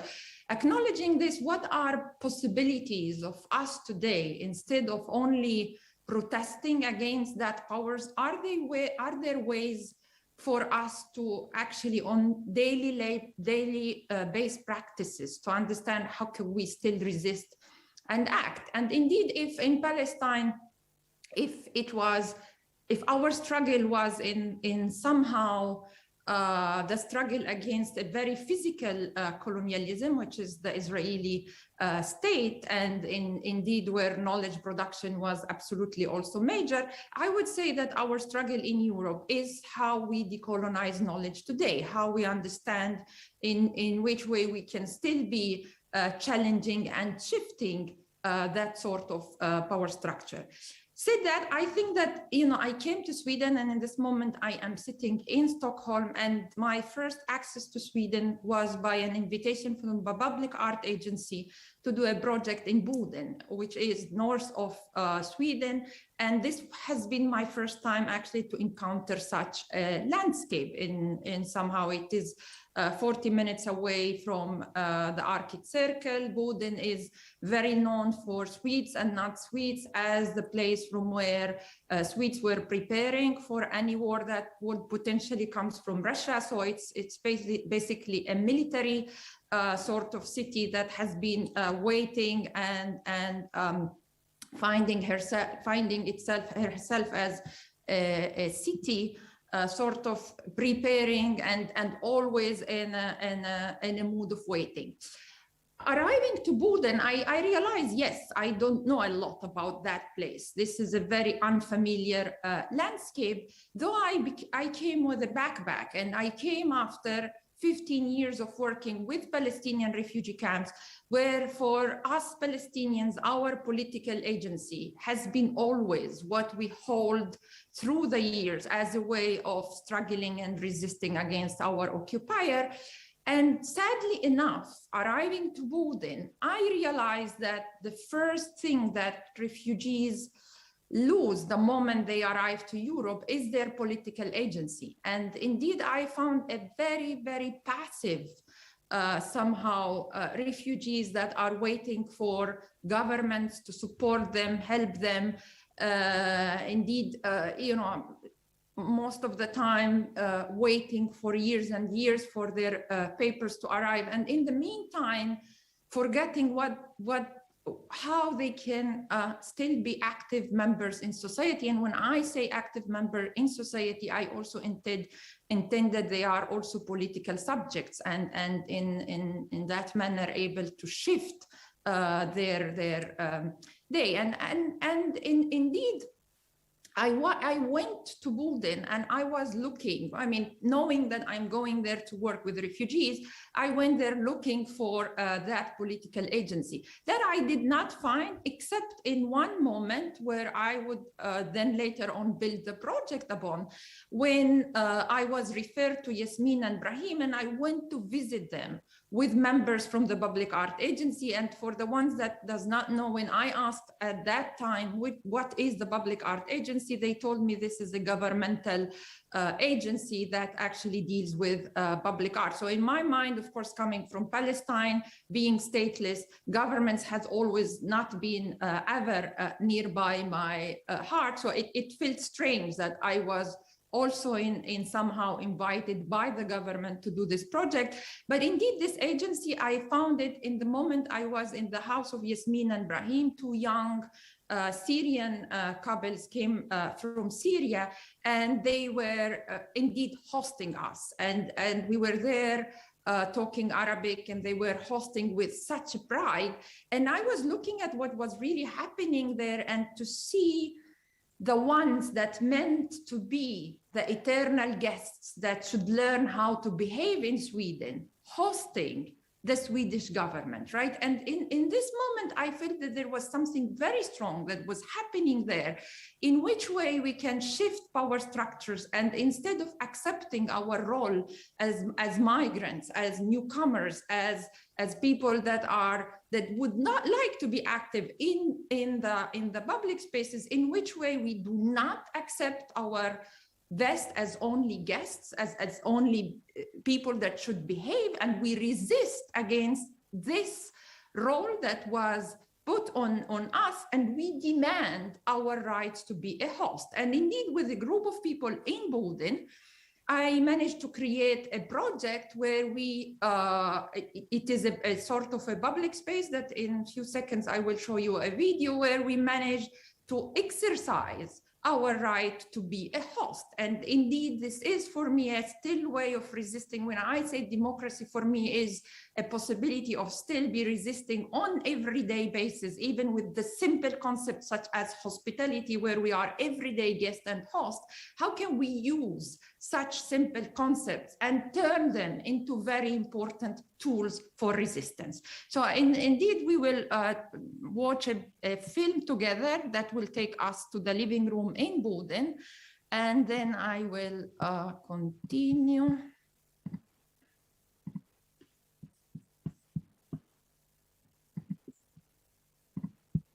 The living room project is very much about how to deal with the role of the domestic space within a framework of statelessness.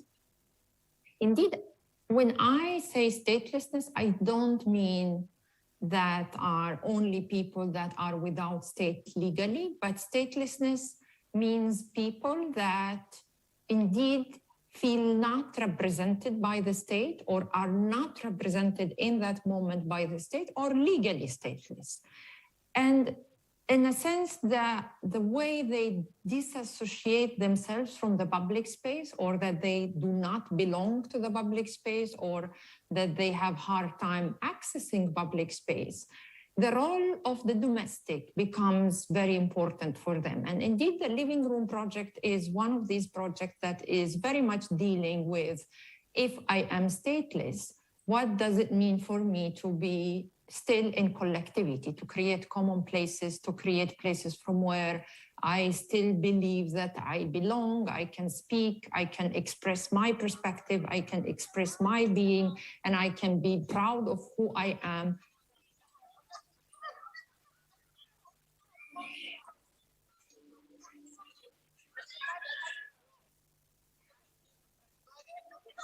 During the process of the project, we were given a ground floor in the Yellow House.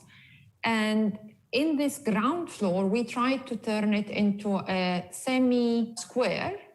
Indeed, the only architectural intervention that have been done here is to throw all possible walls and to open up to the outside, and is one of the corners of the building becoming simply transparent and can open itself on both sides. And in good days, it becomes a completely open corridors to the outside. And in the cold times, it becomes a square through which you see the light and you see people sitting, and it becomes almost a light box of square that people are able to see from outside and indeed interact or come in. And it has been working in an amazing way by having Yasmin proposing herself as a host. Yasmin began to come to the living room and began to activate it.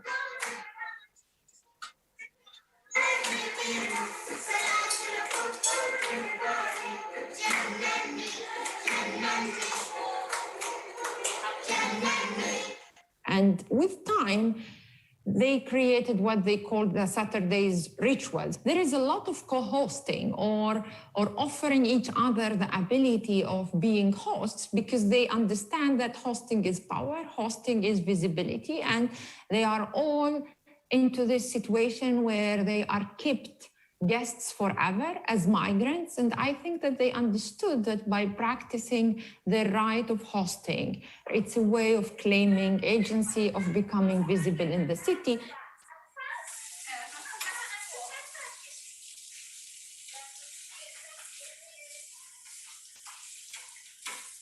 هلا أنا يمكن أول وثاني مرة حسب ما بذكر أنا اللي اخترت، وأنا تعمدت إنه تكون من بلدان مختلفة، يعني كل أسبوع بلد مختلف، يعني لكل واحد يظهر إيش في عنده مثلاً، وبنفس الوقت حتى لو كان مثلاً من نفس البلد إنه أشخاص مختلفين كل واحد يظهر بيئته بشكل مختلف حتى.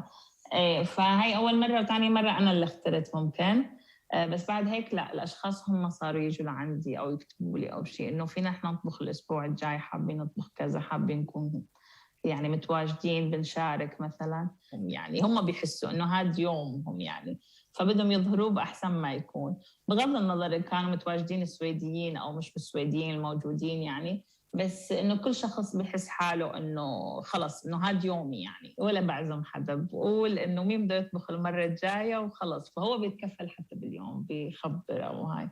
أحياناً إنه إيه إذا شفت حدا جديد أو هاي بخبر عن المشروع إنه نحن هناك فيكم تتفضلوا تواجدوا، بس الأشخاص اللي متواجدين وبيعرفوا لا خلص، حتى في بعضهم إنه صار يوم السبت ما بيرتبط بولا شيء يعني، في عنا يلو هاوس، في عنا وظافة لازم نروح. إيه فهيك. وحتى في رجال إنه صارت تشجع المشروع، مو بس نسائي يعني، في رجال كتير صاروا يطلبوا إنه هم يطبخوا، إنه هم يكونوا يشاركوا، في رجال طبخوا يعني. إيه فحسيت إنه صار الكل يعني إنه بده يطبخ، بده يشارك، بده يكون موجود يعني.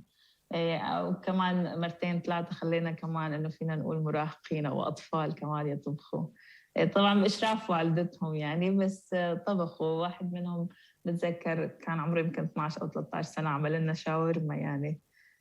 فكان هيك حسيت إنه الكل يعني متشجع، إنه أنا بدي يكون، ليش لا أنا كمان فيني أعمل شيء. فأنا يومها تفاجأت لما هو طلب مني إنه فيني أطبخ، قلت له إيه ما في مشكلة. فقعد هو من أول وجديد يعني، من الصفر بلش وقطع الدجاج واشتغل فيه من البداية للنهاية. وحسيت يعني قبل بيوم إنه ستريس، إنه تاني يوم ما بيلحق، معلش أفرم قبل بيوم الدجاج وهاي. فهيك حسيتهم يعني إنه بدهم يكونوا جزء. And indeed, I have to say that in 3 years' time, they absolutely managed to put the living room in the map, in the institutional map of the city. And you see them, they are proud of it. They even began to invite politicians at a certain point to bring them in their space and to show them what they managed to create. And there was a sense of proudness of being host and of having their own place where they can invite the rest of the city. جربتوا كتير مرات تعزموا السياسيين، انتوا تعزموهم للمضافة بدل ما هم يعزموكم لنشاطاتهم. بتفكري أثر مين اللي عازم مين؟ يعني أثر إنه هم اجوا هون بدل ما انتوا تكونوا رحتوا عندهم على البلدية ولا على مؤسساتهم، ولا يعني اختلف إشي بطريقة بالعلاقة؟ هو ما اختلف إشي بالعلاقة، بس يمكن نحن اللي كسرنا الحاجز. هلا اكيد واحد لما بيكون هو المستضيف فبحس نقطة القوة مثلا عنده بايده يعني. فلما انت مثلا بتقعدي انت تشرحي، بصير دورك مثلا كلاجة انا بدي اشرح هلا انه هي قوانيني، انه انا ببلدي مثلا كنت هيك، انه احنا كنا ناكل هذا. هلا بيجوز انه هو ما بيعني شيء للشخص المقابلك، بس هو بيعني لك لإلك انه انت اعطيتيه شيء او نقطة أو شيء نظرة عن الشيء اللي عشتيه قبل. يمكن هو بيعني لك كثير، مثلا ممكن يعني لي كثير إنه أشرب فنجان قهوة مع هيل يعني، بيجوز هو عم يتذوقه لأول مرة، بيجوز ما عجبه يعني، بس بالنسبة لي يعني عم بشرح له إنه فنجان القهوة مع الهيل بيعني لي كثير.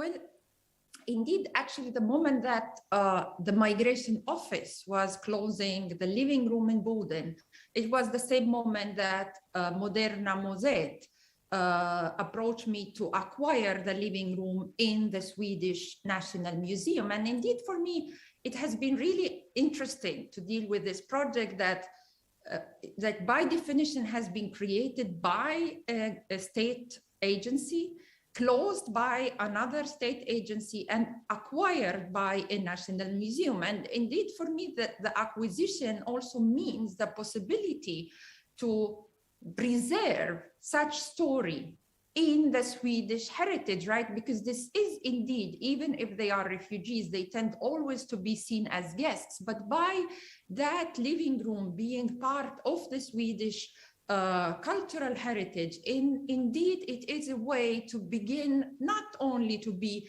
guests in that country, but to play an important role in shifting and narrating what is Sweden today. And indeed after during the living room in Boden, and during the exhibition we did in the Van Abbe Museum in position 4, the permanent temporariness, I sort of developed another established another living room there, and it began to be interesting to see each time a living room would be created, how the right to be a host played a different role. And indeed, you know, when I was invited to do the project of the living room in the Van Abbe Museum, the first place I was taken to is another living room that is 10 minutes far away from the Van Abbe Museum. And it is a living room where asylum seekers has been invited to do social life and be there and cook together. And indeed, before that, maybe I met Shafiq, and Shafiq is the security guard of the Van Abbe Museum. And the moment that Shafiq saw the video of Boden, he says, "I want to be the host." And indeed, you know, being a host is something that should absolutely come as almost an act of resistance, as an act of willing to be part of this society in a different manner. And I immediately understood that by Shafiq willing to change the museum where he is really working, this is where hosting can become extremely important. But what also surprised me later on is not only Shafiq hosting and inviting other people working in the museum to host. Indeed, it took a complete different shape comparing to the living room in Boden. If the living room in Boden was about an attempt to create a public space, a collective space beyond the state, and act as hosts in the country and invite actually institutions to be part of it. The living room in Boden, being in the Van Abbe Museum, being inside a museum where the audience of the museums are of a certain class normally, right? They are lawyers, they are artists, they are ambassadors, they are politicians. And suddenly, indeed, I mean, the hosts in the Van Abbe Museum understand that being themselves asylum seekers and sometimes rejected asylum seekers, being the hosts in the museum gave them the possibility of indeed interacting with certain kind of members of society that in a real life, it would have been impossible. In the real life, these same hosts that are extremely respected in the living room, in the Van Abbe Museum, are treated outside as people to fear and as threatened to society and as people that we are afraid of and as people that we want to contain and make sure that they behave properly, right? So in each time, and I can continue on and on, actually telling stories of different living rooms. But indeed, maybe the last one I would tell is that I have been working for so long time in Fawar refugee camp, and together with a group of women, we sort of created what we call the movement of the women for their right to be in the public. And indeed, you know, speaking about democracy, I think that in there we were very much using a very Western way of thinking democracy. You know, I mean, even in the camp itself, they were not very clear about what is it that we are trying to do, and we activate the square, etc., etc. But you know, the concept of the public living room, indeed, in the Arab world called al-Madafa, is about having a public living room, right? But it's normally, in most of the cases, are majorly run by men. And the moment that Ayat heard about the living room project, she says, I want to open up my own Madafa. And in Fawar refugee camp, for a woman to claim to be the host has been quite almost revolutionary. And I understood that 10 years of speaking about democracy in the camp has been way less effective than a woman claiming her right to be a host through an opening up of a public living room in the camp.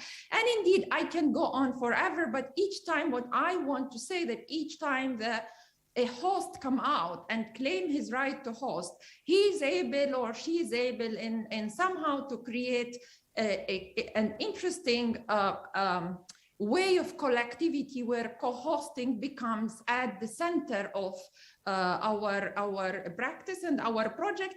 And indeed, hosting is especially interesting when it comes to people that feels that they have hard time to belong to the public. So I think that by this, I would end here by saying that I am very much interested in forms where we are not anymore seen only as victims. We are not only acting as victims, crying on our destiny, because I got so tired. I was I was raised by the first Intifada in Palestine, and I have been raised as a citizen that use disobedience as a way of dealing with life, no matter where I am. If I am in Palestine, if I am in Sweden, or if I am in the United States, there is always a way to find possible ways where our everyday actions becomes our way of thinking, our daily resistance. And thank you very much for having me and for organizing this amazing day. Thank you, Sandy.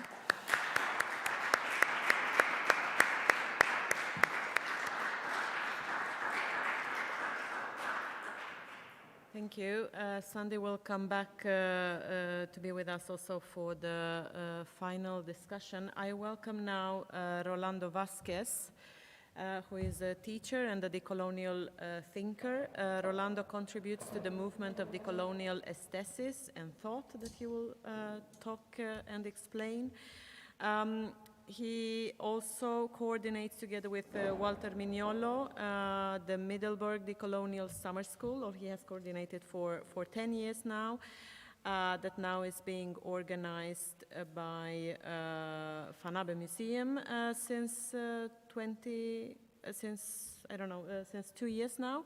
And also in 2016 with Gloria Wecker, he wrote a report of the Diversity Commission of the University of Amsterdam. His work seeks to transgress the dominion of contemporaneity, heteronormativity, and modernity coloniality. Developing the questions of precedence and the end of contemporaneity, he seeks to contribute to decolonize institutions and subjectivities, epistemologies, and aesthetics.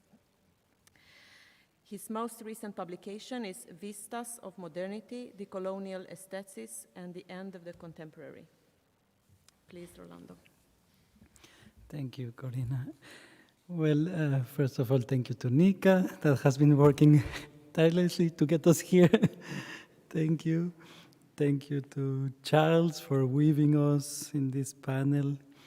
And of course, Corina and the hosts.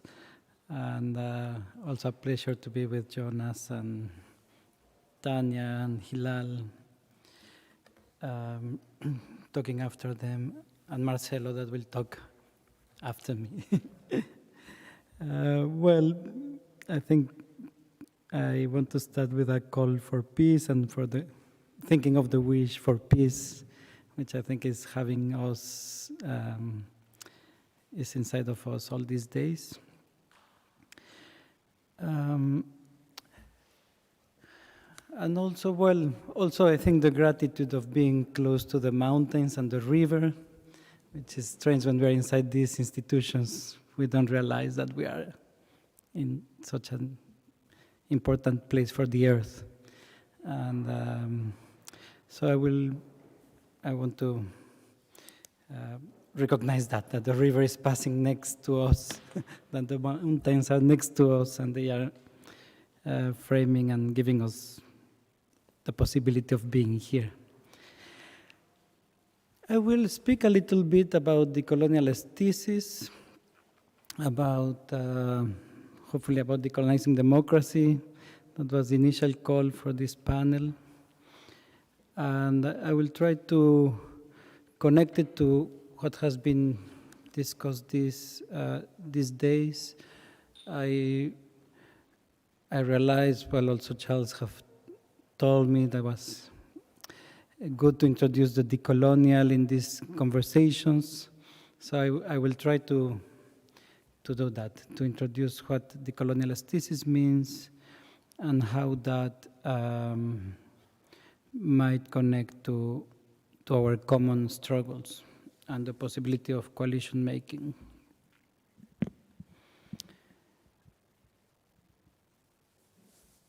First, I think I will refer to the great work of Madina Tlostanova and one of her seminal articles on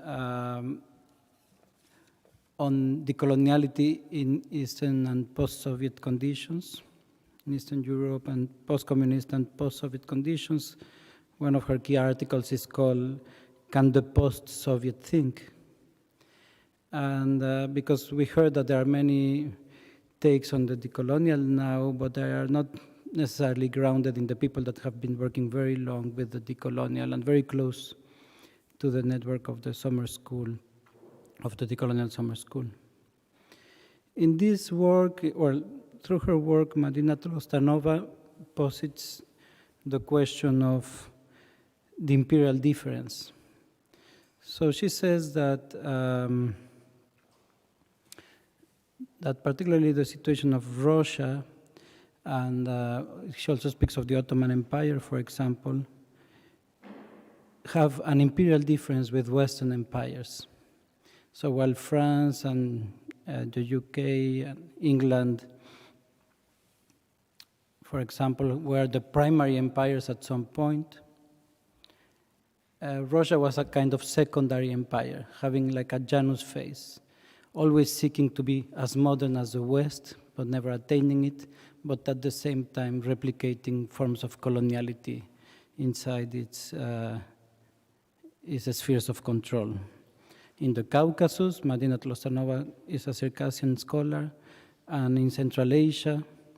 And I think this is what we need to think. What is this, the role of this doubling or this secondary Eurocentrism and this secondary coloniality in the Soviet project and in the communist project, that nonetheless were both, together with the project of Western Europe, were looking at the horizon of modernity as a horizon of liberation. A modernity that will be centered in two important axes for us: the axis of Eurocentrism, that will have racial implications, the racialization of the other, the othering of the other. So, for example, Madina shows in her work how the Circassian people are referred as black in Russia. So this doubling of this logic of coloniality inside post-communist and post-socialist societies. And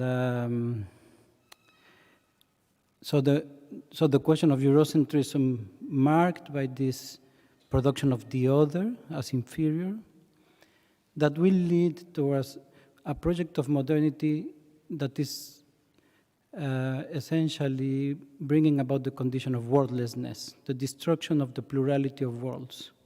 So Jonas was, in one of the posters he shows, and one of his projects is centered in the possibility of creating a world where many worlds can fit, the question of pluriversality that comes from Zapatista thinking in Mexico. And it is precisely what the project of modernity was not about. It was about the reduction of the world of others to a single project, be it communist or capitalist, be it liberal or communist, but both were about this singularity. The second element is anthropocentrism. Anthropocentrism will have the primacy of the human over the earth. And both in liberalism and capitalism and communism, or real existing communism, the principle was machine and capital or production over the life of earth. The more we exploit the earth, the more human we become, right? And of course, for First Nations, indigenous thoughts, Afro thinking, Maroon thinking, all those thinkings that don't come from the epistemology of the West, that's a nonsense. If your being superior depends on destroying the earth, well, it's not a great thing to be human under those conditions, right? So Walter Mignol in one of his conferences said, well, we don't want to be human if to be human is to be based on the consumption of life, right? Of the life of others and the life of earth. And this leads me to one of the guiding questions in our work that I mention almost every talk, that has to do with the ethical question. So can we live an ethical life in a world in which our well-being and sense of self is made dependent on the destruction of Earth and the destruction of the life of others? So what is at stake is really how we conceive the human and how we conceive subjectivity, this personhood, and the transition away from it. So how can we change the horizon of modernity as our horizon of dreaming, of liberation? And I think in the conference we have seen that there is a very, at least that's what I perceive, there is a general agreement in the debates on the need to overcome neoliberalism and the need to overcome patriarchy. But what I think would be nice to include in the conversation is the coloniality. Because overcoming coloniality means to overcome anthropocentrism and to overcome this colonial difference that makes the others as inferior, that doesn't recognize other forms of knowledges. So to decolonize is not just referring to colonial territories. To decolonize Europe means to overcome the epistemic order of modernity, the order of knowledge that we keep on reproducing. So I think getting free of authoritarian systems is not to dream about that modernity as the horizon of liberation. We need to dream differently. We need to listen to other political alternatives, other worlds of being that exist in the world.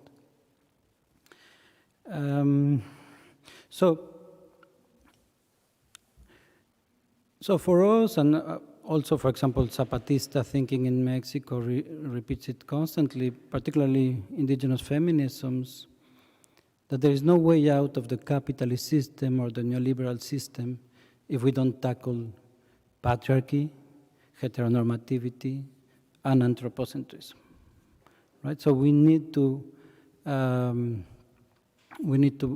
think in a much more complex way, and I think that's what modernity coloniality brings to the table, because it begins to show that our idea of modernity is built on coloniality, on the erasure of other worlds, on the destruction of the life of Earth and Earth beings, and on the destruction of the plurality of ways of thinking and of being on Earth. So decolonizing means to challenge epistemology.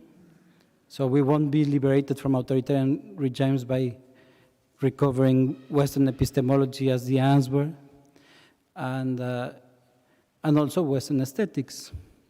So here is when we speak about decolonizing aesthetics, because aesthetics is not just the canon of history, it's not just which artists are collected or are presented.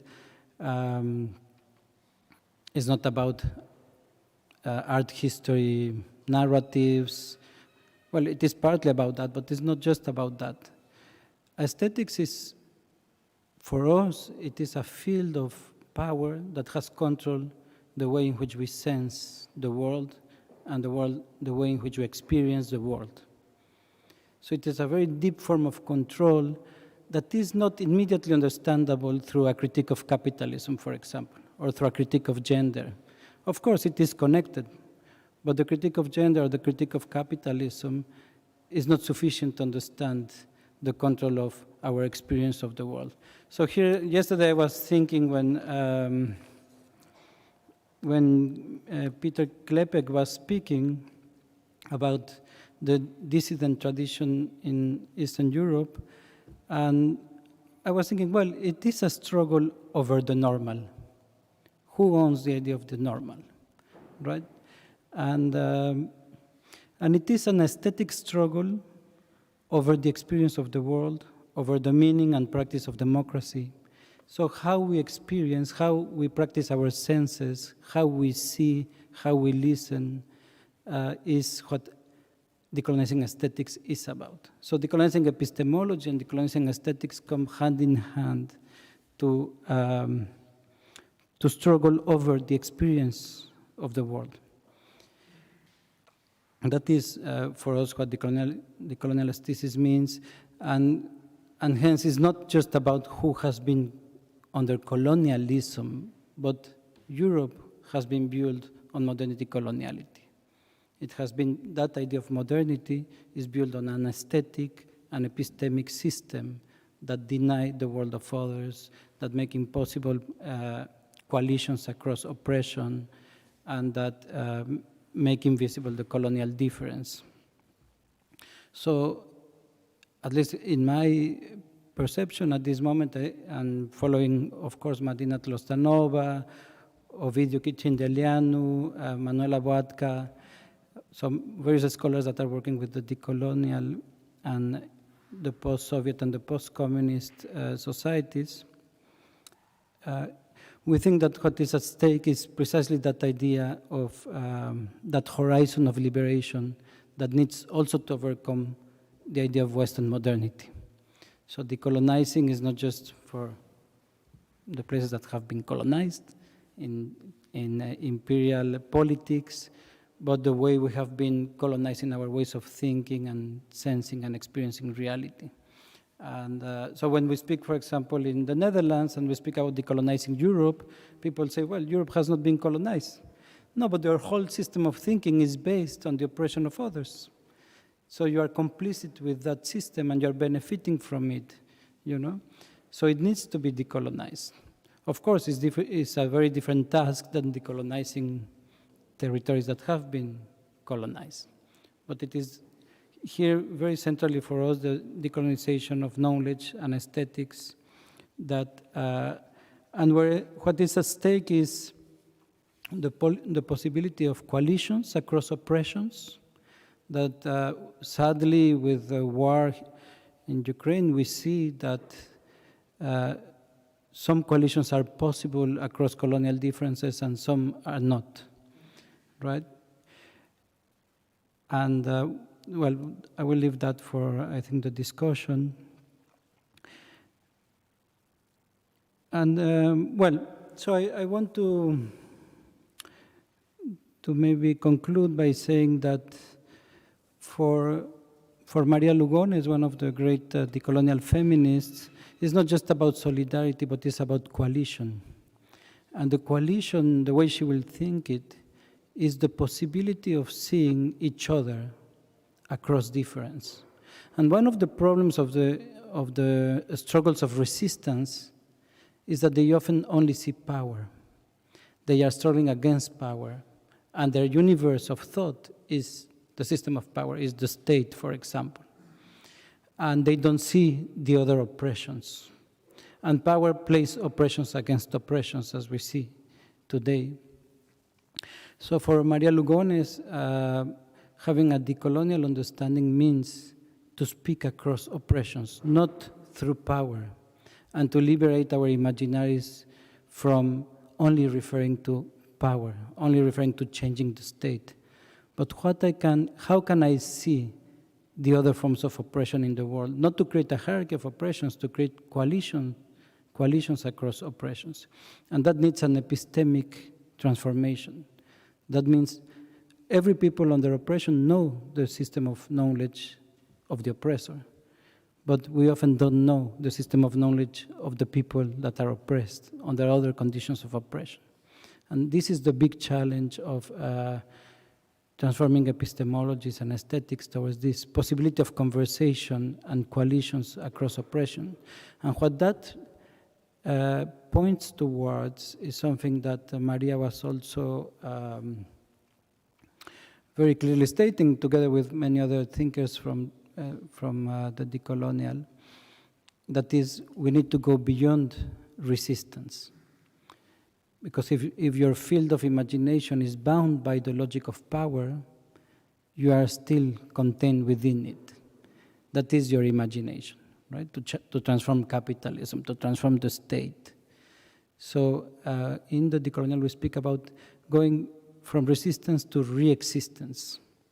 And what is re-existence about is connected to how we understand coloniality, because coloniality is the erasure of other worlds, the erasure of forms of being, the erasure of memories. So justice is not a utopia into the future. Justice is this question of repair, of healing, that connects to understanding and to remembering these forms of erasure, responding to that historical consciousness that we are forced to forget under oppression.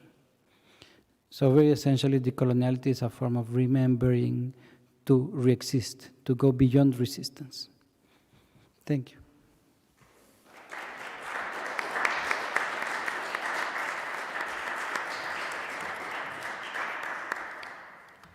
Thank you, Rolando. We'll invite now Marcelo Exposito. Marcelo, are you with us? Hello, Marcelo. Marcelo Exposito is an artist and cultural critic. As an author and editor, he has published some 20 monographs, including Plebeian Discourses, Conversation with Manuel Borja Vilel, and Walter Benjamin, Productivist. His work as an artist is being reviewed in a traveling retrospective exhibition that is showing at venues such as La Virreina Center de la Imache in Barcelona and the MUAC in Mexico City during 2022 and 2023. For 3 decades, he has participated in social movements for democratic radicalization, and during 2016-2019, he was elected Secretary of the Congress of Deputies and the deputy in the Spanish Cortes Generales. Welcome, Marcelo. Hi. First of all, let me check how I can make this work, because I wanted to use some images for my presentation, but I'm not sure how to make them work. Will you give me just 1 minute? What is the situation? I mean, you're watching me on the screen, or what is it? We are seeing you, we are watching you on a screen, and I think in a second now, I think you can share screen and we will see also your so just images. give me a second and I will see how I can manage to do it.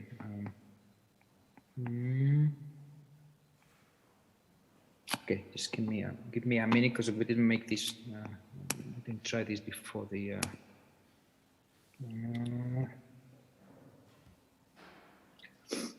Just a reminder to everyone to use the papers and pens if you have questions or comments or reflections during the presentation.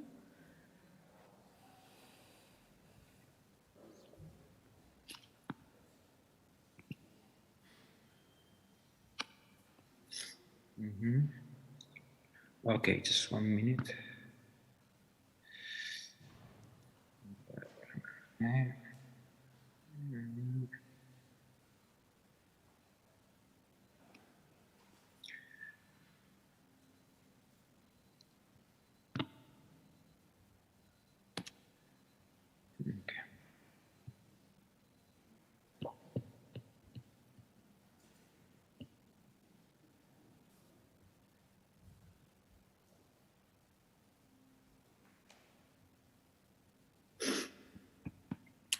Okay, so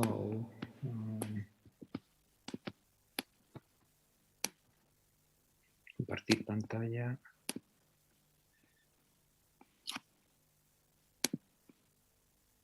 We can help from here. Okay, now I think. Is this fine? Yes, now we see your images, yes.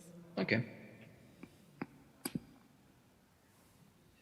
So first of all, of course, I have to thank Nika and the rest of the organization team for all the effort they have made to have us there.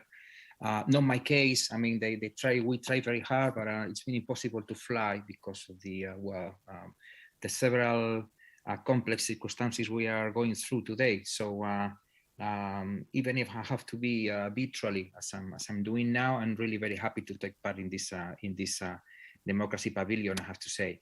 I would have loved to be present for several reasons. Of course, to be able to listen to the rest of the speakers of this meeting, of this Congress. Of course, to thank in person all of you who have made this huge effort to have us all here in this meeting, but also to be able to thank some of the people who are involved in the organization of this initiative. especially being in Ljubljana, the case of Zdenka, to whom I want to thank and support in public for all the huge work she's done for so many years ahead of the Gallery of Modern Art in the city in Slovenia, and an incredible personal effort, but also an effort to open space for so other researchers, artists, and so on to be able to well, do something that somehow influences the kind of topics we are dealing with today. Without the recovery of the history of the avant-garde, for instance, of the history of a critical or alternative modernity in Eastern Europe, especially in the Balkans, that you've been dealing with for so many years, probably several of the topics we are discussing today wouldn't be the same. So I want to thank and support what you've been doing for many years in public, right before starting my intervention. History is, of course, a historical construct, but it's not a construction that simply originates in culture, sprung from nothing or created ex nihilo.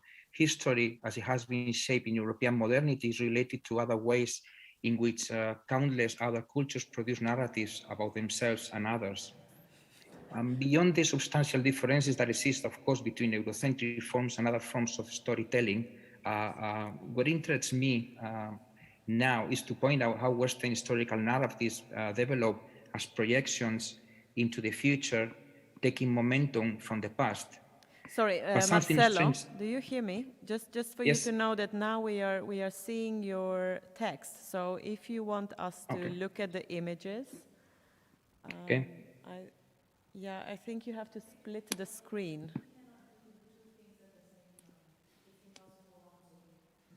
Okay, so we'll try again. Okay, then maybe if you have the Now image you on have the image. I suggest if you can put the image on half of the screen and then. Is that okay? Yeah, but can you? Yeah, now we see your images. Okay.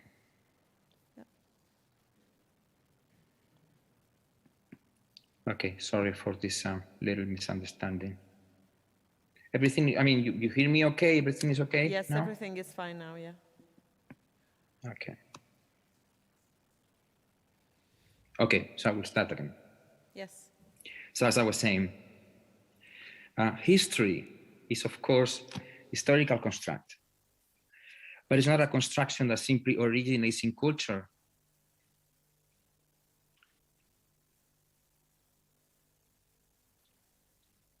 Sprung from nothing, created ex nihilo. History, as it has been shaped in European modernity, is related to other ways in which countless other cultures produce narratives about themselves and others. Beyond the substantial differences that, of course, exist between Eurocentric forms and other forms of storytelling, what interests me now is to point out how Western historical narratives develop as projections into the future, taking momentum from the past. But something strange has been happening for some time during the time when the hegemony of neoliberalism, which is now in crisis, pushed us into a kind of presentism. By denying the influence of the past on future generations, by denying the very importance of the past, postmodern history was based on a political instrumentalization of the moment. Since at least the fall of the Berlin Wall, more and more images that take place at this very moment are described as historical images, without us having kept the slightest temporal distance from them to provide them with the validation that was once necessary to qualify events as historical. But the presentism of neoliberal postmodernity has not been able to prevent the past from returning again and again, even through images that are considered historical in real time. In them, the past acts as a kind of optical unconscious. In each one of those images that we consider historical as they arise at this very moment, reverberations are produced and at the same time, they function as a curtain that hides other contemporary images, some of them simultaneous. Hidden images that nonetheless shine through or resonate from behind.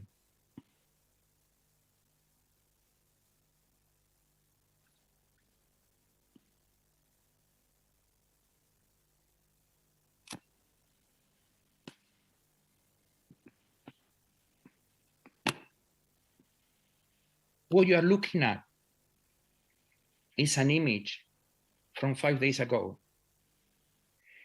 It shows Ukrainian citizens trying to flee under a bombed out bridge in Irpin, near Kiev. The image is tremendously paradoxical. It shows the fragility of the refugees and at the same time, the trust that these ruins protect. It is an image that has been widely disseminated in international media as a way to activate the public consciousness of the European Union, seeking to convince that the Ukrainian people need to be helped, mostly helped in two ways. In the first place, by opening the doors of the European Union to receive the enormous flow of refugees that is currently estimated at around 2 million people. Secondly, by reinforcing the Ukrainian resistance, which in practical terms mean, at the moment, the sending of military weapons to reinforce the armed defense. Images are both a screen that projects and a curtain that hides. This other image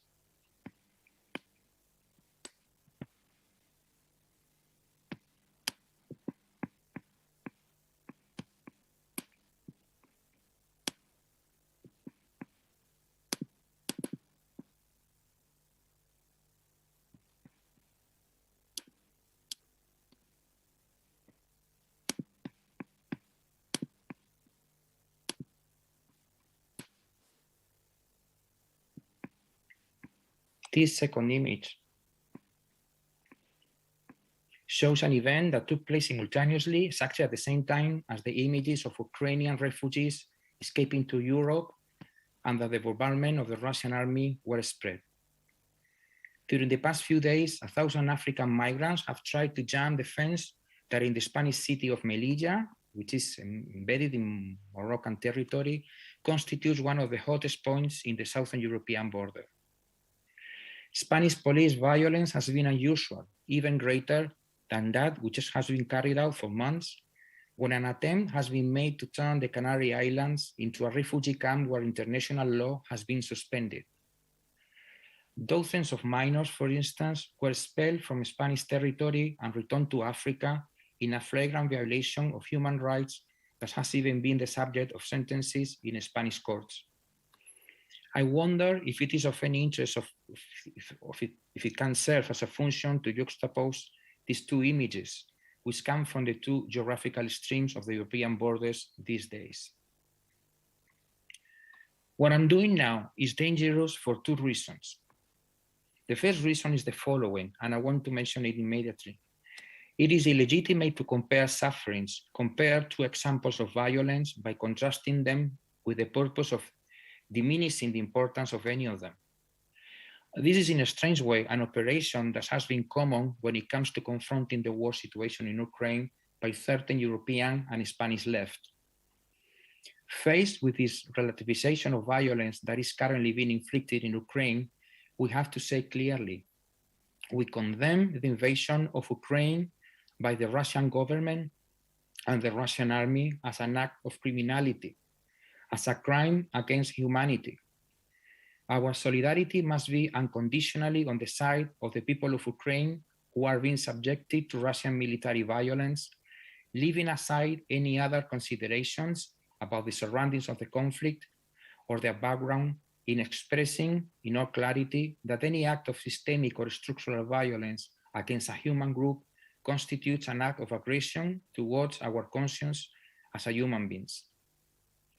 Putin is a war criminal, and together with the people of Ukraine who are being violated, we have to express our unconditional solidarity with the brave citizens of the tyrant of Russia who are publicly expressing their dissent against the regime of the tyrant Vladimir Putin.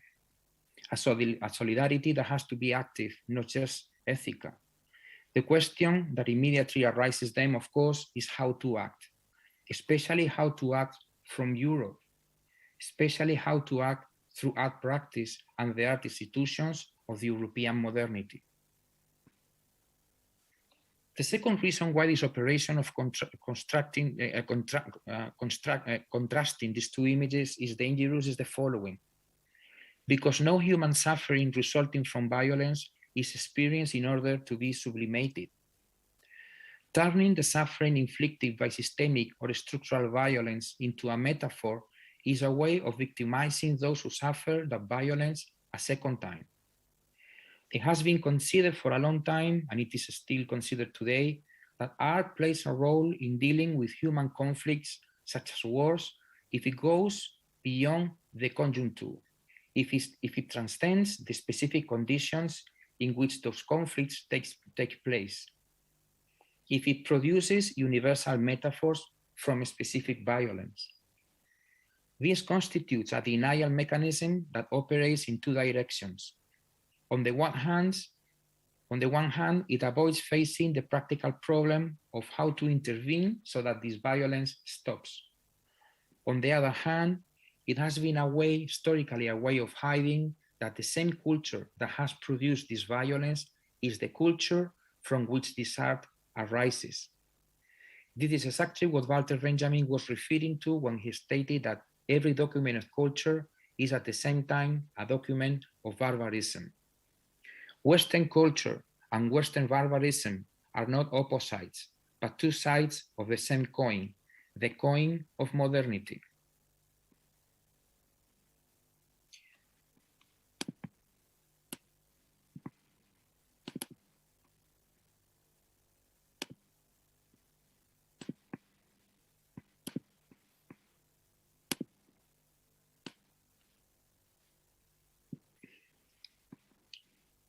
What I am now proposing has constituted the great conflict of interpretations around what undoubtedly constitutes the matrix image of the representation of warmongering violence against the civilian population in the modern and contemporary era, Pablo Picasso's Guernica. Painted in 1937, this painting wanted to represent a scene that could not be filmed, the first time in history that the civilian population was bombed in the rear from the air by warplanes. Since then, history and art institutions inherited from modernity have tried to impose the interpretation that Guernica actually represents war as a universal human tragedy. As I said before, it is a way of hiding what the painting really represents, the moment when Europe was torn between workers' revolutions, democratic radicalizations, and the darkness of Nazi fascism. I have just said what the painting represents, but this painting is not only a representation. Guernica gave a body to a historical conflict, embodied that conflict. Guernica was painted to form part of the pavilion of the Spanish Republic at the Universal Exhibition in Paris in 1937.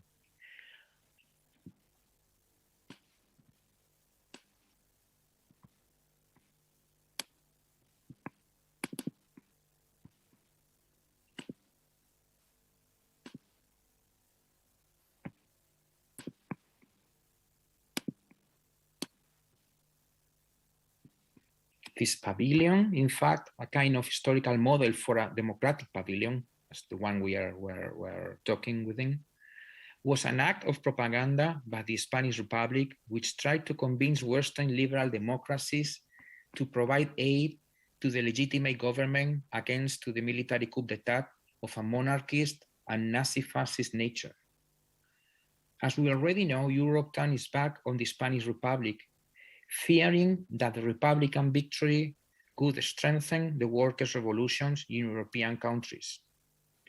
The result was that the victory of the military coup opened the door, on the contrary, for the advance of illiberal and anti-democratic Nazi fascism through Europe.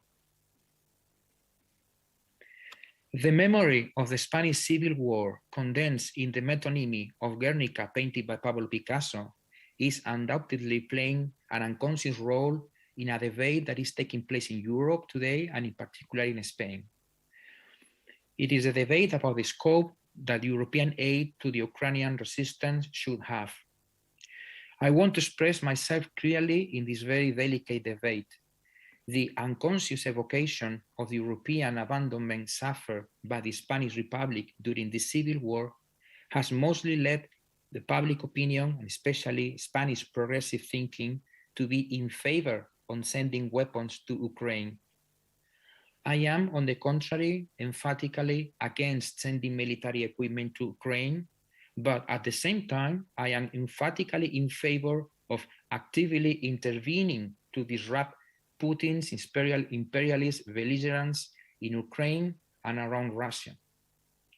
This position would immediately lead us to a practical debate on what should be done at the economic, political, institutional, state levels against Putin's belligerence.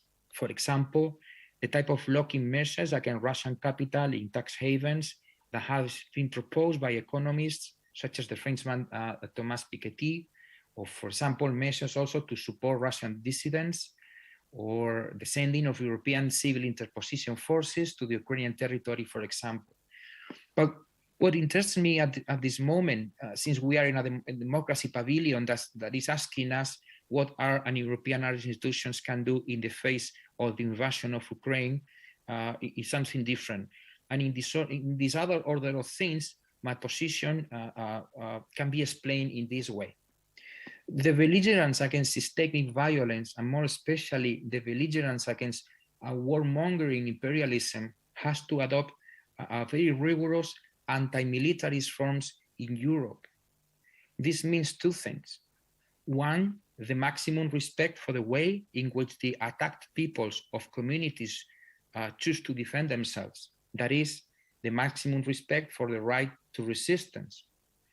But also the utmost care with reproducing from the European political hegemonies, their governments and their institutions, a warfare imaginary, a militarist policy, even if it is disguised as a defensive policy.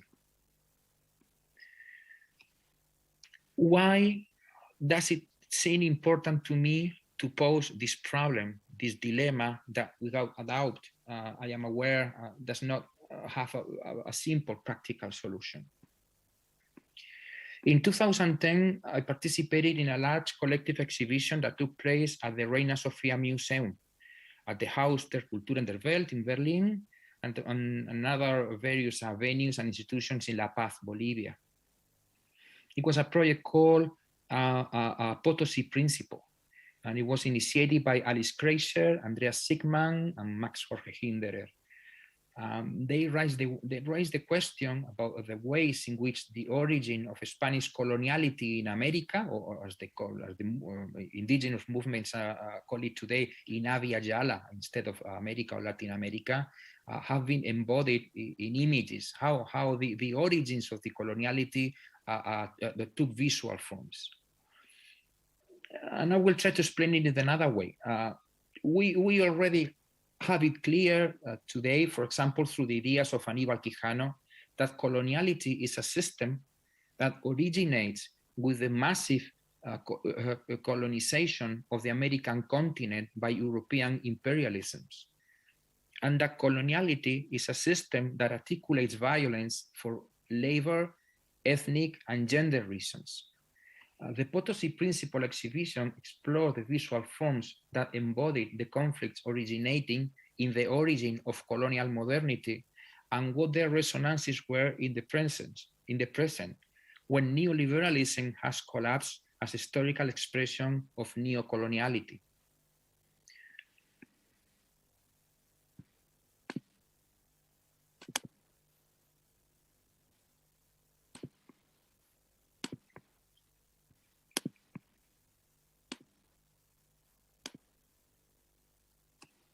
My intervention in this exhibition took the form of a video work.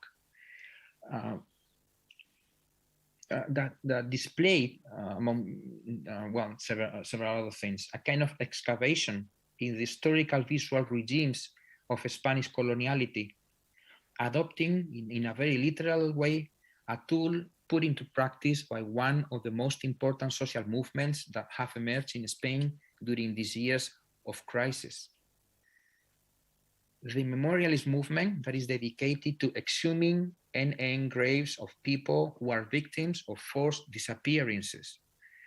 It is estimated that there must be still more than 100,000 people buried throughout the Spanish territory, victims of forced disappearance as one of the main forms of Francoist violence, which even preceded the exercise of night and fog policies by the German National Socialist regime in the 30s and the 40s. I know that this intervention can last much longer, so I will try to be brief by closing with just 3 ideas, actually, which really consist mostly of questions and doubts or hypotheses rather than literally or practical answers. In the presentation of this Democracy Pavilion, Charles Sage has made a statement that I think is very accurate.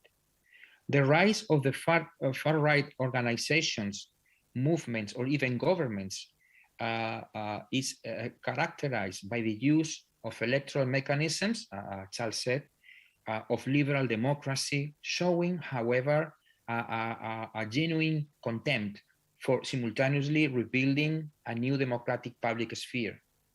The practices, of course, of what Enzo Traverso, the Italian historian, calls the new radical rights, effectively show more interest in manipulating, as Charles said, public opinion than in building a public opinion. The democratic offensive must therefore consist of democratically radicalizing the formation of a new public opinion that has to emerge from this epochal crisis. I understand that this must be the function of building a large-scale democratic pavilion decentralized through the European territory. But the question that those of us dedicating ourselves to visual or semiotic production practices are confronted is the following. How do the new authoritarianisms manipulate public opinion? Because this is a crucial question. Okay, they do manipulate public opinion, but how do they do it? And how do they confront them in the very terrain where they are manipulating public opinion? And I think they do it mainly by shaking the fears and sufferings that often have real material reasons. So, what is the best terrain to dispute hegemony in the way that the new authoritarianisms steers the social unconscious? And this question brings us directly to the question of history and memory, especially the history and memory of resistances. I have stated before that we must problematize the way in which art sublimates, tries to go beyond the conjunctures, the material realities of violence and exploitation. And perhaps at this moment we should consider, instead of going further, going beyond sublimating, we should consider the opposite intention, going back and lower and lower.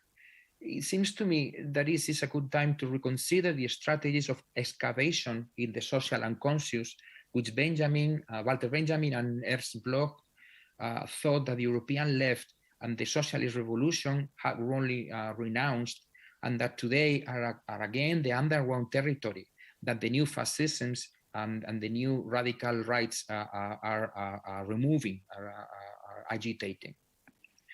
According to Benjamin and Bloch, during the 30s and the 40s, the European left could have tried to achieve the socialist revolution using mainly the instruments of modern rationality, fundamentally trying to produce a political consciousness, while fascism, on the contrary, triumphed by operating in the unconscious layers of social subjectivity. So this is one of the reasons why I'm in favor of a non-warmongering and non-militarist, anti-fascist and anti-imperialist belligerence, because the new authoritarianisms seek precisely to push the conflicts of the crisis into the realm of an unconscious condition by historical imaginaries of violence, of European violence specifically. And in any case, this problem leads us directly to the question that Corina Oprea posed to us when preparing our interventions at this table. What is the role that memory, history, and post-colonial thought have to play in today's crisis? And I believe they play a role not only for reasons of historical justice, of course, but also because working with history, memory, and post-colonial thought allows us precisely to dispute the imaginaries of violence that stir up the unconscious European groups in these moments of crisis, which is the terrain in which the new radical right wings are gaining strength. The third and final question I want to end with is, what role should the institutions play in this dispute, especially the European cultural and artistic institutions that we inherit from modernity? Those of us who come from the tradition of critical theory or institutional criticism find ourselves at this moment in a very paradoxical and contradictory situation. The institutions inherited from modernity, including the institutions of art and culture, are being strongly questioned by all those subjects historically violated by the history of coloniality, capitalism, and patriarchy. But at the same time, liberal democracy is being emptied out by new liberalism and occupied by new authoritarianisms. In the face of this, the solution has to be virtuous and necessarily self-contradictory. Paradoxically, we have to define the democratic function of the institutions while exercising self-criticism within them. The video I made for Principio Potosí, the one you are from which you are watching us till now, was based on two quotes, and I want to end with them, just to leave this ending of my intervention as a kind of open, idea. One came from one of the quotes came from Aimé Césaire, the famous author of the discourse on colonialism, who invited us in a very provocative way to think about the relationship between the original colonial violence and the European concentration camps experienced during the 30s and the 40s. So Aimé Césaire said that the experience of massive violence produced by National Socialism and Fascism was a kind of reverberation of within Europe of the origin of the violence that was originating the European modernity in America and Africa. The second quote came from Bertolt Brecht, who in his version of Antigone stated, "Whoever has exercised violence against other peoples ends up exercising violence against his own."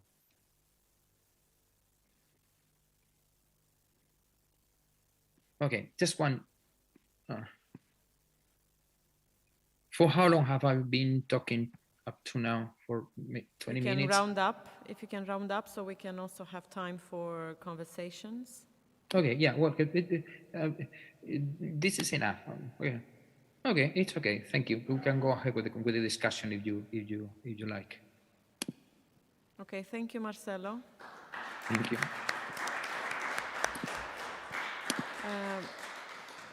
Please stay with us for the conversation together with Sandy and Tanya, and you can just speak whenever you feel like, and we will see you on the screen. And I would like to welcome Jonas and Rolando for a conversation, and please, everyone in the room, you can just make a sign if you have a question or you want to intervene. I would like to go back to the title of this panel on constituting and reconstituting practices and repairs, and it's obvious. It has been obvious from all of the presentations that we have heard that when at least the speakers that we have heard today, when they say restoration, reconstitution, repair. It's not an understanding, it is an understanding that these are transformative processes rather than merely restorative. And as Rolando was quoting Maria Lugones, I wanted to bring a term, a word that another scholar and activist offered as a conceptual vocabulary that foregrounds the transformative sense of repair, and this is Gloria Anzaldúa, and the word that she's using is nepantla, that describes an unstructural liminal space that facilitates transformation. It is a spiritual and epistemic space that is characterized by profound pain, anxiety, confusion, loss of control. I describe a moment of time when our beliefs, worldviews, and self-identities crumble. And in a way, this is obvious, something that we are experiencing now. It signals unexpected, uncontrollable shifts, transitions, and changes. And this is also something that you feel with your heart and your body. And in Nepantla, we shift and a resistant self emerges, a self that now can see through the old social order and resist reconstruction along the old lines of that order. You can't go back because you've seen through the fictions of heteronormativity, white supremacy, capitalism, or patriarchy.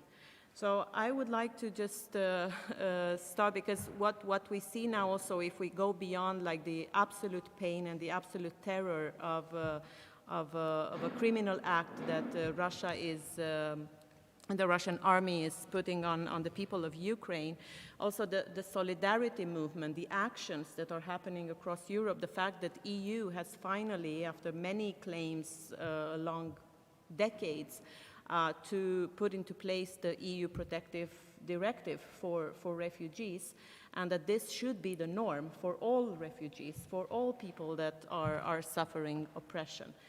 Could we see that what would be the horizon if we would use this momentum? What could be the horizon that can, like for a politically imaginary, that could go beyond this binary that I think all of you have touched upon, this binary of either imperial Russia versus militarism of NATO, or autocratic liberal versus Western democracy? What could be this horizon of a new political imaginary where art institutions could play a role in?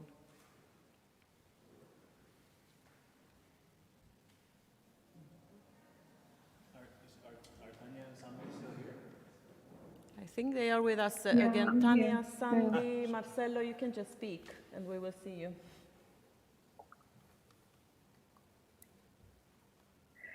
I mean, can I say something not related exactly with your question, but related with your question? As I was hearing Marcelo talking, I received a signal message from a fellow activist saying that the repressor, my interrogator, and the person who has tortured many of us just received the 8th of March, the Day of the Woman, I think it was yesterday, no, or 2 days ago, a prize from the Federación de Mujeres Cubanas, which is the institution for female, like it's the government institution for women, like a Ministry of Women or something like that. So I think part of, at least in my case, that is happening is maybe how can we create an exercise of distancing? How can we create a Brechtian relationship with reality? Because as we were, I've been so inspired. I wrote so many quotes of you guys. You've been amazing to hear. And then in the middle of this very abstract, very beautiful, like futurology and excavating of the past, I received this message that is very concrete about how the person who has tortured me for the last 5 years has been awarded by the government, how the people who have beat us, put us in jail, are being. So I think it's interesting how maybe it's more than not only having binary relationships because of course we know that life is not binary, is how can we create a system of distancing where we can process pain? Because at this moment, I don't feel I can write. I've been ashamed of my presentation. I don't feel I can talk with any sense. I don't think I can do art at all because I'm in such a big pain,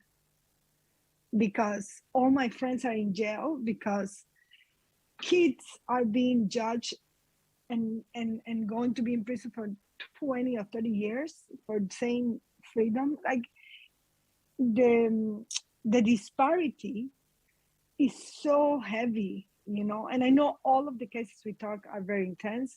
It's not that, but is also how can we understand not only the reparation in the sense of the past, but in the sense of the future, you know. I've been doing an exercise for a very long time about trying to not feel in order to think. But at a moment, this is also not working, you know. The only way I can confront what is happening is not feeling, you know. So I don't know, I want to also hear about if anybody has, because it's easy to talk about what's happening somewhere else. It's easy to talk about what's happening to somebody else. It's easy to talk about what happened before. But how can we address the history of the present? How can we address the pain of the present? The wounds that have not been yet, you know, I said, you know, sí. Heridas que no se han curado, ¿no? So they have not been, you know, healed. So, yeah, because this is also, I guess, what is happening. I mean, maybe very similar and much more intense, but it's happening to immigrants. It's happening to the people in Ukraine. So I understand that it's good to not have a binary relationship, and because it's too simple about oppressor, oppressed. There are much complicated situations, but how can we deal with places like, for example, in Cuba, where they are legalizing anti-constitutional actions through a penal code? Or for example, the other day I was in another event and the Ukrainian artist, the only thing he said is, please send us army. And we're talking about, you know, how to make the world better. So I think it's interesting to how can we deal with distancing and how can we deal with understanding the other in a way, because sometimes we also other people, you know. I don't know, just. Thank you, Tanya. So if I don't know if someone. Sandy, would you like to? Yeah. I mean, I will try a little bit to answer, coming from a place like Palestine of 70 years of colonial occupation. I think that, you know, reaction can be always different, right? In that sense, we tried both the military reaction. You try what does it mean to self-organize yourself. You try so many things, but the main thing is that how you would find your ways to survive certain violence, right? And I would say even not only to survive, but to move forward, because I do not want to actually react to violence through violence, because sometimes maybe this is the only way to do it and there is no other way. But sometimes, you know, it is possible, especially from, and I'm speaking here about myself from a very privileged point of view, right? I have been through living under occupation, but in this moment, I find myself living in a welfare state like Sweden. And I do believe that sometimes our role might be also to inspire people to continue within their strategies in other ways, right? So it can be different. Sometimes we react only through pain, but sometimes it's possible also to react through demanding our rights. I personally felt always very much in a place like Palestine empowered, throwing stones against the occupier. It's to self-organizing. I have studied in schools that has been organized by the neighborhood where I have lived, and these are moments where you feel so strong as you are carrying a military in your hand. So I don't think that we should dismiss one or the other. I do believe that we should acknowledge power, we should acknowledge privilege, we should acknowledge power dynamics that are surrounding us. But the question is that how we process this, not, I mean, and I insist, at least for me, it's crucial, and I cannot take it anymore to still be having the dress that everybody wants to put on us, which is the dress of the victim. I want to be an actor in this moment of history. I do not want only to be a victim, and I do want to react. And indeed, and I do acknowledge that in different parts of history, you have the right to resist, even with the army, right? This is something that is very important to acknowledge, but there are also other moments and other possibilities. So indeed, I think that this is maybe becomes a very important role for certain artists, in which way we inspire, either by carrying our army or by doing other things, we can inspire others we can open up, right, from a moment we do have these tools to act in that way.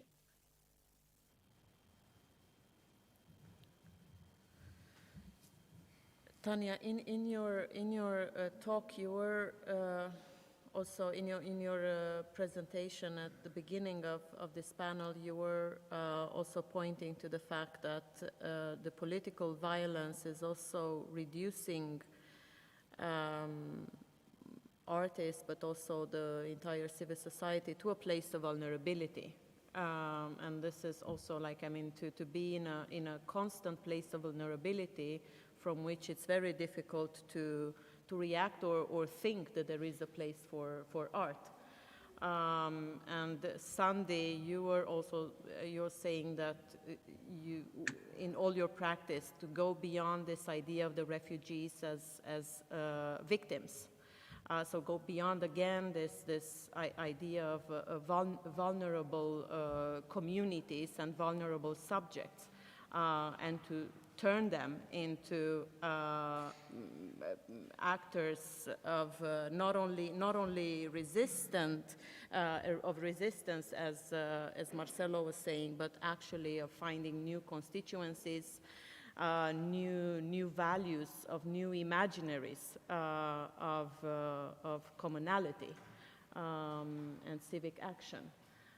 So how can we twist, or how can we twist this place of vulnerability? How can we make it as an empowered place, or as a can we? I mean, of course, it's very difficult when you're constantly put into this position of vulnerability.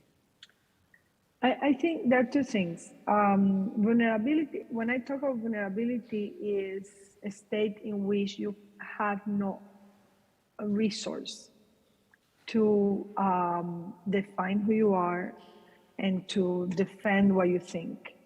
I give you an example. The artistic movement in Cuba, who has been activating all these discussions, we try everything. We try dialogue with the government. We try reviewing the laws, proposing new laws. We tried everything, and nothing was possible. So vulnerability for me is when the other person or the institution or governments or another person doesn't leave you with any chance to change your status quo.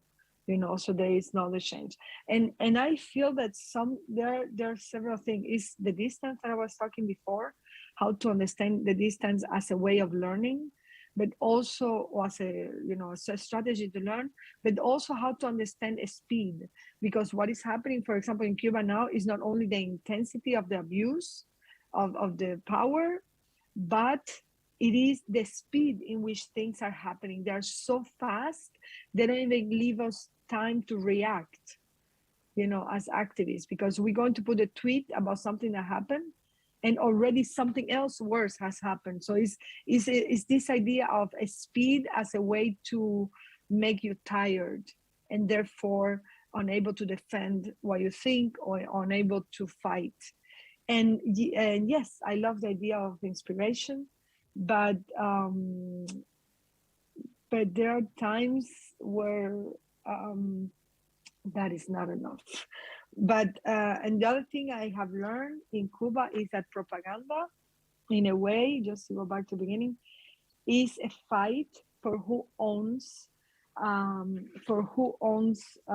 idea of happiness and who creates the idea of happiness. And this is one fight that we are having all across the world at the moment.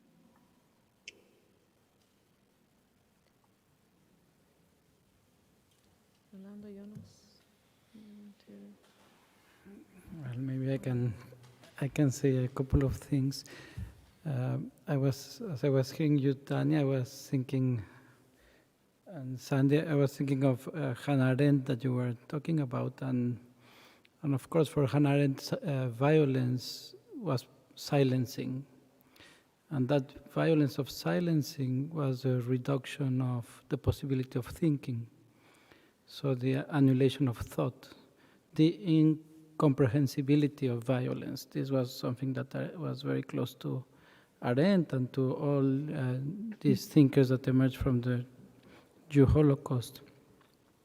So I think this sense of powerlessness has to do with this impossibility of thought and this silencing that is done through direct violence to the body. And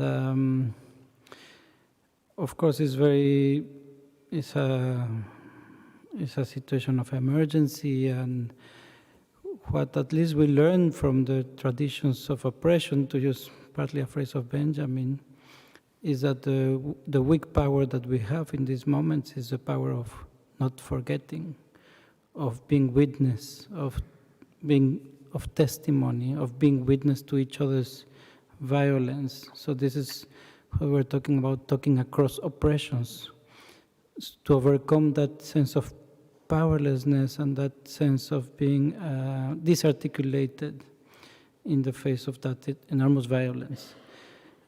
Professor Ramosé, who has written a lot about Ubuntu, he once told us that as long as we don't forget, there is hope, because there is hope for justice if we don't forget. So the culmination of violence, in a way, is that silencing that produces erasure, oblivion, complete forgetting all those people whose lives have been lost. For example, in Mexico, the feminicides, the senseless violence against thousands of women that are without name. So I think in the way the world in which we are, which is not the world of the military, is a world that can bear witness, that can testify, that can use tools of remembering, of not forgetting, and so an art that does not forget. Also using Sandy's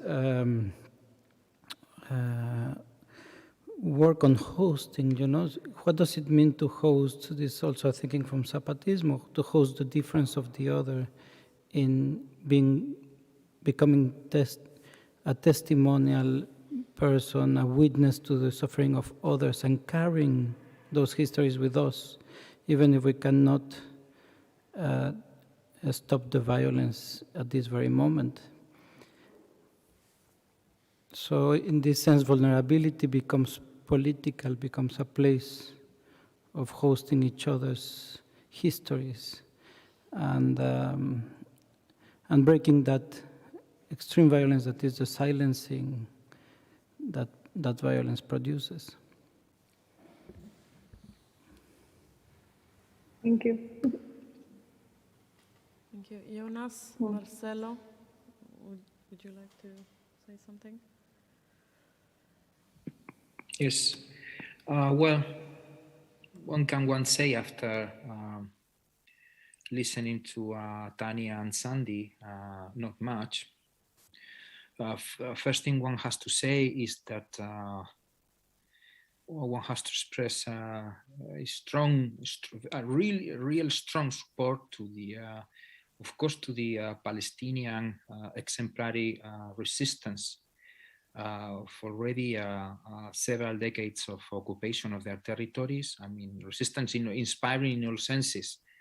And of course, one has to also express a very strong support to especially the cultural and artistic sector in Cuba, who is been exemplary in the last few months of expressing a non-violent, intelligent, respectful opposition, which is, I mean, one has to say that, unfortunately, which is finding no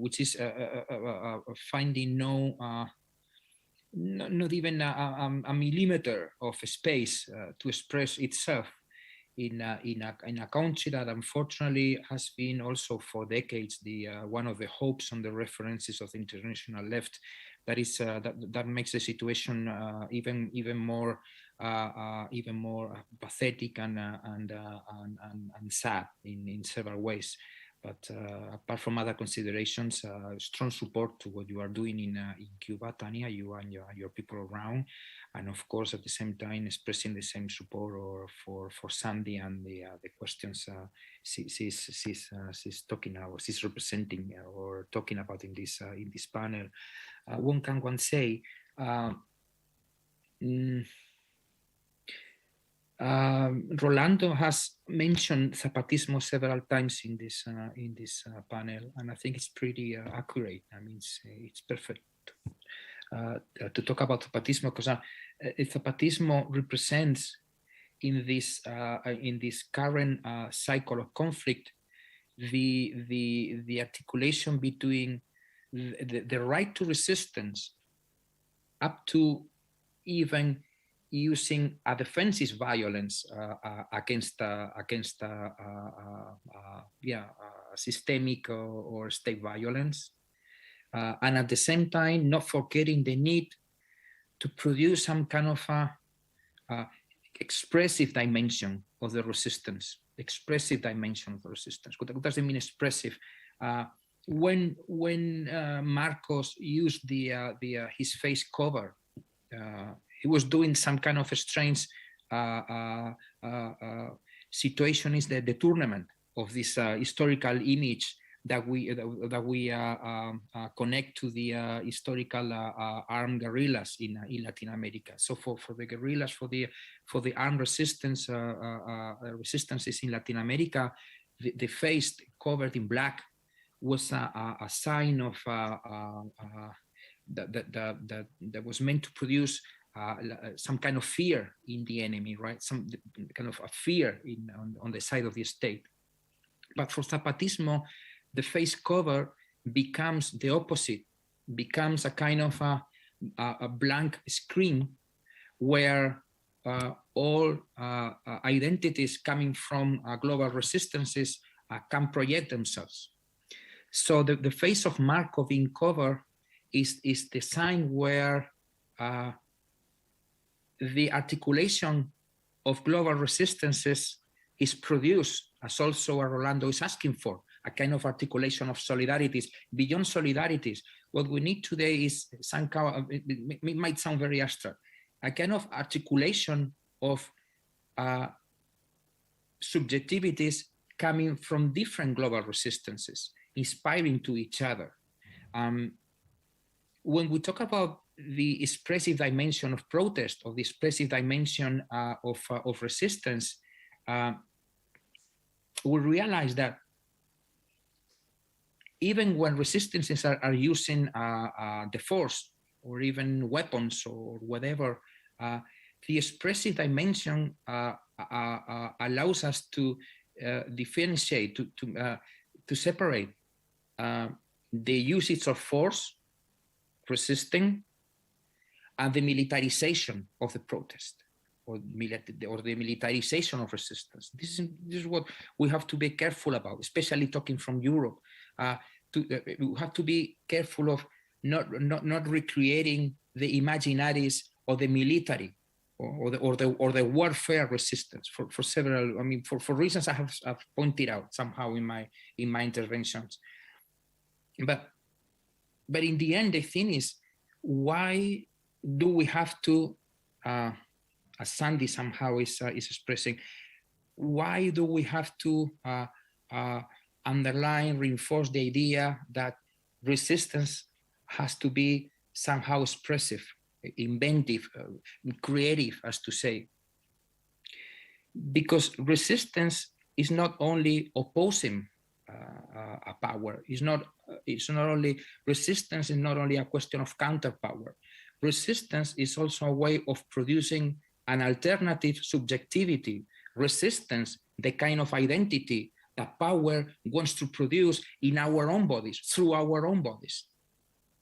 That means that resistance, at certain moments, as Sandy is saying, or Tanya is expressing, resistance sometimes has to be expressed in the very simple level of stopping them from violating us or killing us.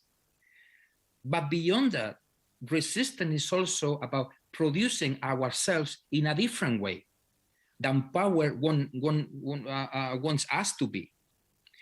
And this is why questions about the expression of resistance, the creation of resistance, the imagination of resistance are very important. Because apart from defending our lives, what we are defending is the way to be otherwise. The way to be otherwise on our own terms. And this is why the resistance has to be something different from militarism, because militarization of subjectivities is what powers, violent powers, wants us to become. So what can one do in a situation like Palestine or dissent in Cuba? I mean, one can do, for instance, from my position, is to respect it, to support it, to think about it together, and to find the ways of inspiring each other. And as Rolando is proposing, to find the ways of practically articulating globally resistances, which is also an inspiration or an example given clearly by Zapatismo. When Zapatismo started in '94, they said, if you want to be Zapatista in Europe or London or the States or wherever, be Zapatista in Europe or London or New York or whatever. It's a question, of course, of supporting the Zapatista struggle in Mexico, but it's also a way, it also has to do with funding your own way of being Zapatista in New York, London, Mexico, and so on. So the articulations come from through solidarity, but also through inspiring each other. And that's why also the creative or expressive dimension of resistances, it's something very important, which is something that can inspire each other to find ways of constructing ourselves otherwise, even within situations of extreme state violence or military violence, for instance. And I will finish with this. As I'm talking, I mean,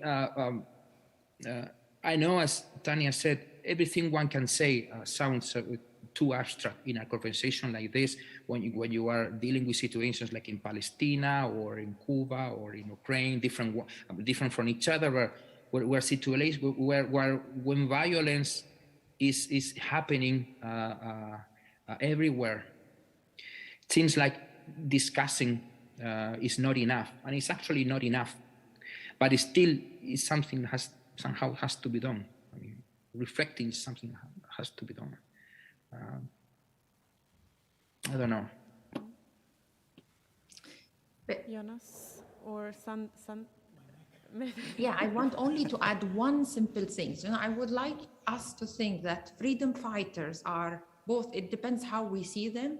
The freedom fighters are extremely strong people and they are victims, right? I mean, what we worked with and through in refugee camps, that refugees are both heroes and victims. Unfortunately, the only way they are narrated, because the power wants to narrate them this way, because they are actually feeding into the image of the power, they want to narrate them only as victims, right? So for me, it becomes extremely important to actually, the counter narration in that sense is, how do I see the heroic part of being refugees? What does it mean to have more than a house simultaneously? What does it mean to belong in more than a place? What does it mean actually to adapt in so many different places? I mean, these are things that the power actually close our eyes in seeing. And it became, I mean, I felt it in my own body. I do not want to still be actually carrying the vest that the power wants me to carry. I do want to exist differently, right? In that sense, taking the coexistence rather than, you know, how can we re-exist differently in that sense? And I do think that this is the only way also to survive. Otherwise, it becomes so depressing to a point that you ask, what is this life is about, right? I mean, in that sense, either we find our other ways to re-exist differently, and I do believe that, and I do witness that I do carry both the hero side and the victim side, and I do want to actually have this kind of power coming out and not the other oppressed power. So it's also a matter of how do I prioritize, what are my main struggles in that particular moment, right? Maybe something that relates directly to what Marcelo was saying in terms of resistance, not only against an existing form of power, but resisting as a way of articulate, as a way of re-existing, as you were just saying. And I was thinking when listening to everyone in the panel that maybe an important link between our very different practices, and we come from different backgrounds, we are tied to different struggles. Maybe one thing a line that we might have in common has to do with an attempt to think of democracy, to come back to the Democracy Pavilion, to think of democracy in a material sense and in a sense of practice, in the sense of infrastructure and practice. Like Tanya,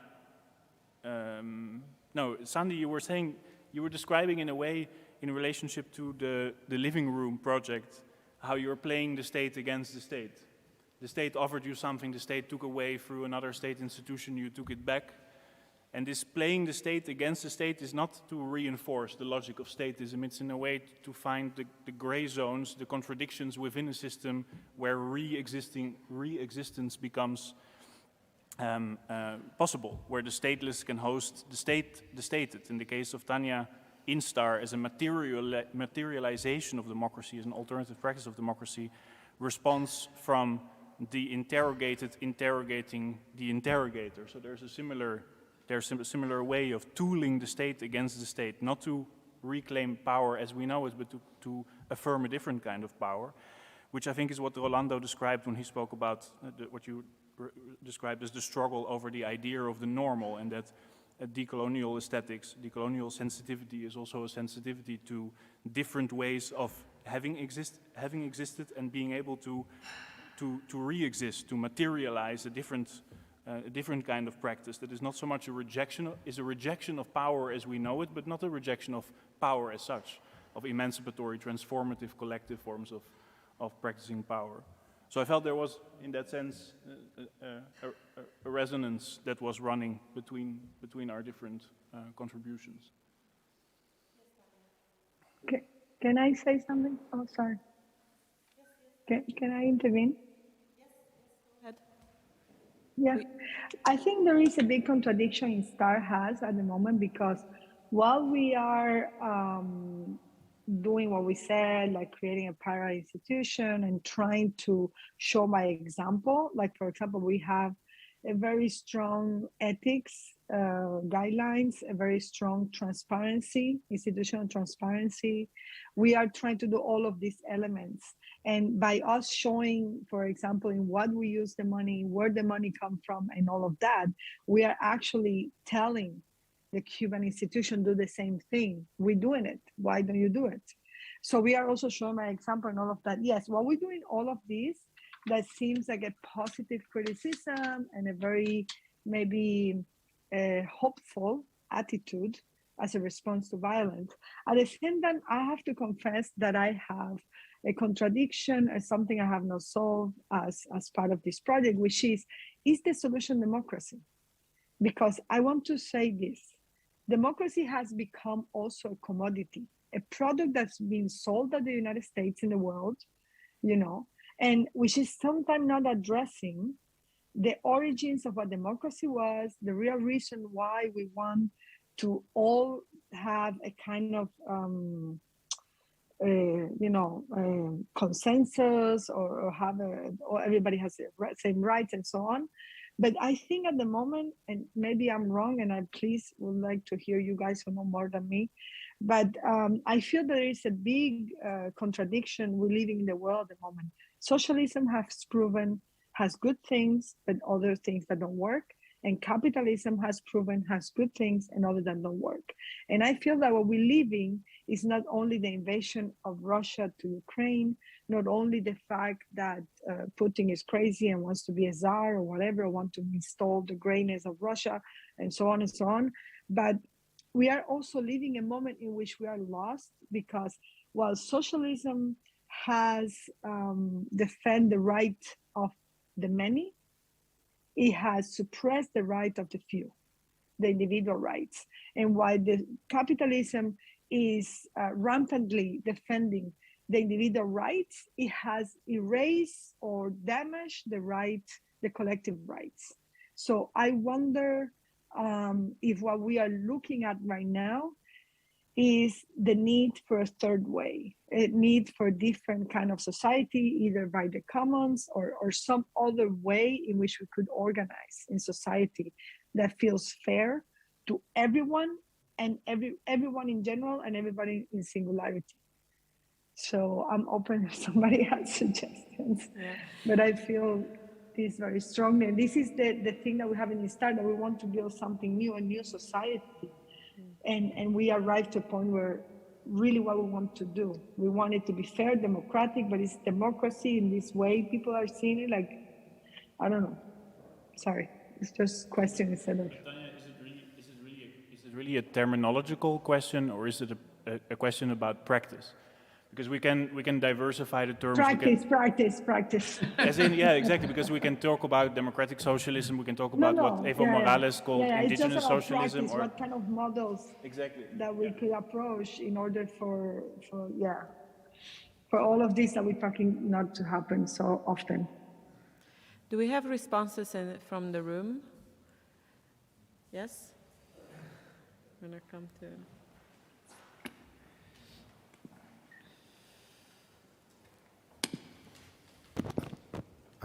Hello, there's three in the Zoom. Hello. I wanted, it's hard to respond to some of this, I have to say, but I wanted to, in a way, respond to some things that happened before, but maybe in a strange way, they might respond to Tanya in the tangential way, because one thing that I took from this talk, and it's really causing me to think that the two pivots that it revolved around for me are this question of re-existence and inheritance, and what re-existence and inheritance might potentially do to some of the questions that we're asking. And why do I say that? Because I think both are concerned about the relation of the present to the past. And I think once you start to build relation between present and past, you're already starting to move beyond the horizon, as we talk about it, of modernity. You're already starting to move, I think, in a different direction, and maybe the excavation of Marcelo made a move towards in that direction. But I think this idea of re-existence is quite profoundly different from resistance. It's not just an extra letter. it's a profound shift of what we might think about as in terms of a horizon being behind us rather than in front of us. And then I was thinking about, Marcelo talked a lot about inheritance of modernity, or inheriting the institutions of modernity, I think you talked about, in terms of the museums and things like that. And I also thought that it's possible for us in the present, for anyone in the present, if they receive an inheritance, also to disclaim it. An inheritance is a given, but inheritance doesn't have to be accepted. And so that leads me to think this inheritance of modernity, which is a time-limited concept. Yeah, it starts we would say decolonial in 1492, you could put other dates in, but 1492 will do, that there are other inheritances which could be mentioned, which could be considered. And maybe those inheritances don't come from the left that Tanya rightly describes in all the problems that it's also produced. It certainly doesn't come from the right. But maybe it's not a third way that we're looking, but another relationship to the past that might open things up. Sorry, I'm gabbling a bit, but I think there's something in this relation between inheritance and how we think about it and how we could maybe take agency over the inheritance and this idea of re-existence, which could be really usefully unpacked in some senses in answer to the question that you're talking about, Tanya. It's not about neither nor and third way, it's about a different temporal relation that could start something happening. And then the other thing I really want to ask Marcelo, which he didn't talk about, but he has been an active politician in Podemos. So he's tried to work to tread the democratic path. And Podemos preceded Vox. I mean, that seems really important, that the first protest in Spain was a leftist protest. And that now the protest vote goes to the right, at least to a large degree. And I wonder if you can talk a little bit about that. Maybe that's also an inheritance for you personally, because you've left, I know now. But what was, I'm intrigued if we're talking about the Democracy Pavilion, you were in some ways the closest to a politician that we have, although of course you're an artist. But how did that experience, how could you translate that experience in terms of the language and the discussion that is happening here today, I wonder? Thank you.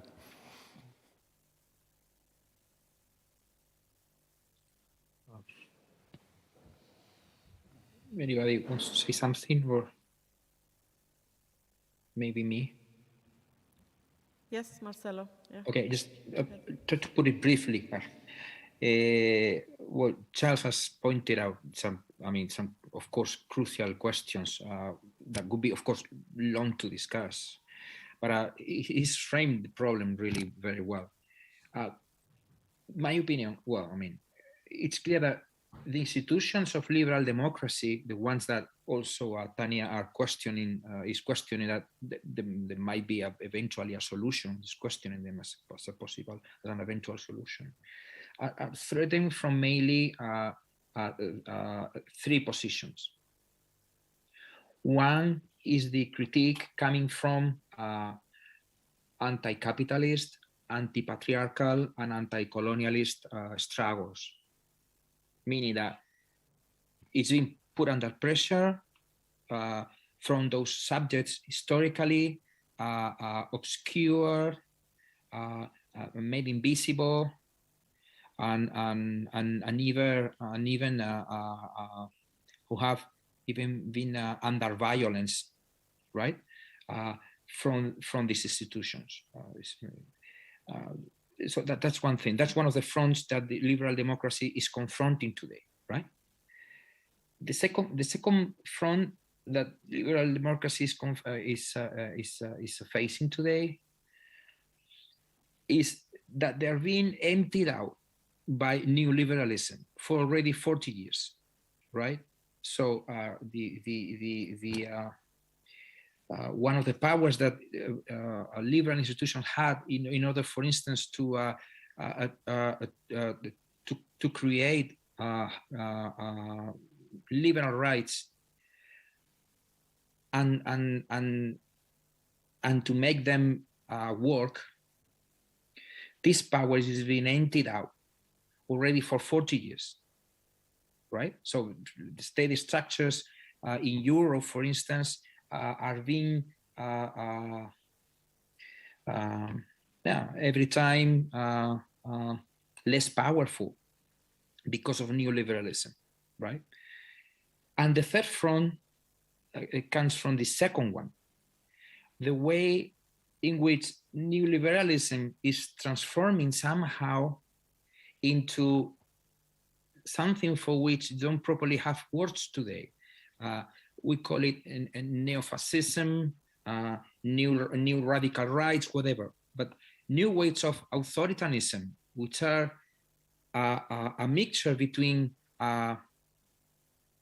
a nostalgic view of authoritarianism in the past, and somehow a new kind of a conservative revolution. So those three fronts are the main tasks that we have to think about concerning the, ¿cómo se dice? La vigencia, concerning the renewal, the reconsideration, the reconstruction of a global democracy, as to say. I have to put it very simple because probably my English is not sophisticated enough, but maybe it's better to put it in a very simple way. Why? I mean, Charles is right in saying an inheritance is something you can accept or you can reject. That is true. But what is going on today is that when democracy is being emptied out by neoliberalism, reinforcing the powers of financial capitalism, we know the results. And when the institutions of liberal democracy are being occupied by new kinds of authoritarianism, we are seeing the results. Like we are seeing the results in Poland, and we are seeing the results even in Spain. I mean, 2 hours ago, there's been a deal between the right-wing historical liberal political party, the Partido Popular, and Vox. So Vox is going to have in the next 4 years the presidency of the parliament in Castilla-León. So for the first time, a fascist is going to be the president of a parliament in Spain. That's really very serious. So we can, of course, reject in toto the inheritance of liberal democracy. But if we do so, those institutions are not going to just disappear. They're going to be both instrumentalized by the future, whatever comes after the crisis of financial capitalism, and the future, whatever comes after these new experiments in the reconstruction of fascism in Europe and in other places like Trump and whatever, especially in Europe. So we can reject this inheritance. But I think that politically, that could be a suicide. What can you do then? Trying to radicalize democracy in liberal institutions, at the same time making making politics which are self-critical of these institutions. Self-critical in the sense that we've been taught by anti-patriarchal, anti-capitalists, and anti-colonial movements. So I think that, say, 20, 25 years ago, 30 years ago, one could somehow think about the possibility of constructing resistances out of the state structures, for instance. Nowadays, it's a suicide because the state structures, as I said, are being occupied by, either instrumentalized by financial capitalism in crisis or by new kinds of authoritarianism, authoritarian positions. So that's one reason for avoiding discussing in abstract, either accepting or rejecting the inheritance of modernity. That's one thing. The second thing is that, I'm finishing with this. Reactionarism. And what you're asking me about Podemos and Vox. Somehow, there are two sides of the same phenomenon. It's the phenomenon of what is under dispute after the crisis, after this global crisis, which has many sides. But when you say that a left-wing movement came before a right-wing movement, maybe they came together. Maybe May 15 or the democratic or the citizen revolutions in 2011 were two-sided, were at the same time revolutionary, transformative, and they were somehow conservative. Maybe it's too bit of an European discussion now. But maybe what's going on from 2011 on, it's a kind of two-sided dispute around what comes behind the crisis of the state and democratic institutions in Europe. That would be long to discuss. But still, my point is rejecting fighting inside of the state structures or democratic structures today is a complete suicide under these circumstances, I think. Thank you, But you Marcelo. cannot do it without being self-critical. Sorry, we're actually running a lot on time, but I just want to take the final comment or response from the room, please, Tommy.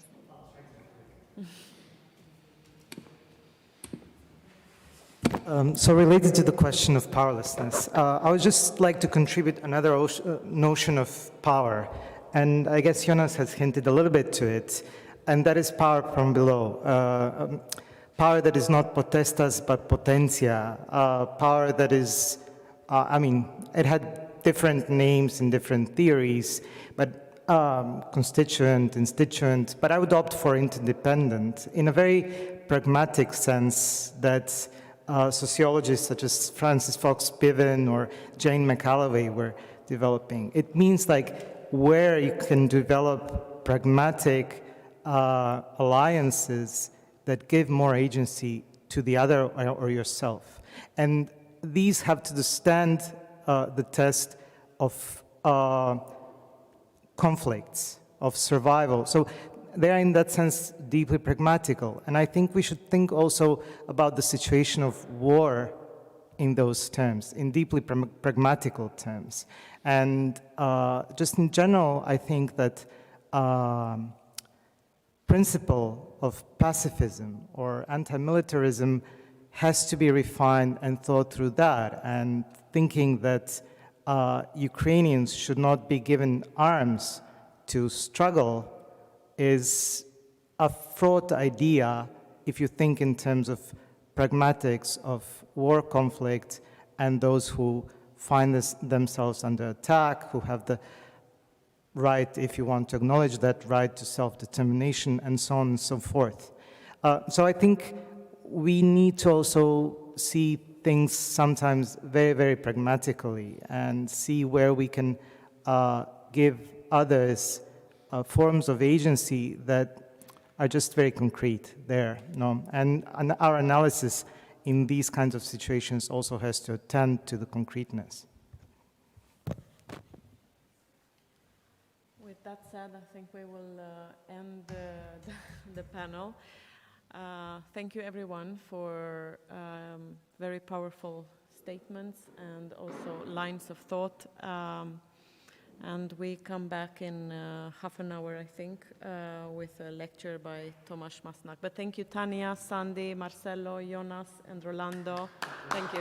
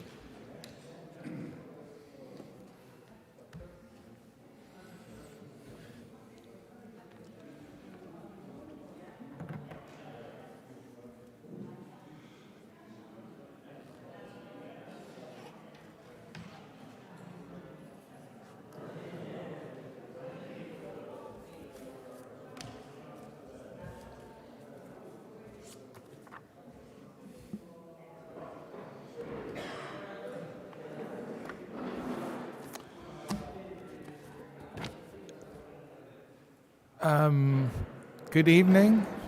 I think, can you turn the mic on? Good evening and welcome back.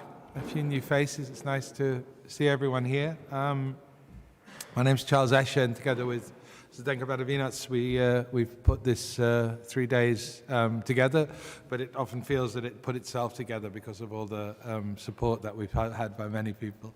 And thank you for everybody who's spoken so far. I'm really looking forward to this evening's lecture by Tomasz Masnak, who has also appeared actually almost as an artist in my place, in Barnaba Museum, because we took the NSK exhibition where he did an amazing structure of the whole of NSK's history in a bureaucratic organigram, which was really impressive. But it was difficult to decide how to introduce Tomasz, I have to say. So I thought I would introduce it in part by saying that I took some people yesterday just around the corner to the I won't say it in Slovene, the French Revolution Square, and there is, as far as I know, but correct me if I'm wrong, the only monument to Napoleon outside of French territory, which I think is a very interesting, an interesting aspect to the idea of inheritance and how people think. Because I know that Tomasz's latest book is called Bonapartism, a prologue to the study of fascism. And I think it's interesting that Napoleon is present in Ljubljana in a way that he isn't anywhere else except for the French Empire.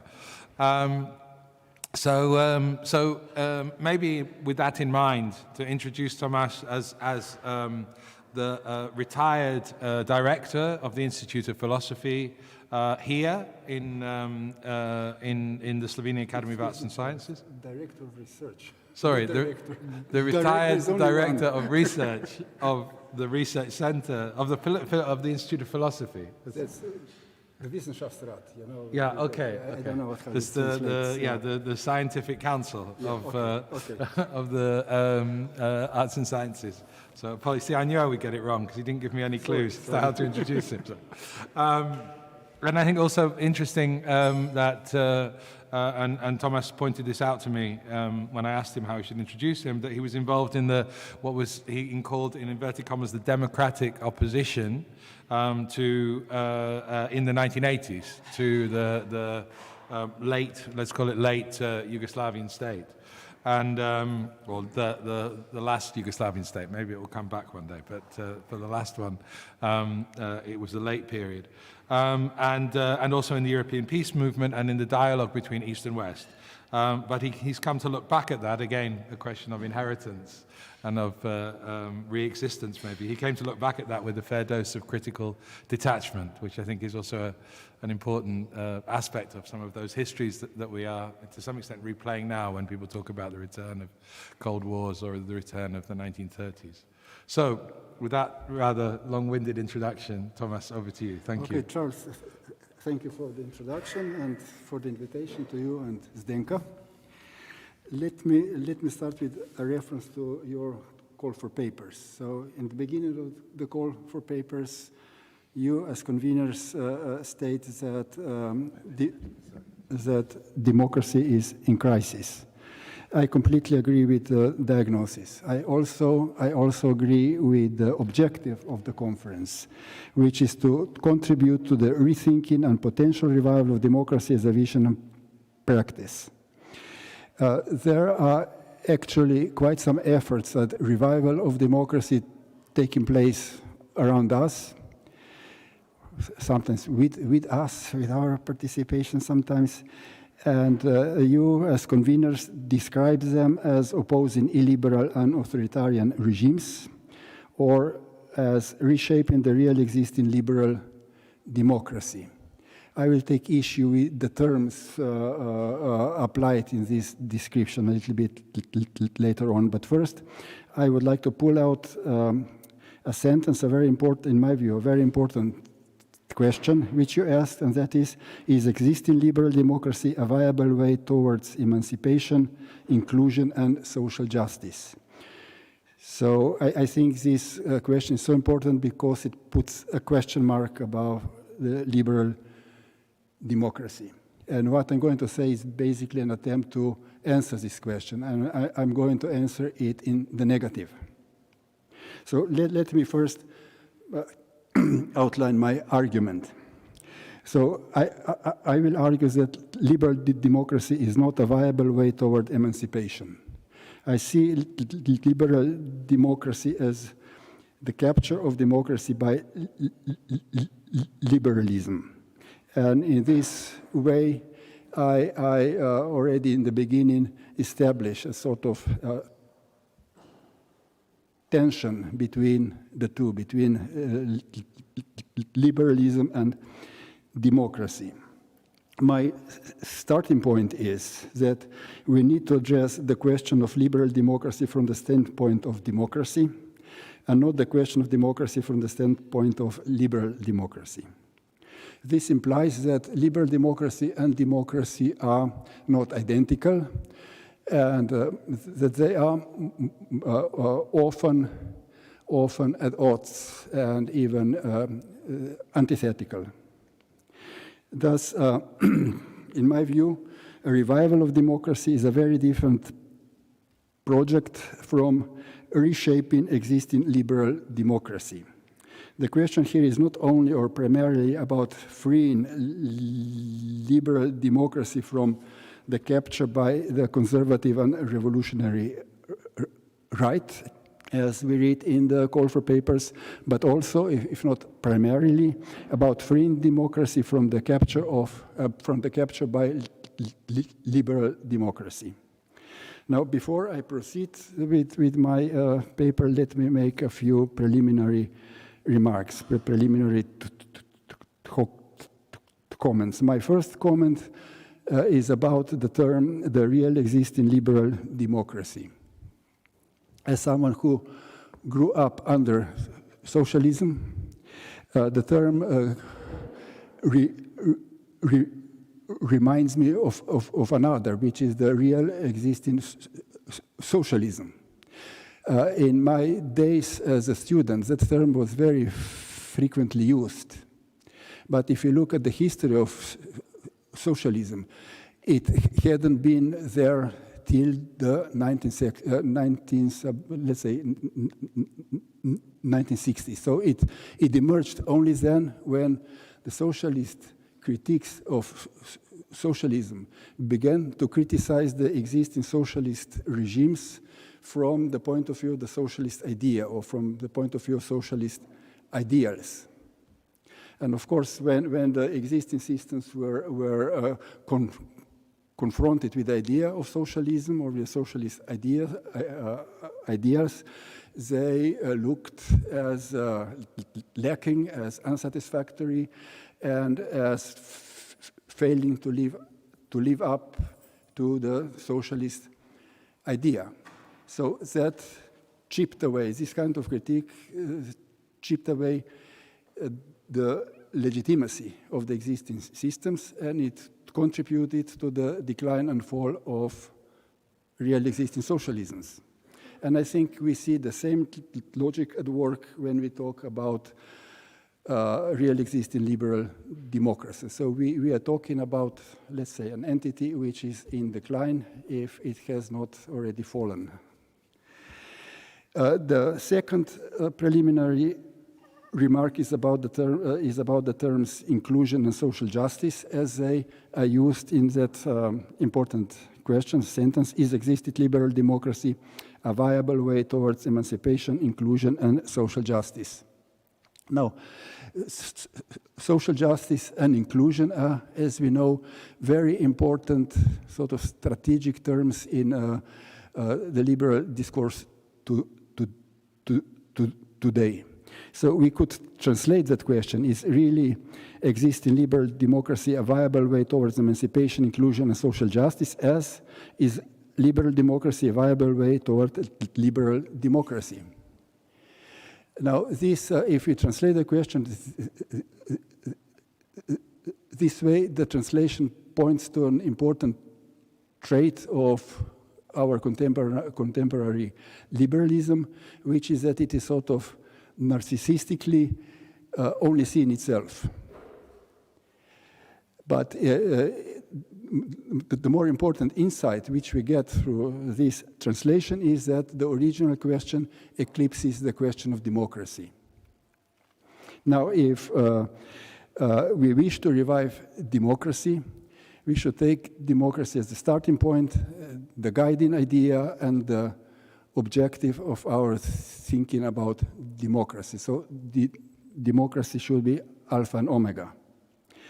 Now, I also like to comment on the term illiberalism. I believe that this term is, from the analytical point of view, an empty concept. It tells only that something that is designated as illiberal is not liberal, but doesn't really tell us what it is. If we hear someone talk about illiberalism, we can quite safely assume that a liberal is speaking about something they don't like, but we don't get the information why they don't like it really and what it is, that thing that is designated as illiberalism. I think the same applies more or less to another term, which is authoritarian regimes. There is another term which is very close to authoritarian regimes, and that is the authoritarian state. This too, I think, is an empty concept. Now, if you look at the history of the concept, history of the authoritarian state, the concept was first introduced in the Nazi political tracts of the early 1930s. The Nazi political theoreticians who introduced the term authoritarian state designated with it a state that was non-liberal. But they made it very clear that this was not a new concept of the state or the concept of a new state. This was only a different way of looking at the state. And I think the same, as I said, the same applies to authoritarian regimes today. It's a way of looking at governments or social or political systems. I shouldn't say which the liberals don't like. And again, we lack the information and analytical description and interpretation of what that authoritarian regime actually is. So I will now turn to liberal democracy. Liberal democracy is a Cold War construct. The term itself could be found earlier in history, but it's rare and it doesn't play any important it's not important role, but in during the Cold War, it was of strategic importance, and the term was introduced in order to appropriate democracy by and for liberalism. So the term represented liberalism as democratic as identical with democracy.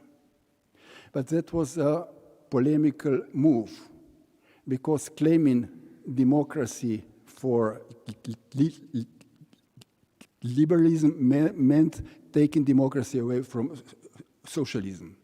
At that time, socialism was still very much seen as closely linked to democracy, and it laid its own claim on democracy. So the liberal democracy was appropriation of democracy for liberalism. Now, if we look at this relationship between socialism and democracy, we can see there more or less throughout the history of socialism. Socialism was quite closely linked with democracy.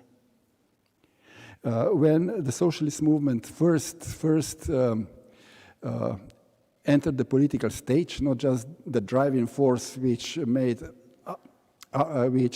the other forces seize power and so on, but also had a say in the government. So when that happened for the first time, that is in the 1848 revolutions, so we're coming close to Bonapartism.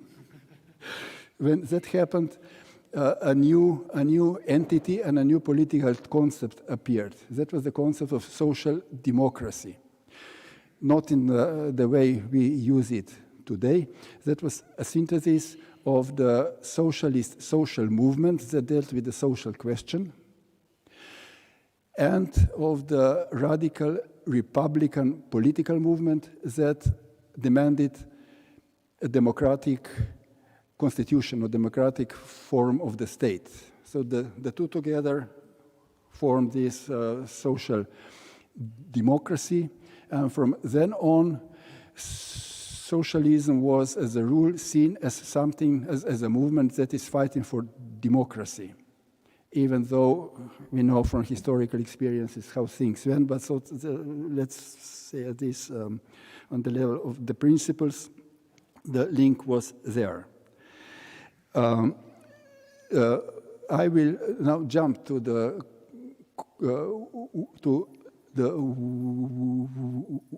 end of the World War I and the events that followed the end of the war, which I would describe as the first great reset. And at that time, I'll say a little bit more later about what I describe it this way. At that time, the idea that socialism is linked to democracy was still very much alive, and it was accepted by the social critics and social and political theoreticians and by politicians. I'll just cite three examples. Veblen, whom I deem to be the greatest American socialist theorist ever, defined socialism as the extension of democracy into the sphere of economy, into the economic sphere. And another example I like to cite is historian Elie Alevi, who in his analysis of the origins of the World War I underlined that at that period, the only political parties that really stood for democracy were socialist parties. But if you want to, in order to have a really emphatic expression of this idea, I will cite Rudolf Hilferding. Hilferding was a leading Austro-German politician, socialist politician, and theoretician. In his speech at the German Social Democratic Party Congress in 1927, he rejected liberal or bourgeois democracy as a nonsense spread by those who did not know history. So if people knew history, they would know, as Hilferding emphasized, that democracy, I'm citing, belongs to the great deeds of the proletarian class struggle. Democracy was our thing. We had to win it for bourgeoisie in a bitter struggle. Think about the struggle for suffrage. How much proletarian blood was spilled to win the equal voting rights? There is another element which is important, sort of history of ideas, this perspective, which is important for understanding liberal democracy. And that is that early in their history, the liberals redefined democracy. As we know, for the most of the history of Western political thought, democracy was understood as a form of government. It was the government by the many, the government by the people. After the French Revolution, this understanding not only of democracy but of all the forms of government was sort of marginalized. And in that intellectual context, the great liberal thinker Tocqueville, in his immensely influential book on democracy in America, redefined democracy as a way of life. So for Tocqueville, democracy was a bundle of sentiments, feelings, behaviors, mental and emotional dispositions, attitudes and values, and it was all suffused with ideas with vague ideas of freedom, liberties, and rights. This understanding of democracy was reinforced and reinvigorated at the time during the occupation of Germany after the World War II. I mean, Germany is still occupied, but I'm talking about those first years of the occupation after the World War II, which were one huge experiment in social engineering. At the center of that social engineering was, which was supposed to teach Germans democracy, was the idea of democracy as a way of life. And of course, in that context, it was the American way of life. Now, let me move to the relationship between liberalism and democracy. First, we need to know that the history of liberalism is relatively short, as a word, as a concept, as an idea, or an ideology, and then as a political identity and a political organization or grouping. Liberalism only appeared in the early 19th century, during the Napoleonic Wars of Conquest, which were marketed as the spread of liberty, just like today we hear a lot about the spread of democracy. So this means that the great era of the emancipatory struggles of the bourgeoisie were actually pre-liberal. And in a way, the advent of liberalism marks the end of the revolutionary bourgeois history. Now, if we look at the ideas, we can see that the distinction between and the opposition between democracy and liberalism was quite clearly articulated in the years leading to 1848 revolutions, to the Spring of Nations. And I will cite just two examples. A leading German radical intellectuals, Arnold Ruge, called on his fellow radicals to make the transition from liberalism to democratism. That was in the preparation for the revolution. And he defined democratism as having the free man as the principle and the people as the end. Sort of more straightforward was the young Friedrich Engels, when he wrote about the total difference between liberalism and democracy, between liberty of money and liberty of man. Liberalism meant that money had been made politically free. So for Engels, liberalism equaled the political liberation of money and the rule of the moneyed class. Now, if we shift from the ideas to the political struggles in which the liberals took place, we can, in that political history of liberalism, discern a certain pattern, and that is that the liberals were always, or maybe there are exceptions, but let's say as a rule, willing to sacrifice political rights and liberties and even the political power itself in order to save their economic power. So they were willing to endorse dictatorship in order to save their wealth and power, wealth, and privileges. Let's stay with this 1848 for a moment. During the revolution, the popular masses, the workers and the peasants, were the driving force of the revolution. That had happened before, but now for the first time, the popular masses entered the Republican government, which replaced the monarchy.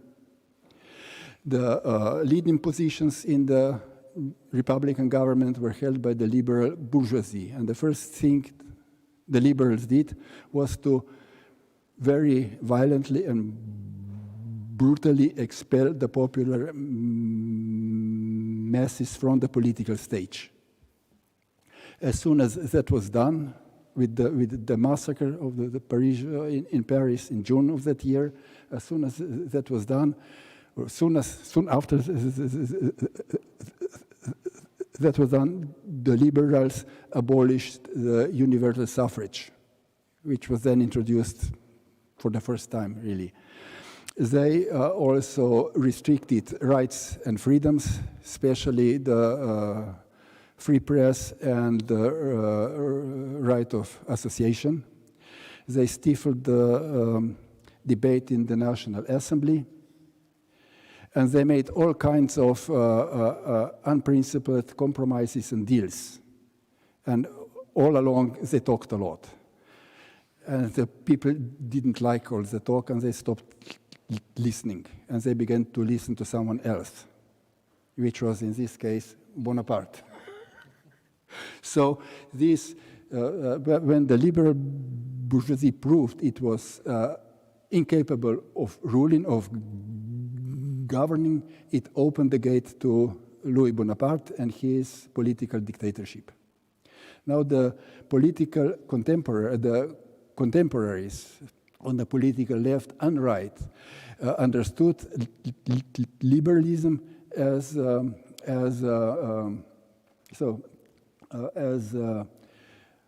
political party or movement, which would be if its universalist ideas would be realized, which would logically lead to socialism. So socialism was seen as a logical consequence of liberalism. But socialism was the antagonist of liberalism. So in order to prevent socialism from negating liberalism, the liberals negated their own ideas and principles themselves.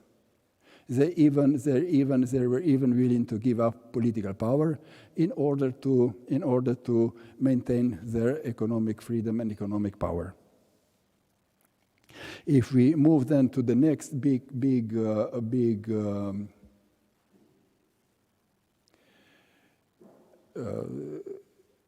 experience of democracy, which was the Paris Commune, we know that the Paris Commune was suppressed very brutally again by the government, which understood itself as the most liberal government France had ever had. And European contemporaries also saw that French government as a very liberal government. Now I jump to that Great Reset, the end of the World War I. We have to, I need to say something about the Versailles Peace Conference. The Versailles Peace Conference, which was held after the cessation of hostilities, was initiated a reorganization of the Western ruling elites on international level. And an important element in that reorganization was that they introduced the representatives of big economic interests, like the bankers and the businessmen and big industrialists, into the highest echelons of political decision-making, domestically and internationally. The aim of this reset, of this reorganization, was to create, mainly with financial instruments, the new liberal international order. That new liberal international order was at the same time declared a war against all the alternatives to the existing political economic system, which translated into repression against dissent and opposition at home, and into war against the Soviet Union as the first socialist state. The war on Soviet Union was organized by the Peace Conference itself. So soon after an important result of this peace conference and the new order was that one of the results was a massive influx of American capital into Europe, and a big part of that capital was used to rebuild the German military machine, i.e. the Nazi military machine. Soon after Versailles, the fascists seized power in Italy, and a decade later in Germany. Now, the fascism, we again have the pattern I described before. When they seize power, the fascists first crack down on the labor movement as the strongest opposition to the capitalists. The term was then used quite technically by anyone, against the capitalist system. So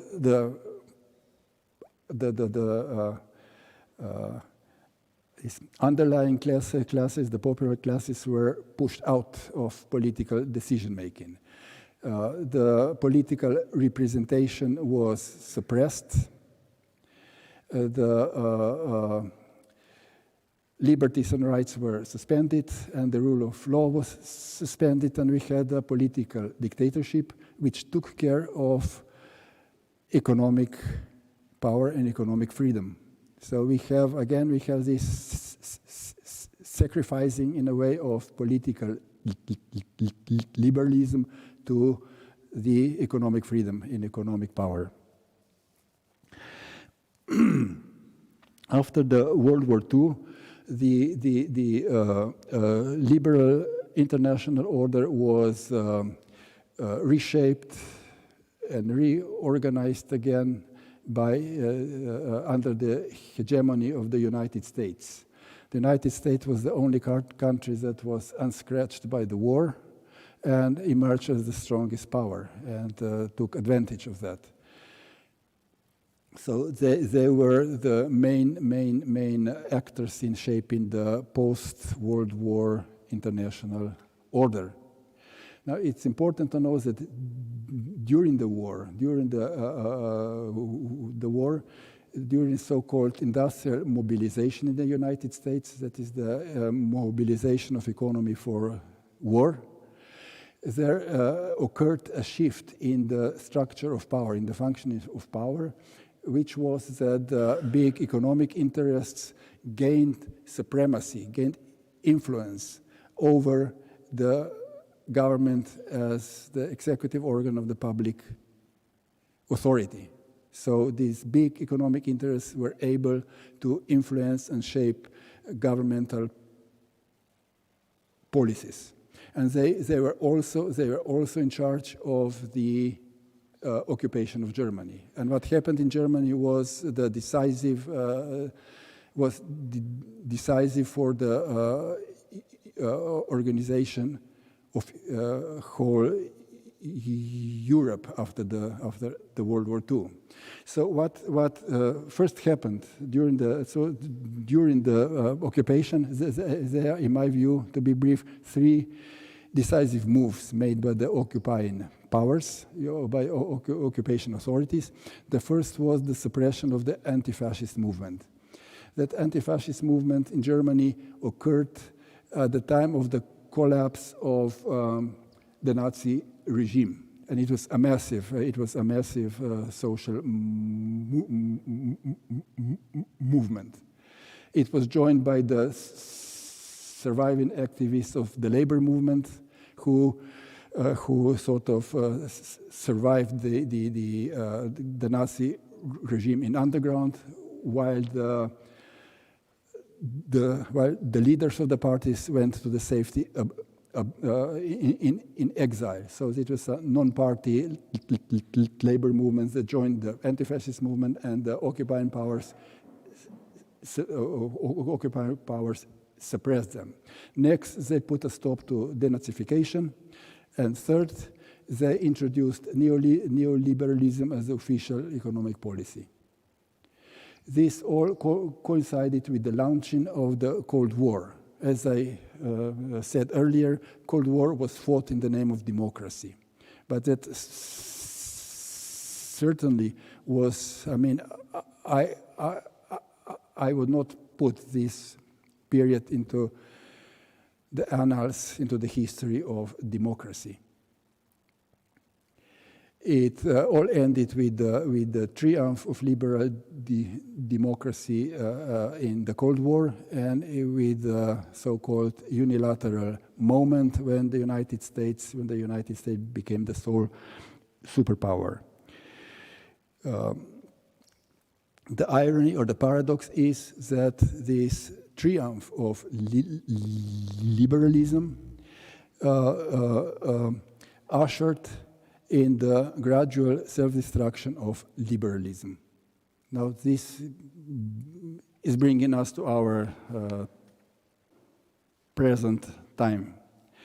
The most important political development, in my view, after the Cold War was the consolidation of global liberal elites.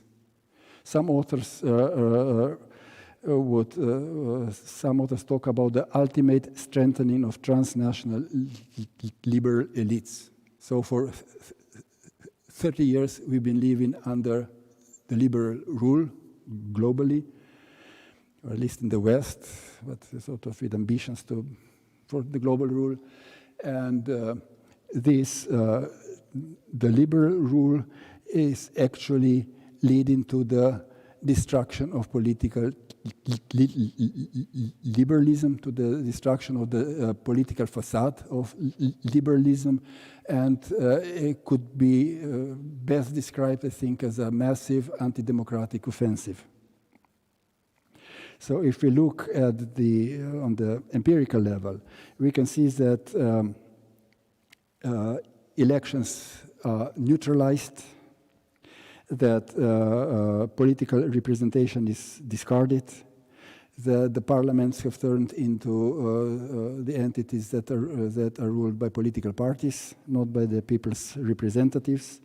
We are confronted with an unaccountable and corrupt power. There is no more division between the branches of government, and what we see is the primacy of the executive. We can observe the curtailment, suspension, and violations of rights and liberties. The body is not unviolable anymore. There is a rise of censorship. Dissent is more and more being criminalized. There reigns uniformity and unanimity of opinion. Political pluralism is de facto gone. All political parties stand on the same political platform. We live under the rule by decree in permanent emergency. The rule of law has been made obsolete, and we are ruled by those who are above the law.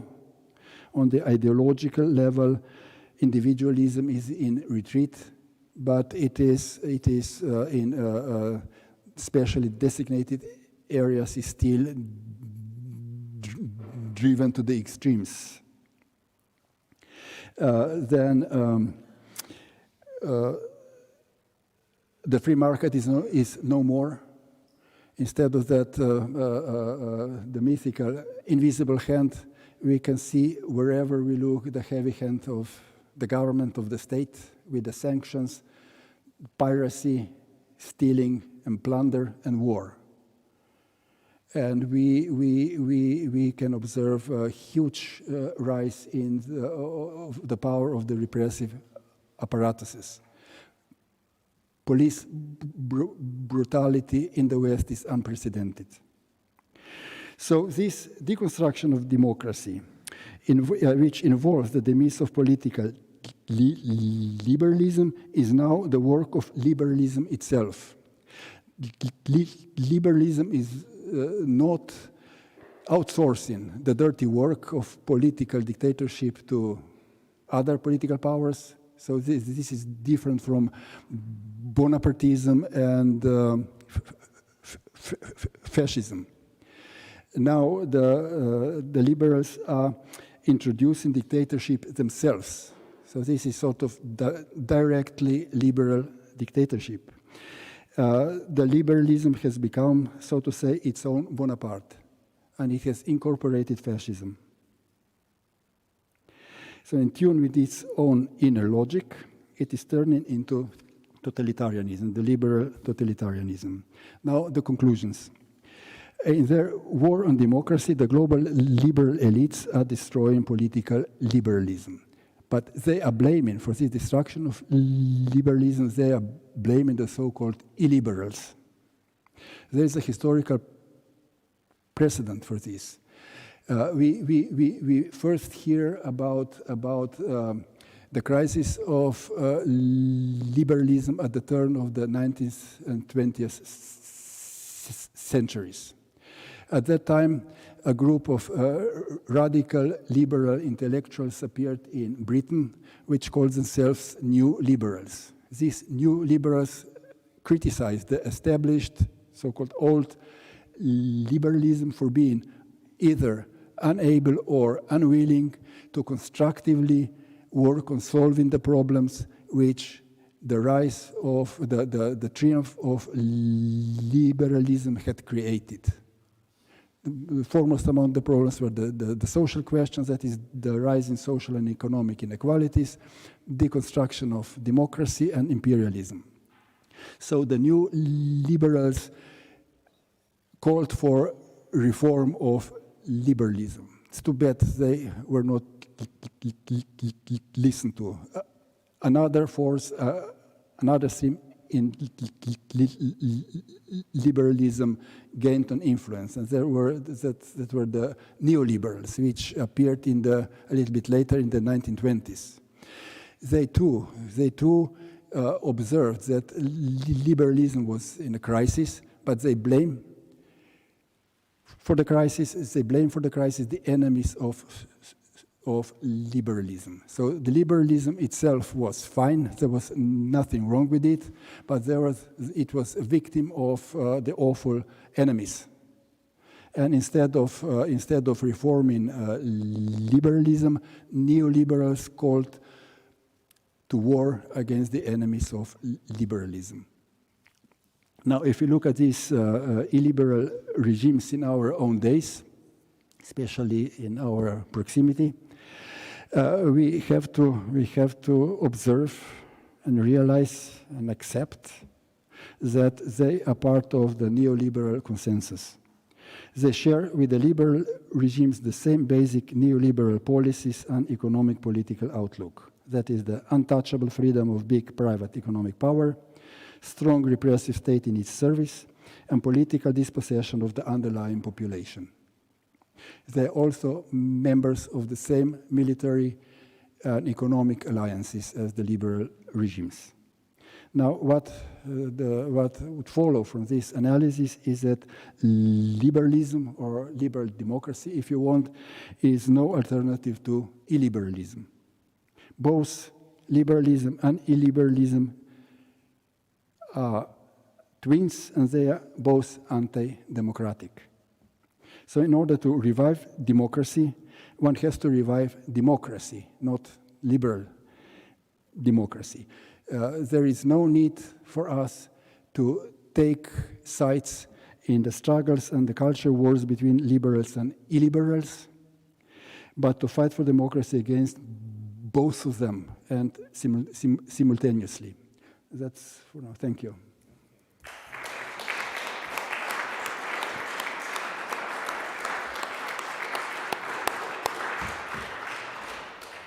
Thank you so much, Tomasz. And of course, I'd be happy if there are any questions for people to put their hands up. I think we're going to abandon Corina's very clever system because I don't think we have any more paper, so people would have to come up here and ask a question. But maybe while you're considering or thinking about the questions, maybe I can ask you one, I suppose one aspect of your talk that was missing in a way, but it's a big topic. You defined beautifully, I think, the sort of European, like a bird's eye view of European history, and I suppose particularly West European history in a way, but then its impact. But this is the sort of focus of the histories that you talked about. And you defined liberalism very beautifully, and you set it up against democracy, but you didn't say so much about democracy. Yeah. So maybe I can ask you a very simple question. What is democracy, Tomasz? Well, I would go for the classical definition of democracy as a form of government. So it's the government of the people, which is in our world almost necessarily when we go beyond the micro level. It's a representative government. That's why I was talking about the deconstruction or abolition of political representation in all these events in history. So I would not complicate. I don't want to accept the definition of democracy as a way of life, because that would bring us to complete arbitrariness. You know, what is, you know, we can't find consensus between attitudes and feelings, and, you know, this is a different part of our lives. But if we are dealing with politics, which is dealing with our common issues, we need to go to another level, which is organizing the government in a way that allows the underlying populations, that's Veblen's term, which allows the underlying population a say in running their own lives. So in a way, the idea of democracy that you talk about like that is not an ideological term, but more a kind of infrastructure, a production of a result that would, and the safeguards to that democracy will be to protect the infrastructure of a voting system. Presumably, it could be different voting systems, and the access that people would have to opinions. The problem, it strikes me, is that what we have is some defense of that infrastructure, but the manipulation of the liberal Democrats and the illiberal Democrats and the authoritarians and all of the ducks lined up in a row, which you lined up very nicely and basically pointed that they're all ducks in a certain sense. But in doing so, it's their manipulation of the infrastructures of democracy which have partly got us where we are. So how do we defend that infrastructure of democracy against the manipulations of the liberals? So that's a very good point, you know, and the problem with looking at democracy as a forum, right, as an infrastructure, is that it can indeed be manipulated. And in order to prevent that, you know, we should have the ideological and political moment, which is that the people are, as I cited, the old Democrat Ruge, the people at the end. They're the starting point of politics, and at the end, the objective of the politics. So we need that ideological moment as well. We can't retreat in pure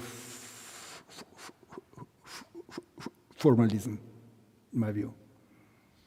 But I suppose, I mean, just to pursue it for a little while. Please. Because what that implies then is a level of social trust, no? Because it implies that the I, which is so cultivated by liberalism, puts the trust in the we, the people, to the point of those decisions being given out of hand in a certain way.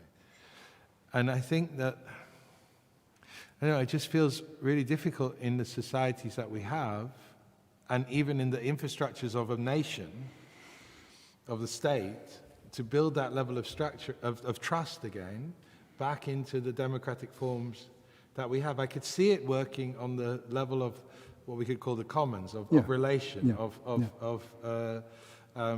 I mean, just call it the small scale for now, but the relational. But I suppose I'm struggling to see how it would work at the level beyond that, if trust was the thing that was at stake. Trust is key, of course, you know, and there is no surprise that the people have lost trust in their governments when they see what's happening. One of the problems is, you know, when we are talking about the levels, one of the problems is that the key, most important decisions, the vital decisions, are not taken on the national level anymore. So, and that is, in my view, the framework to which we still don't have an alternative. So beyond the state, there is no democracy. Mm-hmm. If there is democracy in the state, that's the question of social and political struggles. Yeah. But beyond the state, we have no mechanisms to influence and make the power holders accountable. And these crucial decisions now are being taken by the powers that are not elected, they're not responsible and accountable to the people. And then even if we have a formally democratic state, that doesn't help. Because the sovereignty, which is the supreme power, is located elsewhere. Yeah. It's located either on these supranational globalist political entities, or they're in the hands of corporations. So economic power, and this huge economic power is, again, it's out of our control as things stand today. And are there any? I've got one more question actually, but is there any more? Just one follow-up, because we're in Slovenia. Yeah. and yes, I mean, you mentioned your history in the 1980s, and of course, I'm aware through knowledge of NSK and Zdenka's lessons over many years about the strength of civil society here, and the push of civil society, which in a way was that form of relationality, we could say, in a certain sense, that I think did create a real shift in the 80s and into the 90s. I mean, that's how I understand it. I obviously wasn't part of it, and you were. Yeah. And you spoke about coming away with a sort of critical distance from that experience. So I suppose my question is, where does that civil society movement play in that form of democracy that we're talking about? And why the critical distance now? What went wrong? Oh. That's true. I have to think about how to be brief about this. So, yeah. So whenever we talk about political societies, and when we talk about our lived history, we are living in a setup where there is this distinction between the state and civil society. This is sort of, in the modernity, this is one of the basic features of the institutional framework in which we live. So there is nothing big in civil society itself, but in the 80s, so actually it started in the 70s, civil society began to be the term, the central term of the democratic opposition in Eastern Europe. Mm-hmm. And in that context, civil society was identified with democracy, and it was at the same time the place where democratic struggles take place, and it was also the actor of the democratic struggles itself. Yeah. Now, I have to what shall I say? Make a confession, whatever, that I was much responsible for the introduction of the term in this country. Yeah, and it was exciting in the beginning. It was exciting. Social, we have civil society. We can play it on the equivocacy with the civilization. Civilizing force and all that. There was a lot of cheating, but it was effective. Mm-hmm. But, after that initial enthusiasm, I began to point out at the dark side of civil society. Civil society is not necessarily democratic. It could be very repressive as well. And that was, at that time, our little group of sociologists and whatever fell apart. So we sort of almost stopped talking to each other because I was betraying the big idea of civil society. So one thing one element of the answer to the question is that civil society as such is not a guarantee for democracy. Yeah, interesting. Yeah. Could be also the opposite. Yeah. Then what happened after the fall of socialism was the conceptual absurd that civil society came to power. So civil society was supposed to be the force and the sphere outside of power. Now it came to power. And that means that all kinds of people took advantage of the fall took advantage of the vacuum of the old power receding and come in with their own resentments and calculations and obsessive ideas, and also some of them very honestly with the idea of setting up a democratic society after all. But that didn't work. It turned into undemocratic. It turned into an undemocratic power. The third issue with civil society was that it didn't take the state seriously. So when the state, what was left of the state, of the old state, fell into the hands of civil society didn't know what to do with that state. They had no ideas about what to do because that was not our business. Yeah. But then, with the change, this we were in a different situation. And then that was still, the history of the, let's say, 80s. But then later on, civil society, after the Cold War, civil society became very clearly a tool of the State Department. That was part of the regime changes and color revolutions. So it was always civil society, and the funds were given to civil society. What this society is, I don't know. But there is a difference between the struggles within a certain, let's say, within a country, it more or less relying on its own powers, and a situation in which this become the dirty geopolitical game, in which you don't know who is who and who is paying for whom, and with what objectives. Yeah. But is this it's something? excellent. No, it's excellent. Okay. Thank you.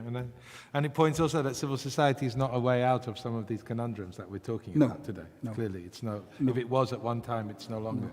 I mean, it's one of these vague ideas. Yeah. But in order to achieve something, we need to make a few more steps towards concretization, to concrete analysis and concrete programs. Yeah. And when we come to that level, we don't talk about civil society anymore, but we would probably talk about more specific things. Yeah, yeah, and specific relations maybe rather than general relations. Thank you. A question. Would you like to come up here? Ask it. Thank you very much. Are there any other questions if anyone wants to put their hand up?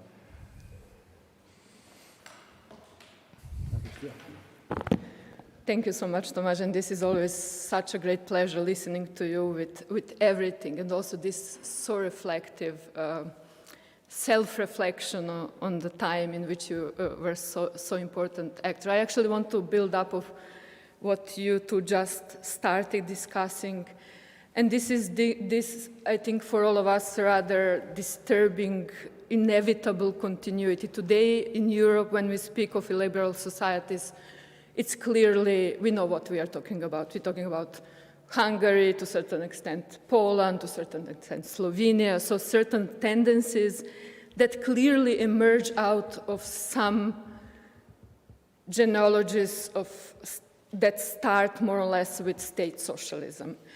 And all this kind of convergence of very different societies that became labeled as illiberal, as you already said yourself, became possible only after the Cold War ended.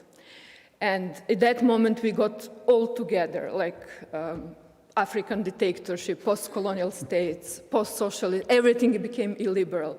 Today, we have kind of, again, narrowing the perspective, but still this genealogy is something we cannot overlook. Basically, we came to the point where we are, I think, because we labeled also ourselves state socialist societies as illiberal. And I want to hear more about your own position towards that, not only as an actor, but also as a sociologist and very fine philosopher of society generally. I really like what you just said about this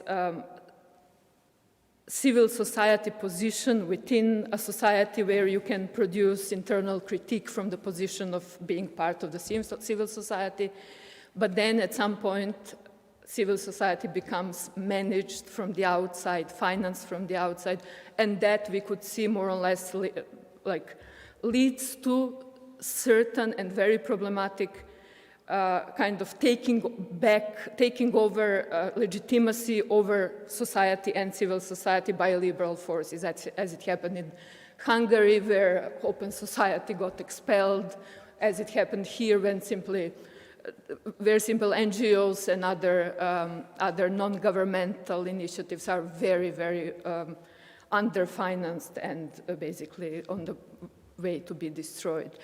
So in which way can we theorize and think of this line between state socialism to illiberalism that basically happens at the same geographical sites?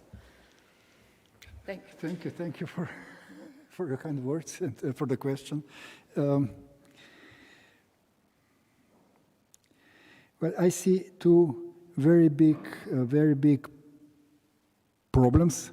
One is that we have a very simplified view of state socialism, and the other is that we have a very simplified view of liberalism. And we are basically seeing the world through liberal lenses. There is, we have to admit, what we've been living through, and which is only now starting to crack, was the ideological hegemony of liberalism. In that perspective, in the liberal perspective of history, liberalism, of course, stands for everything good, and I insist on this concrete location in time of when liberalism appeared. What we have in liberal histories or histories of liberalism is the colonization of history.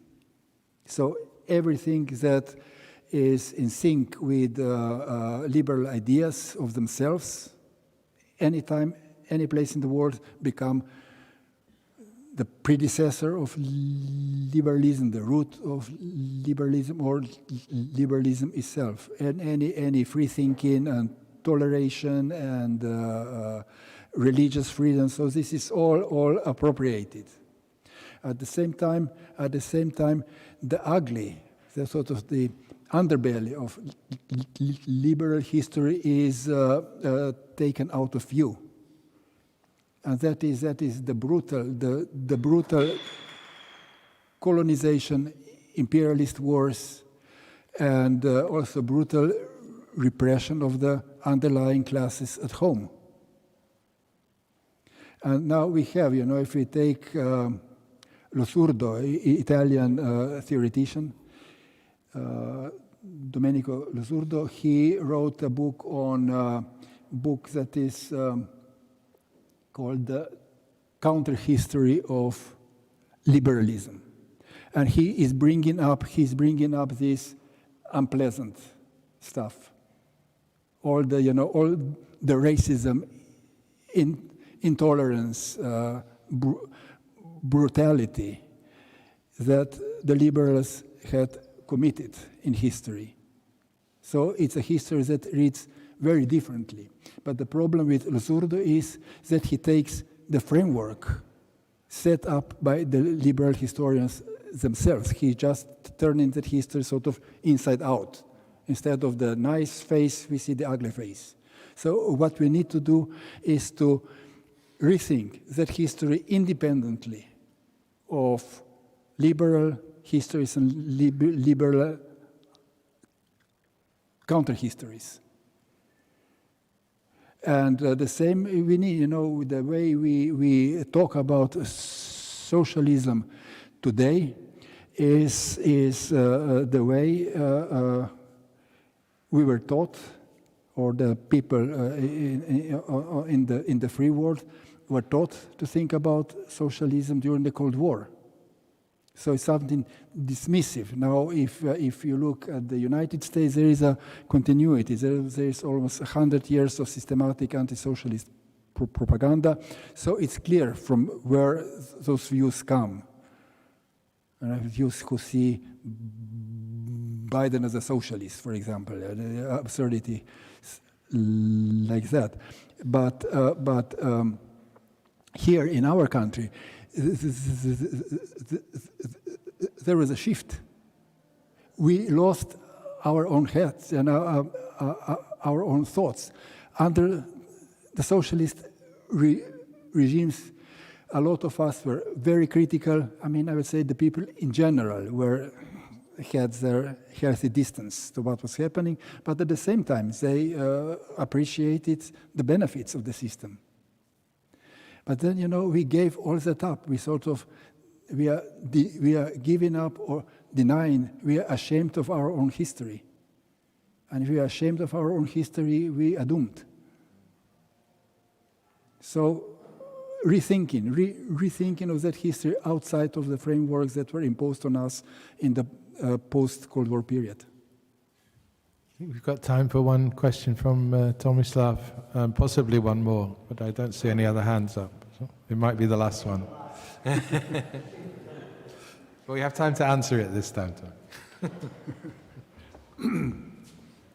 Okay, thank you for your talk, and really inspiring, and aroused a lot of thoughts. I want to raise a future-oriented question. If we posit liberalism, particularly economic liberalism on one side, and democracy on the other side of sort of big conflict that we are in, at least in a part of the world. Quinn Slobodin, a historian, has written a book called The Globalist, where he develops an interesting thesis. It's an intellectual history of the Mont-Pelerin society. And he says, Friedrich Hayek has experienced the period of intense imperial competition between capitalist states in Europe.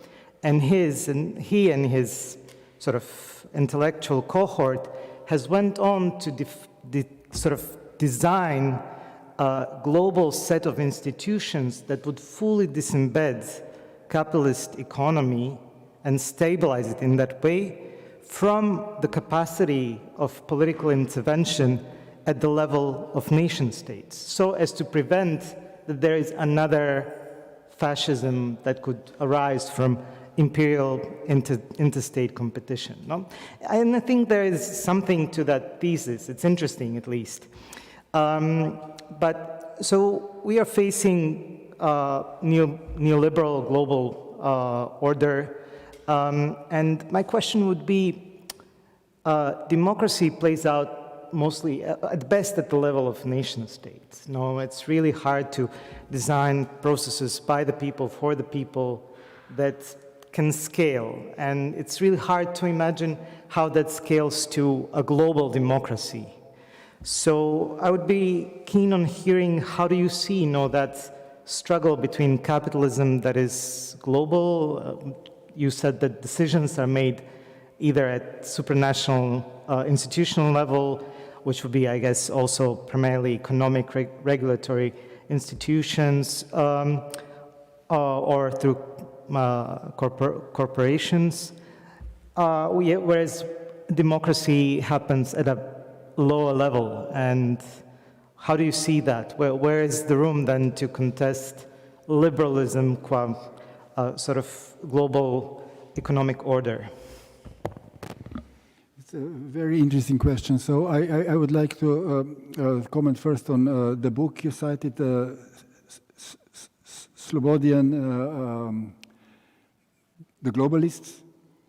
This is his study of mainly of German ordo liberals. I took a very different view of ordo liberalism as he did. I mean, it's interesting. It's a very interesting book, and it's one of the books, one of the rare books that offered a good study of ordo liberals to the Anglophone public. But in my view, what's most interesting about ordo liberalism is that they problematized economic power.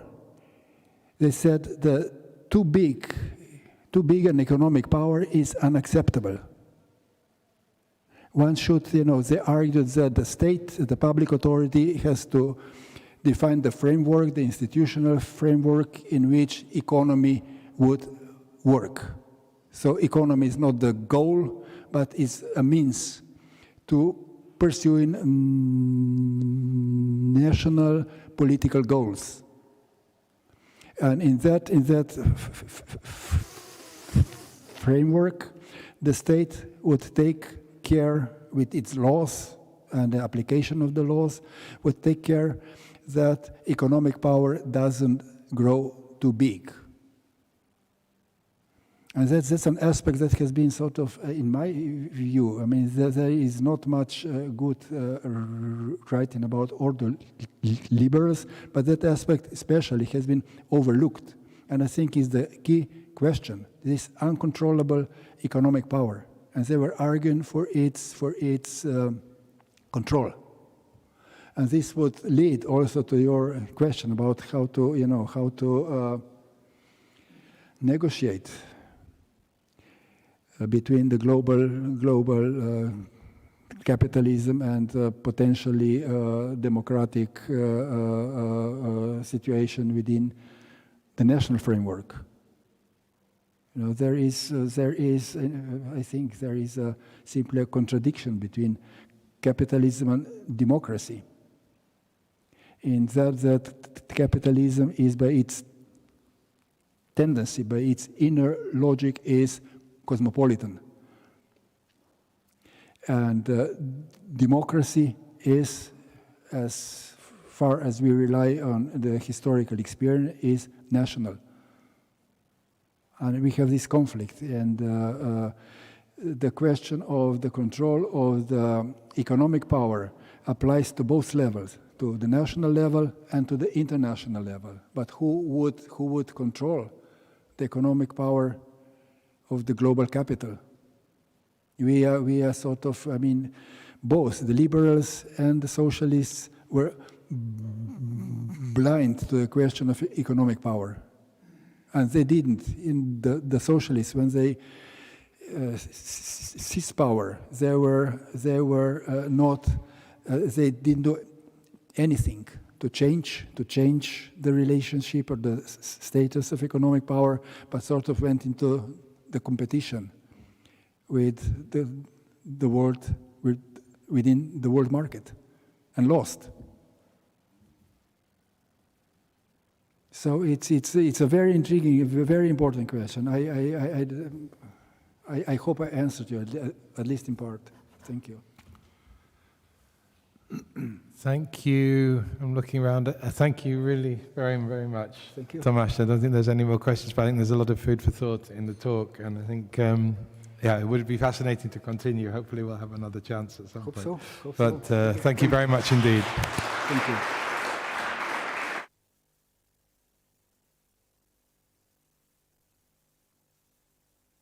We all go to Sukarna now for the opening. Is that right? Okay, great. Thanks very much.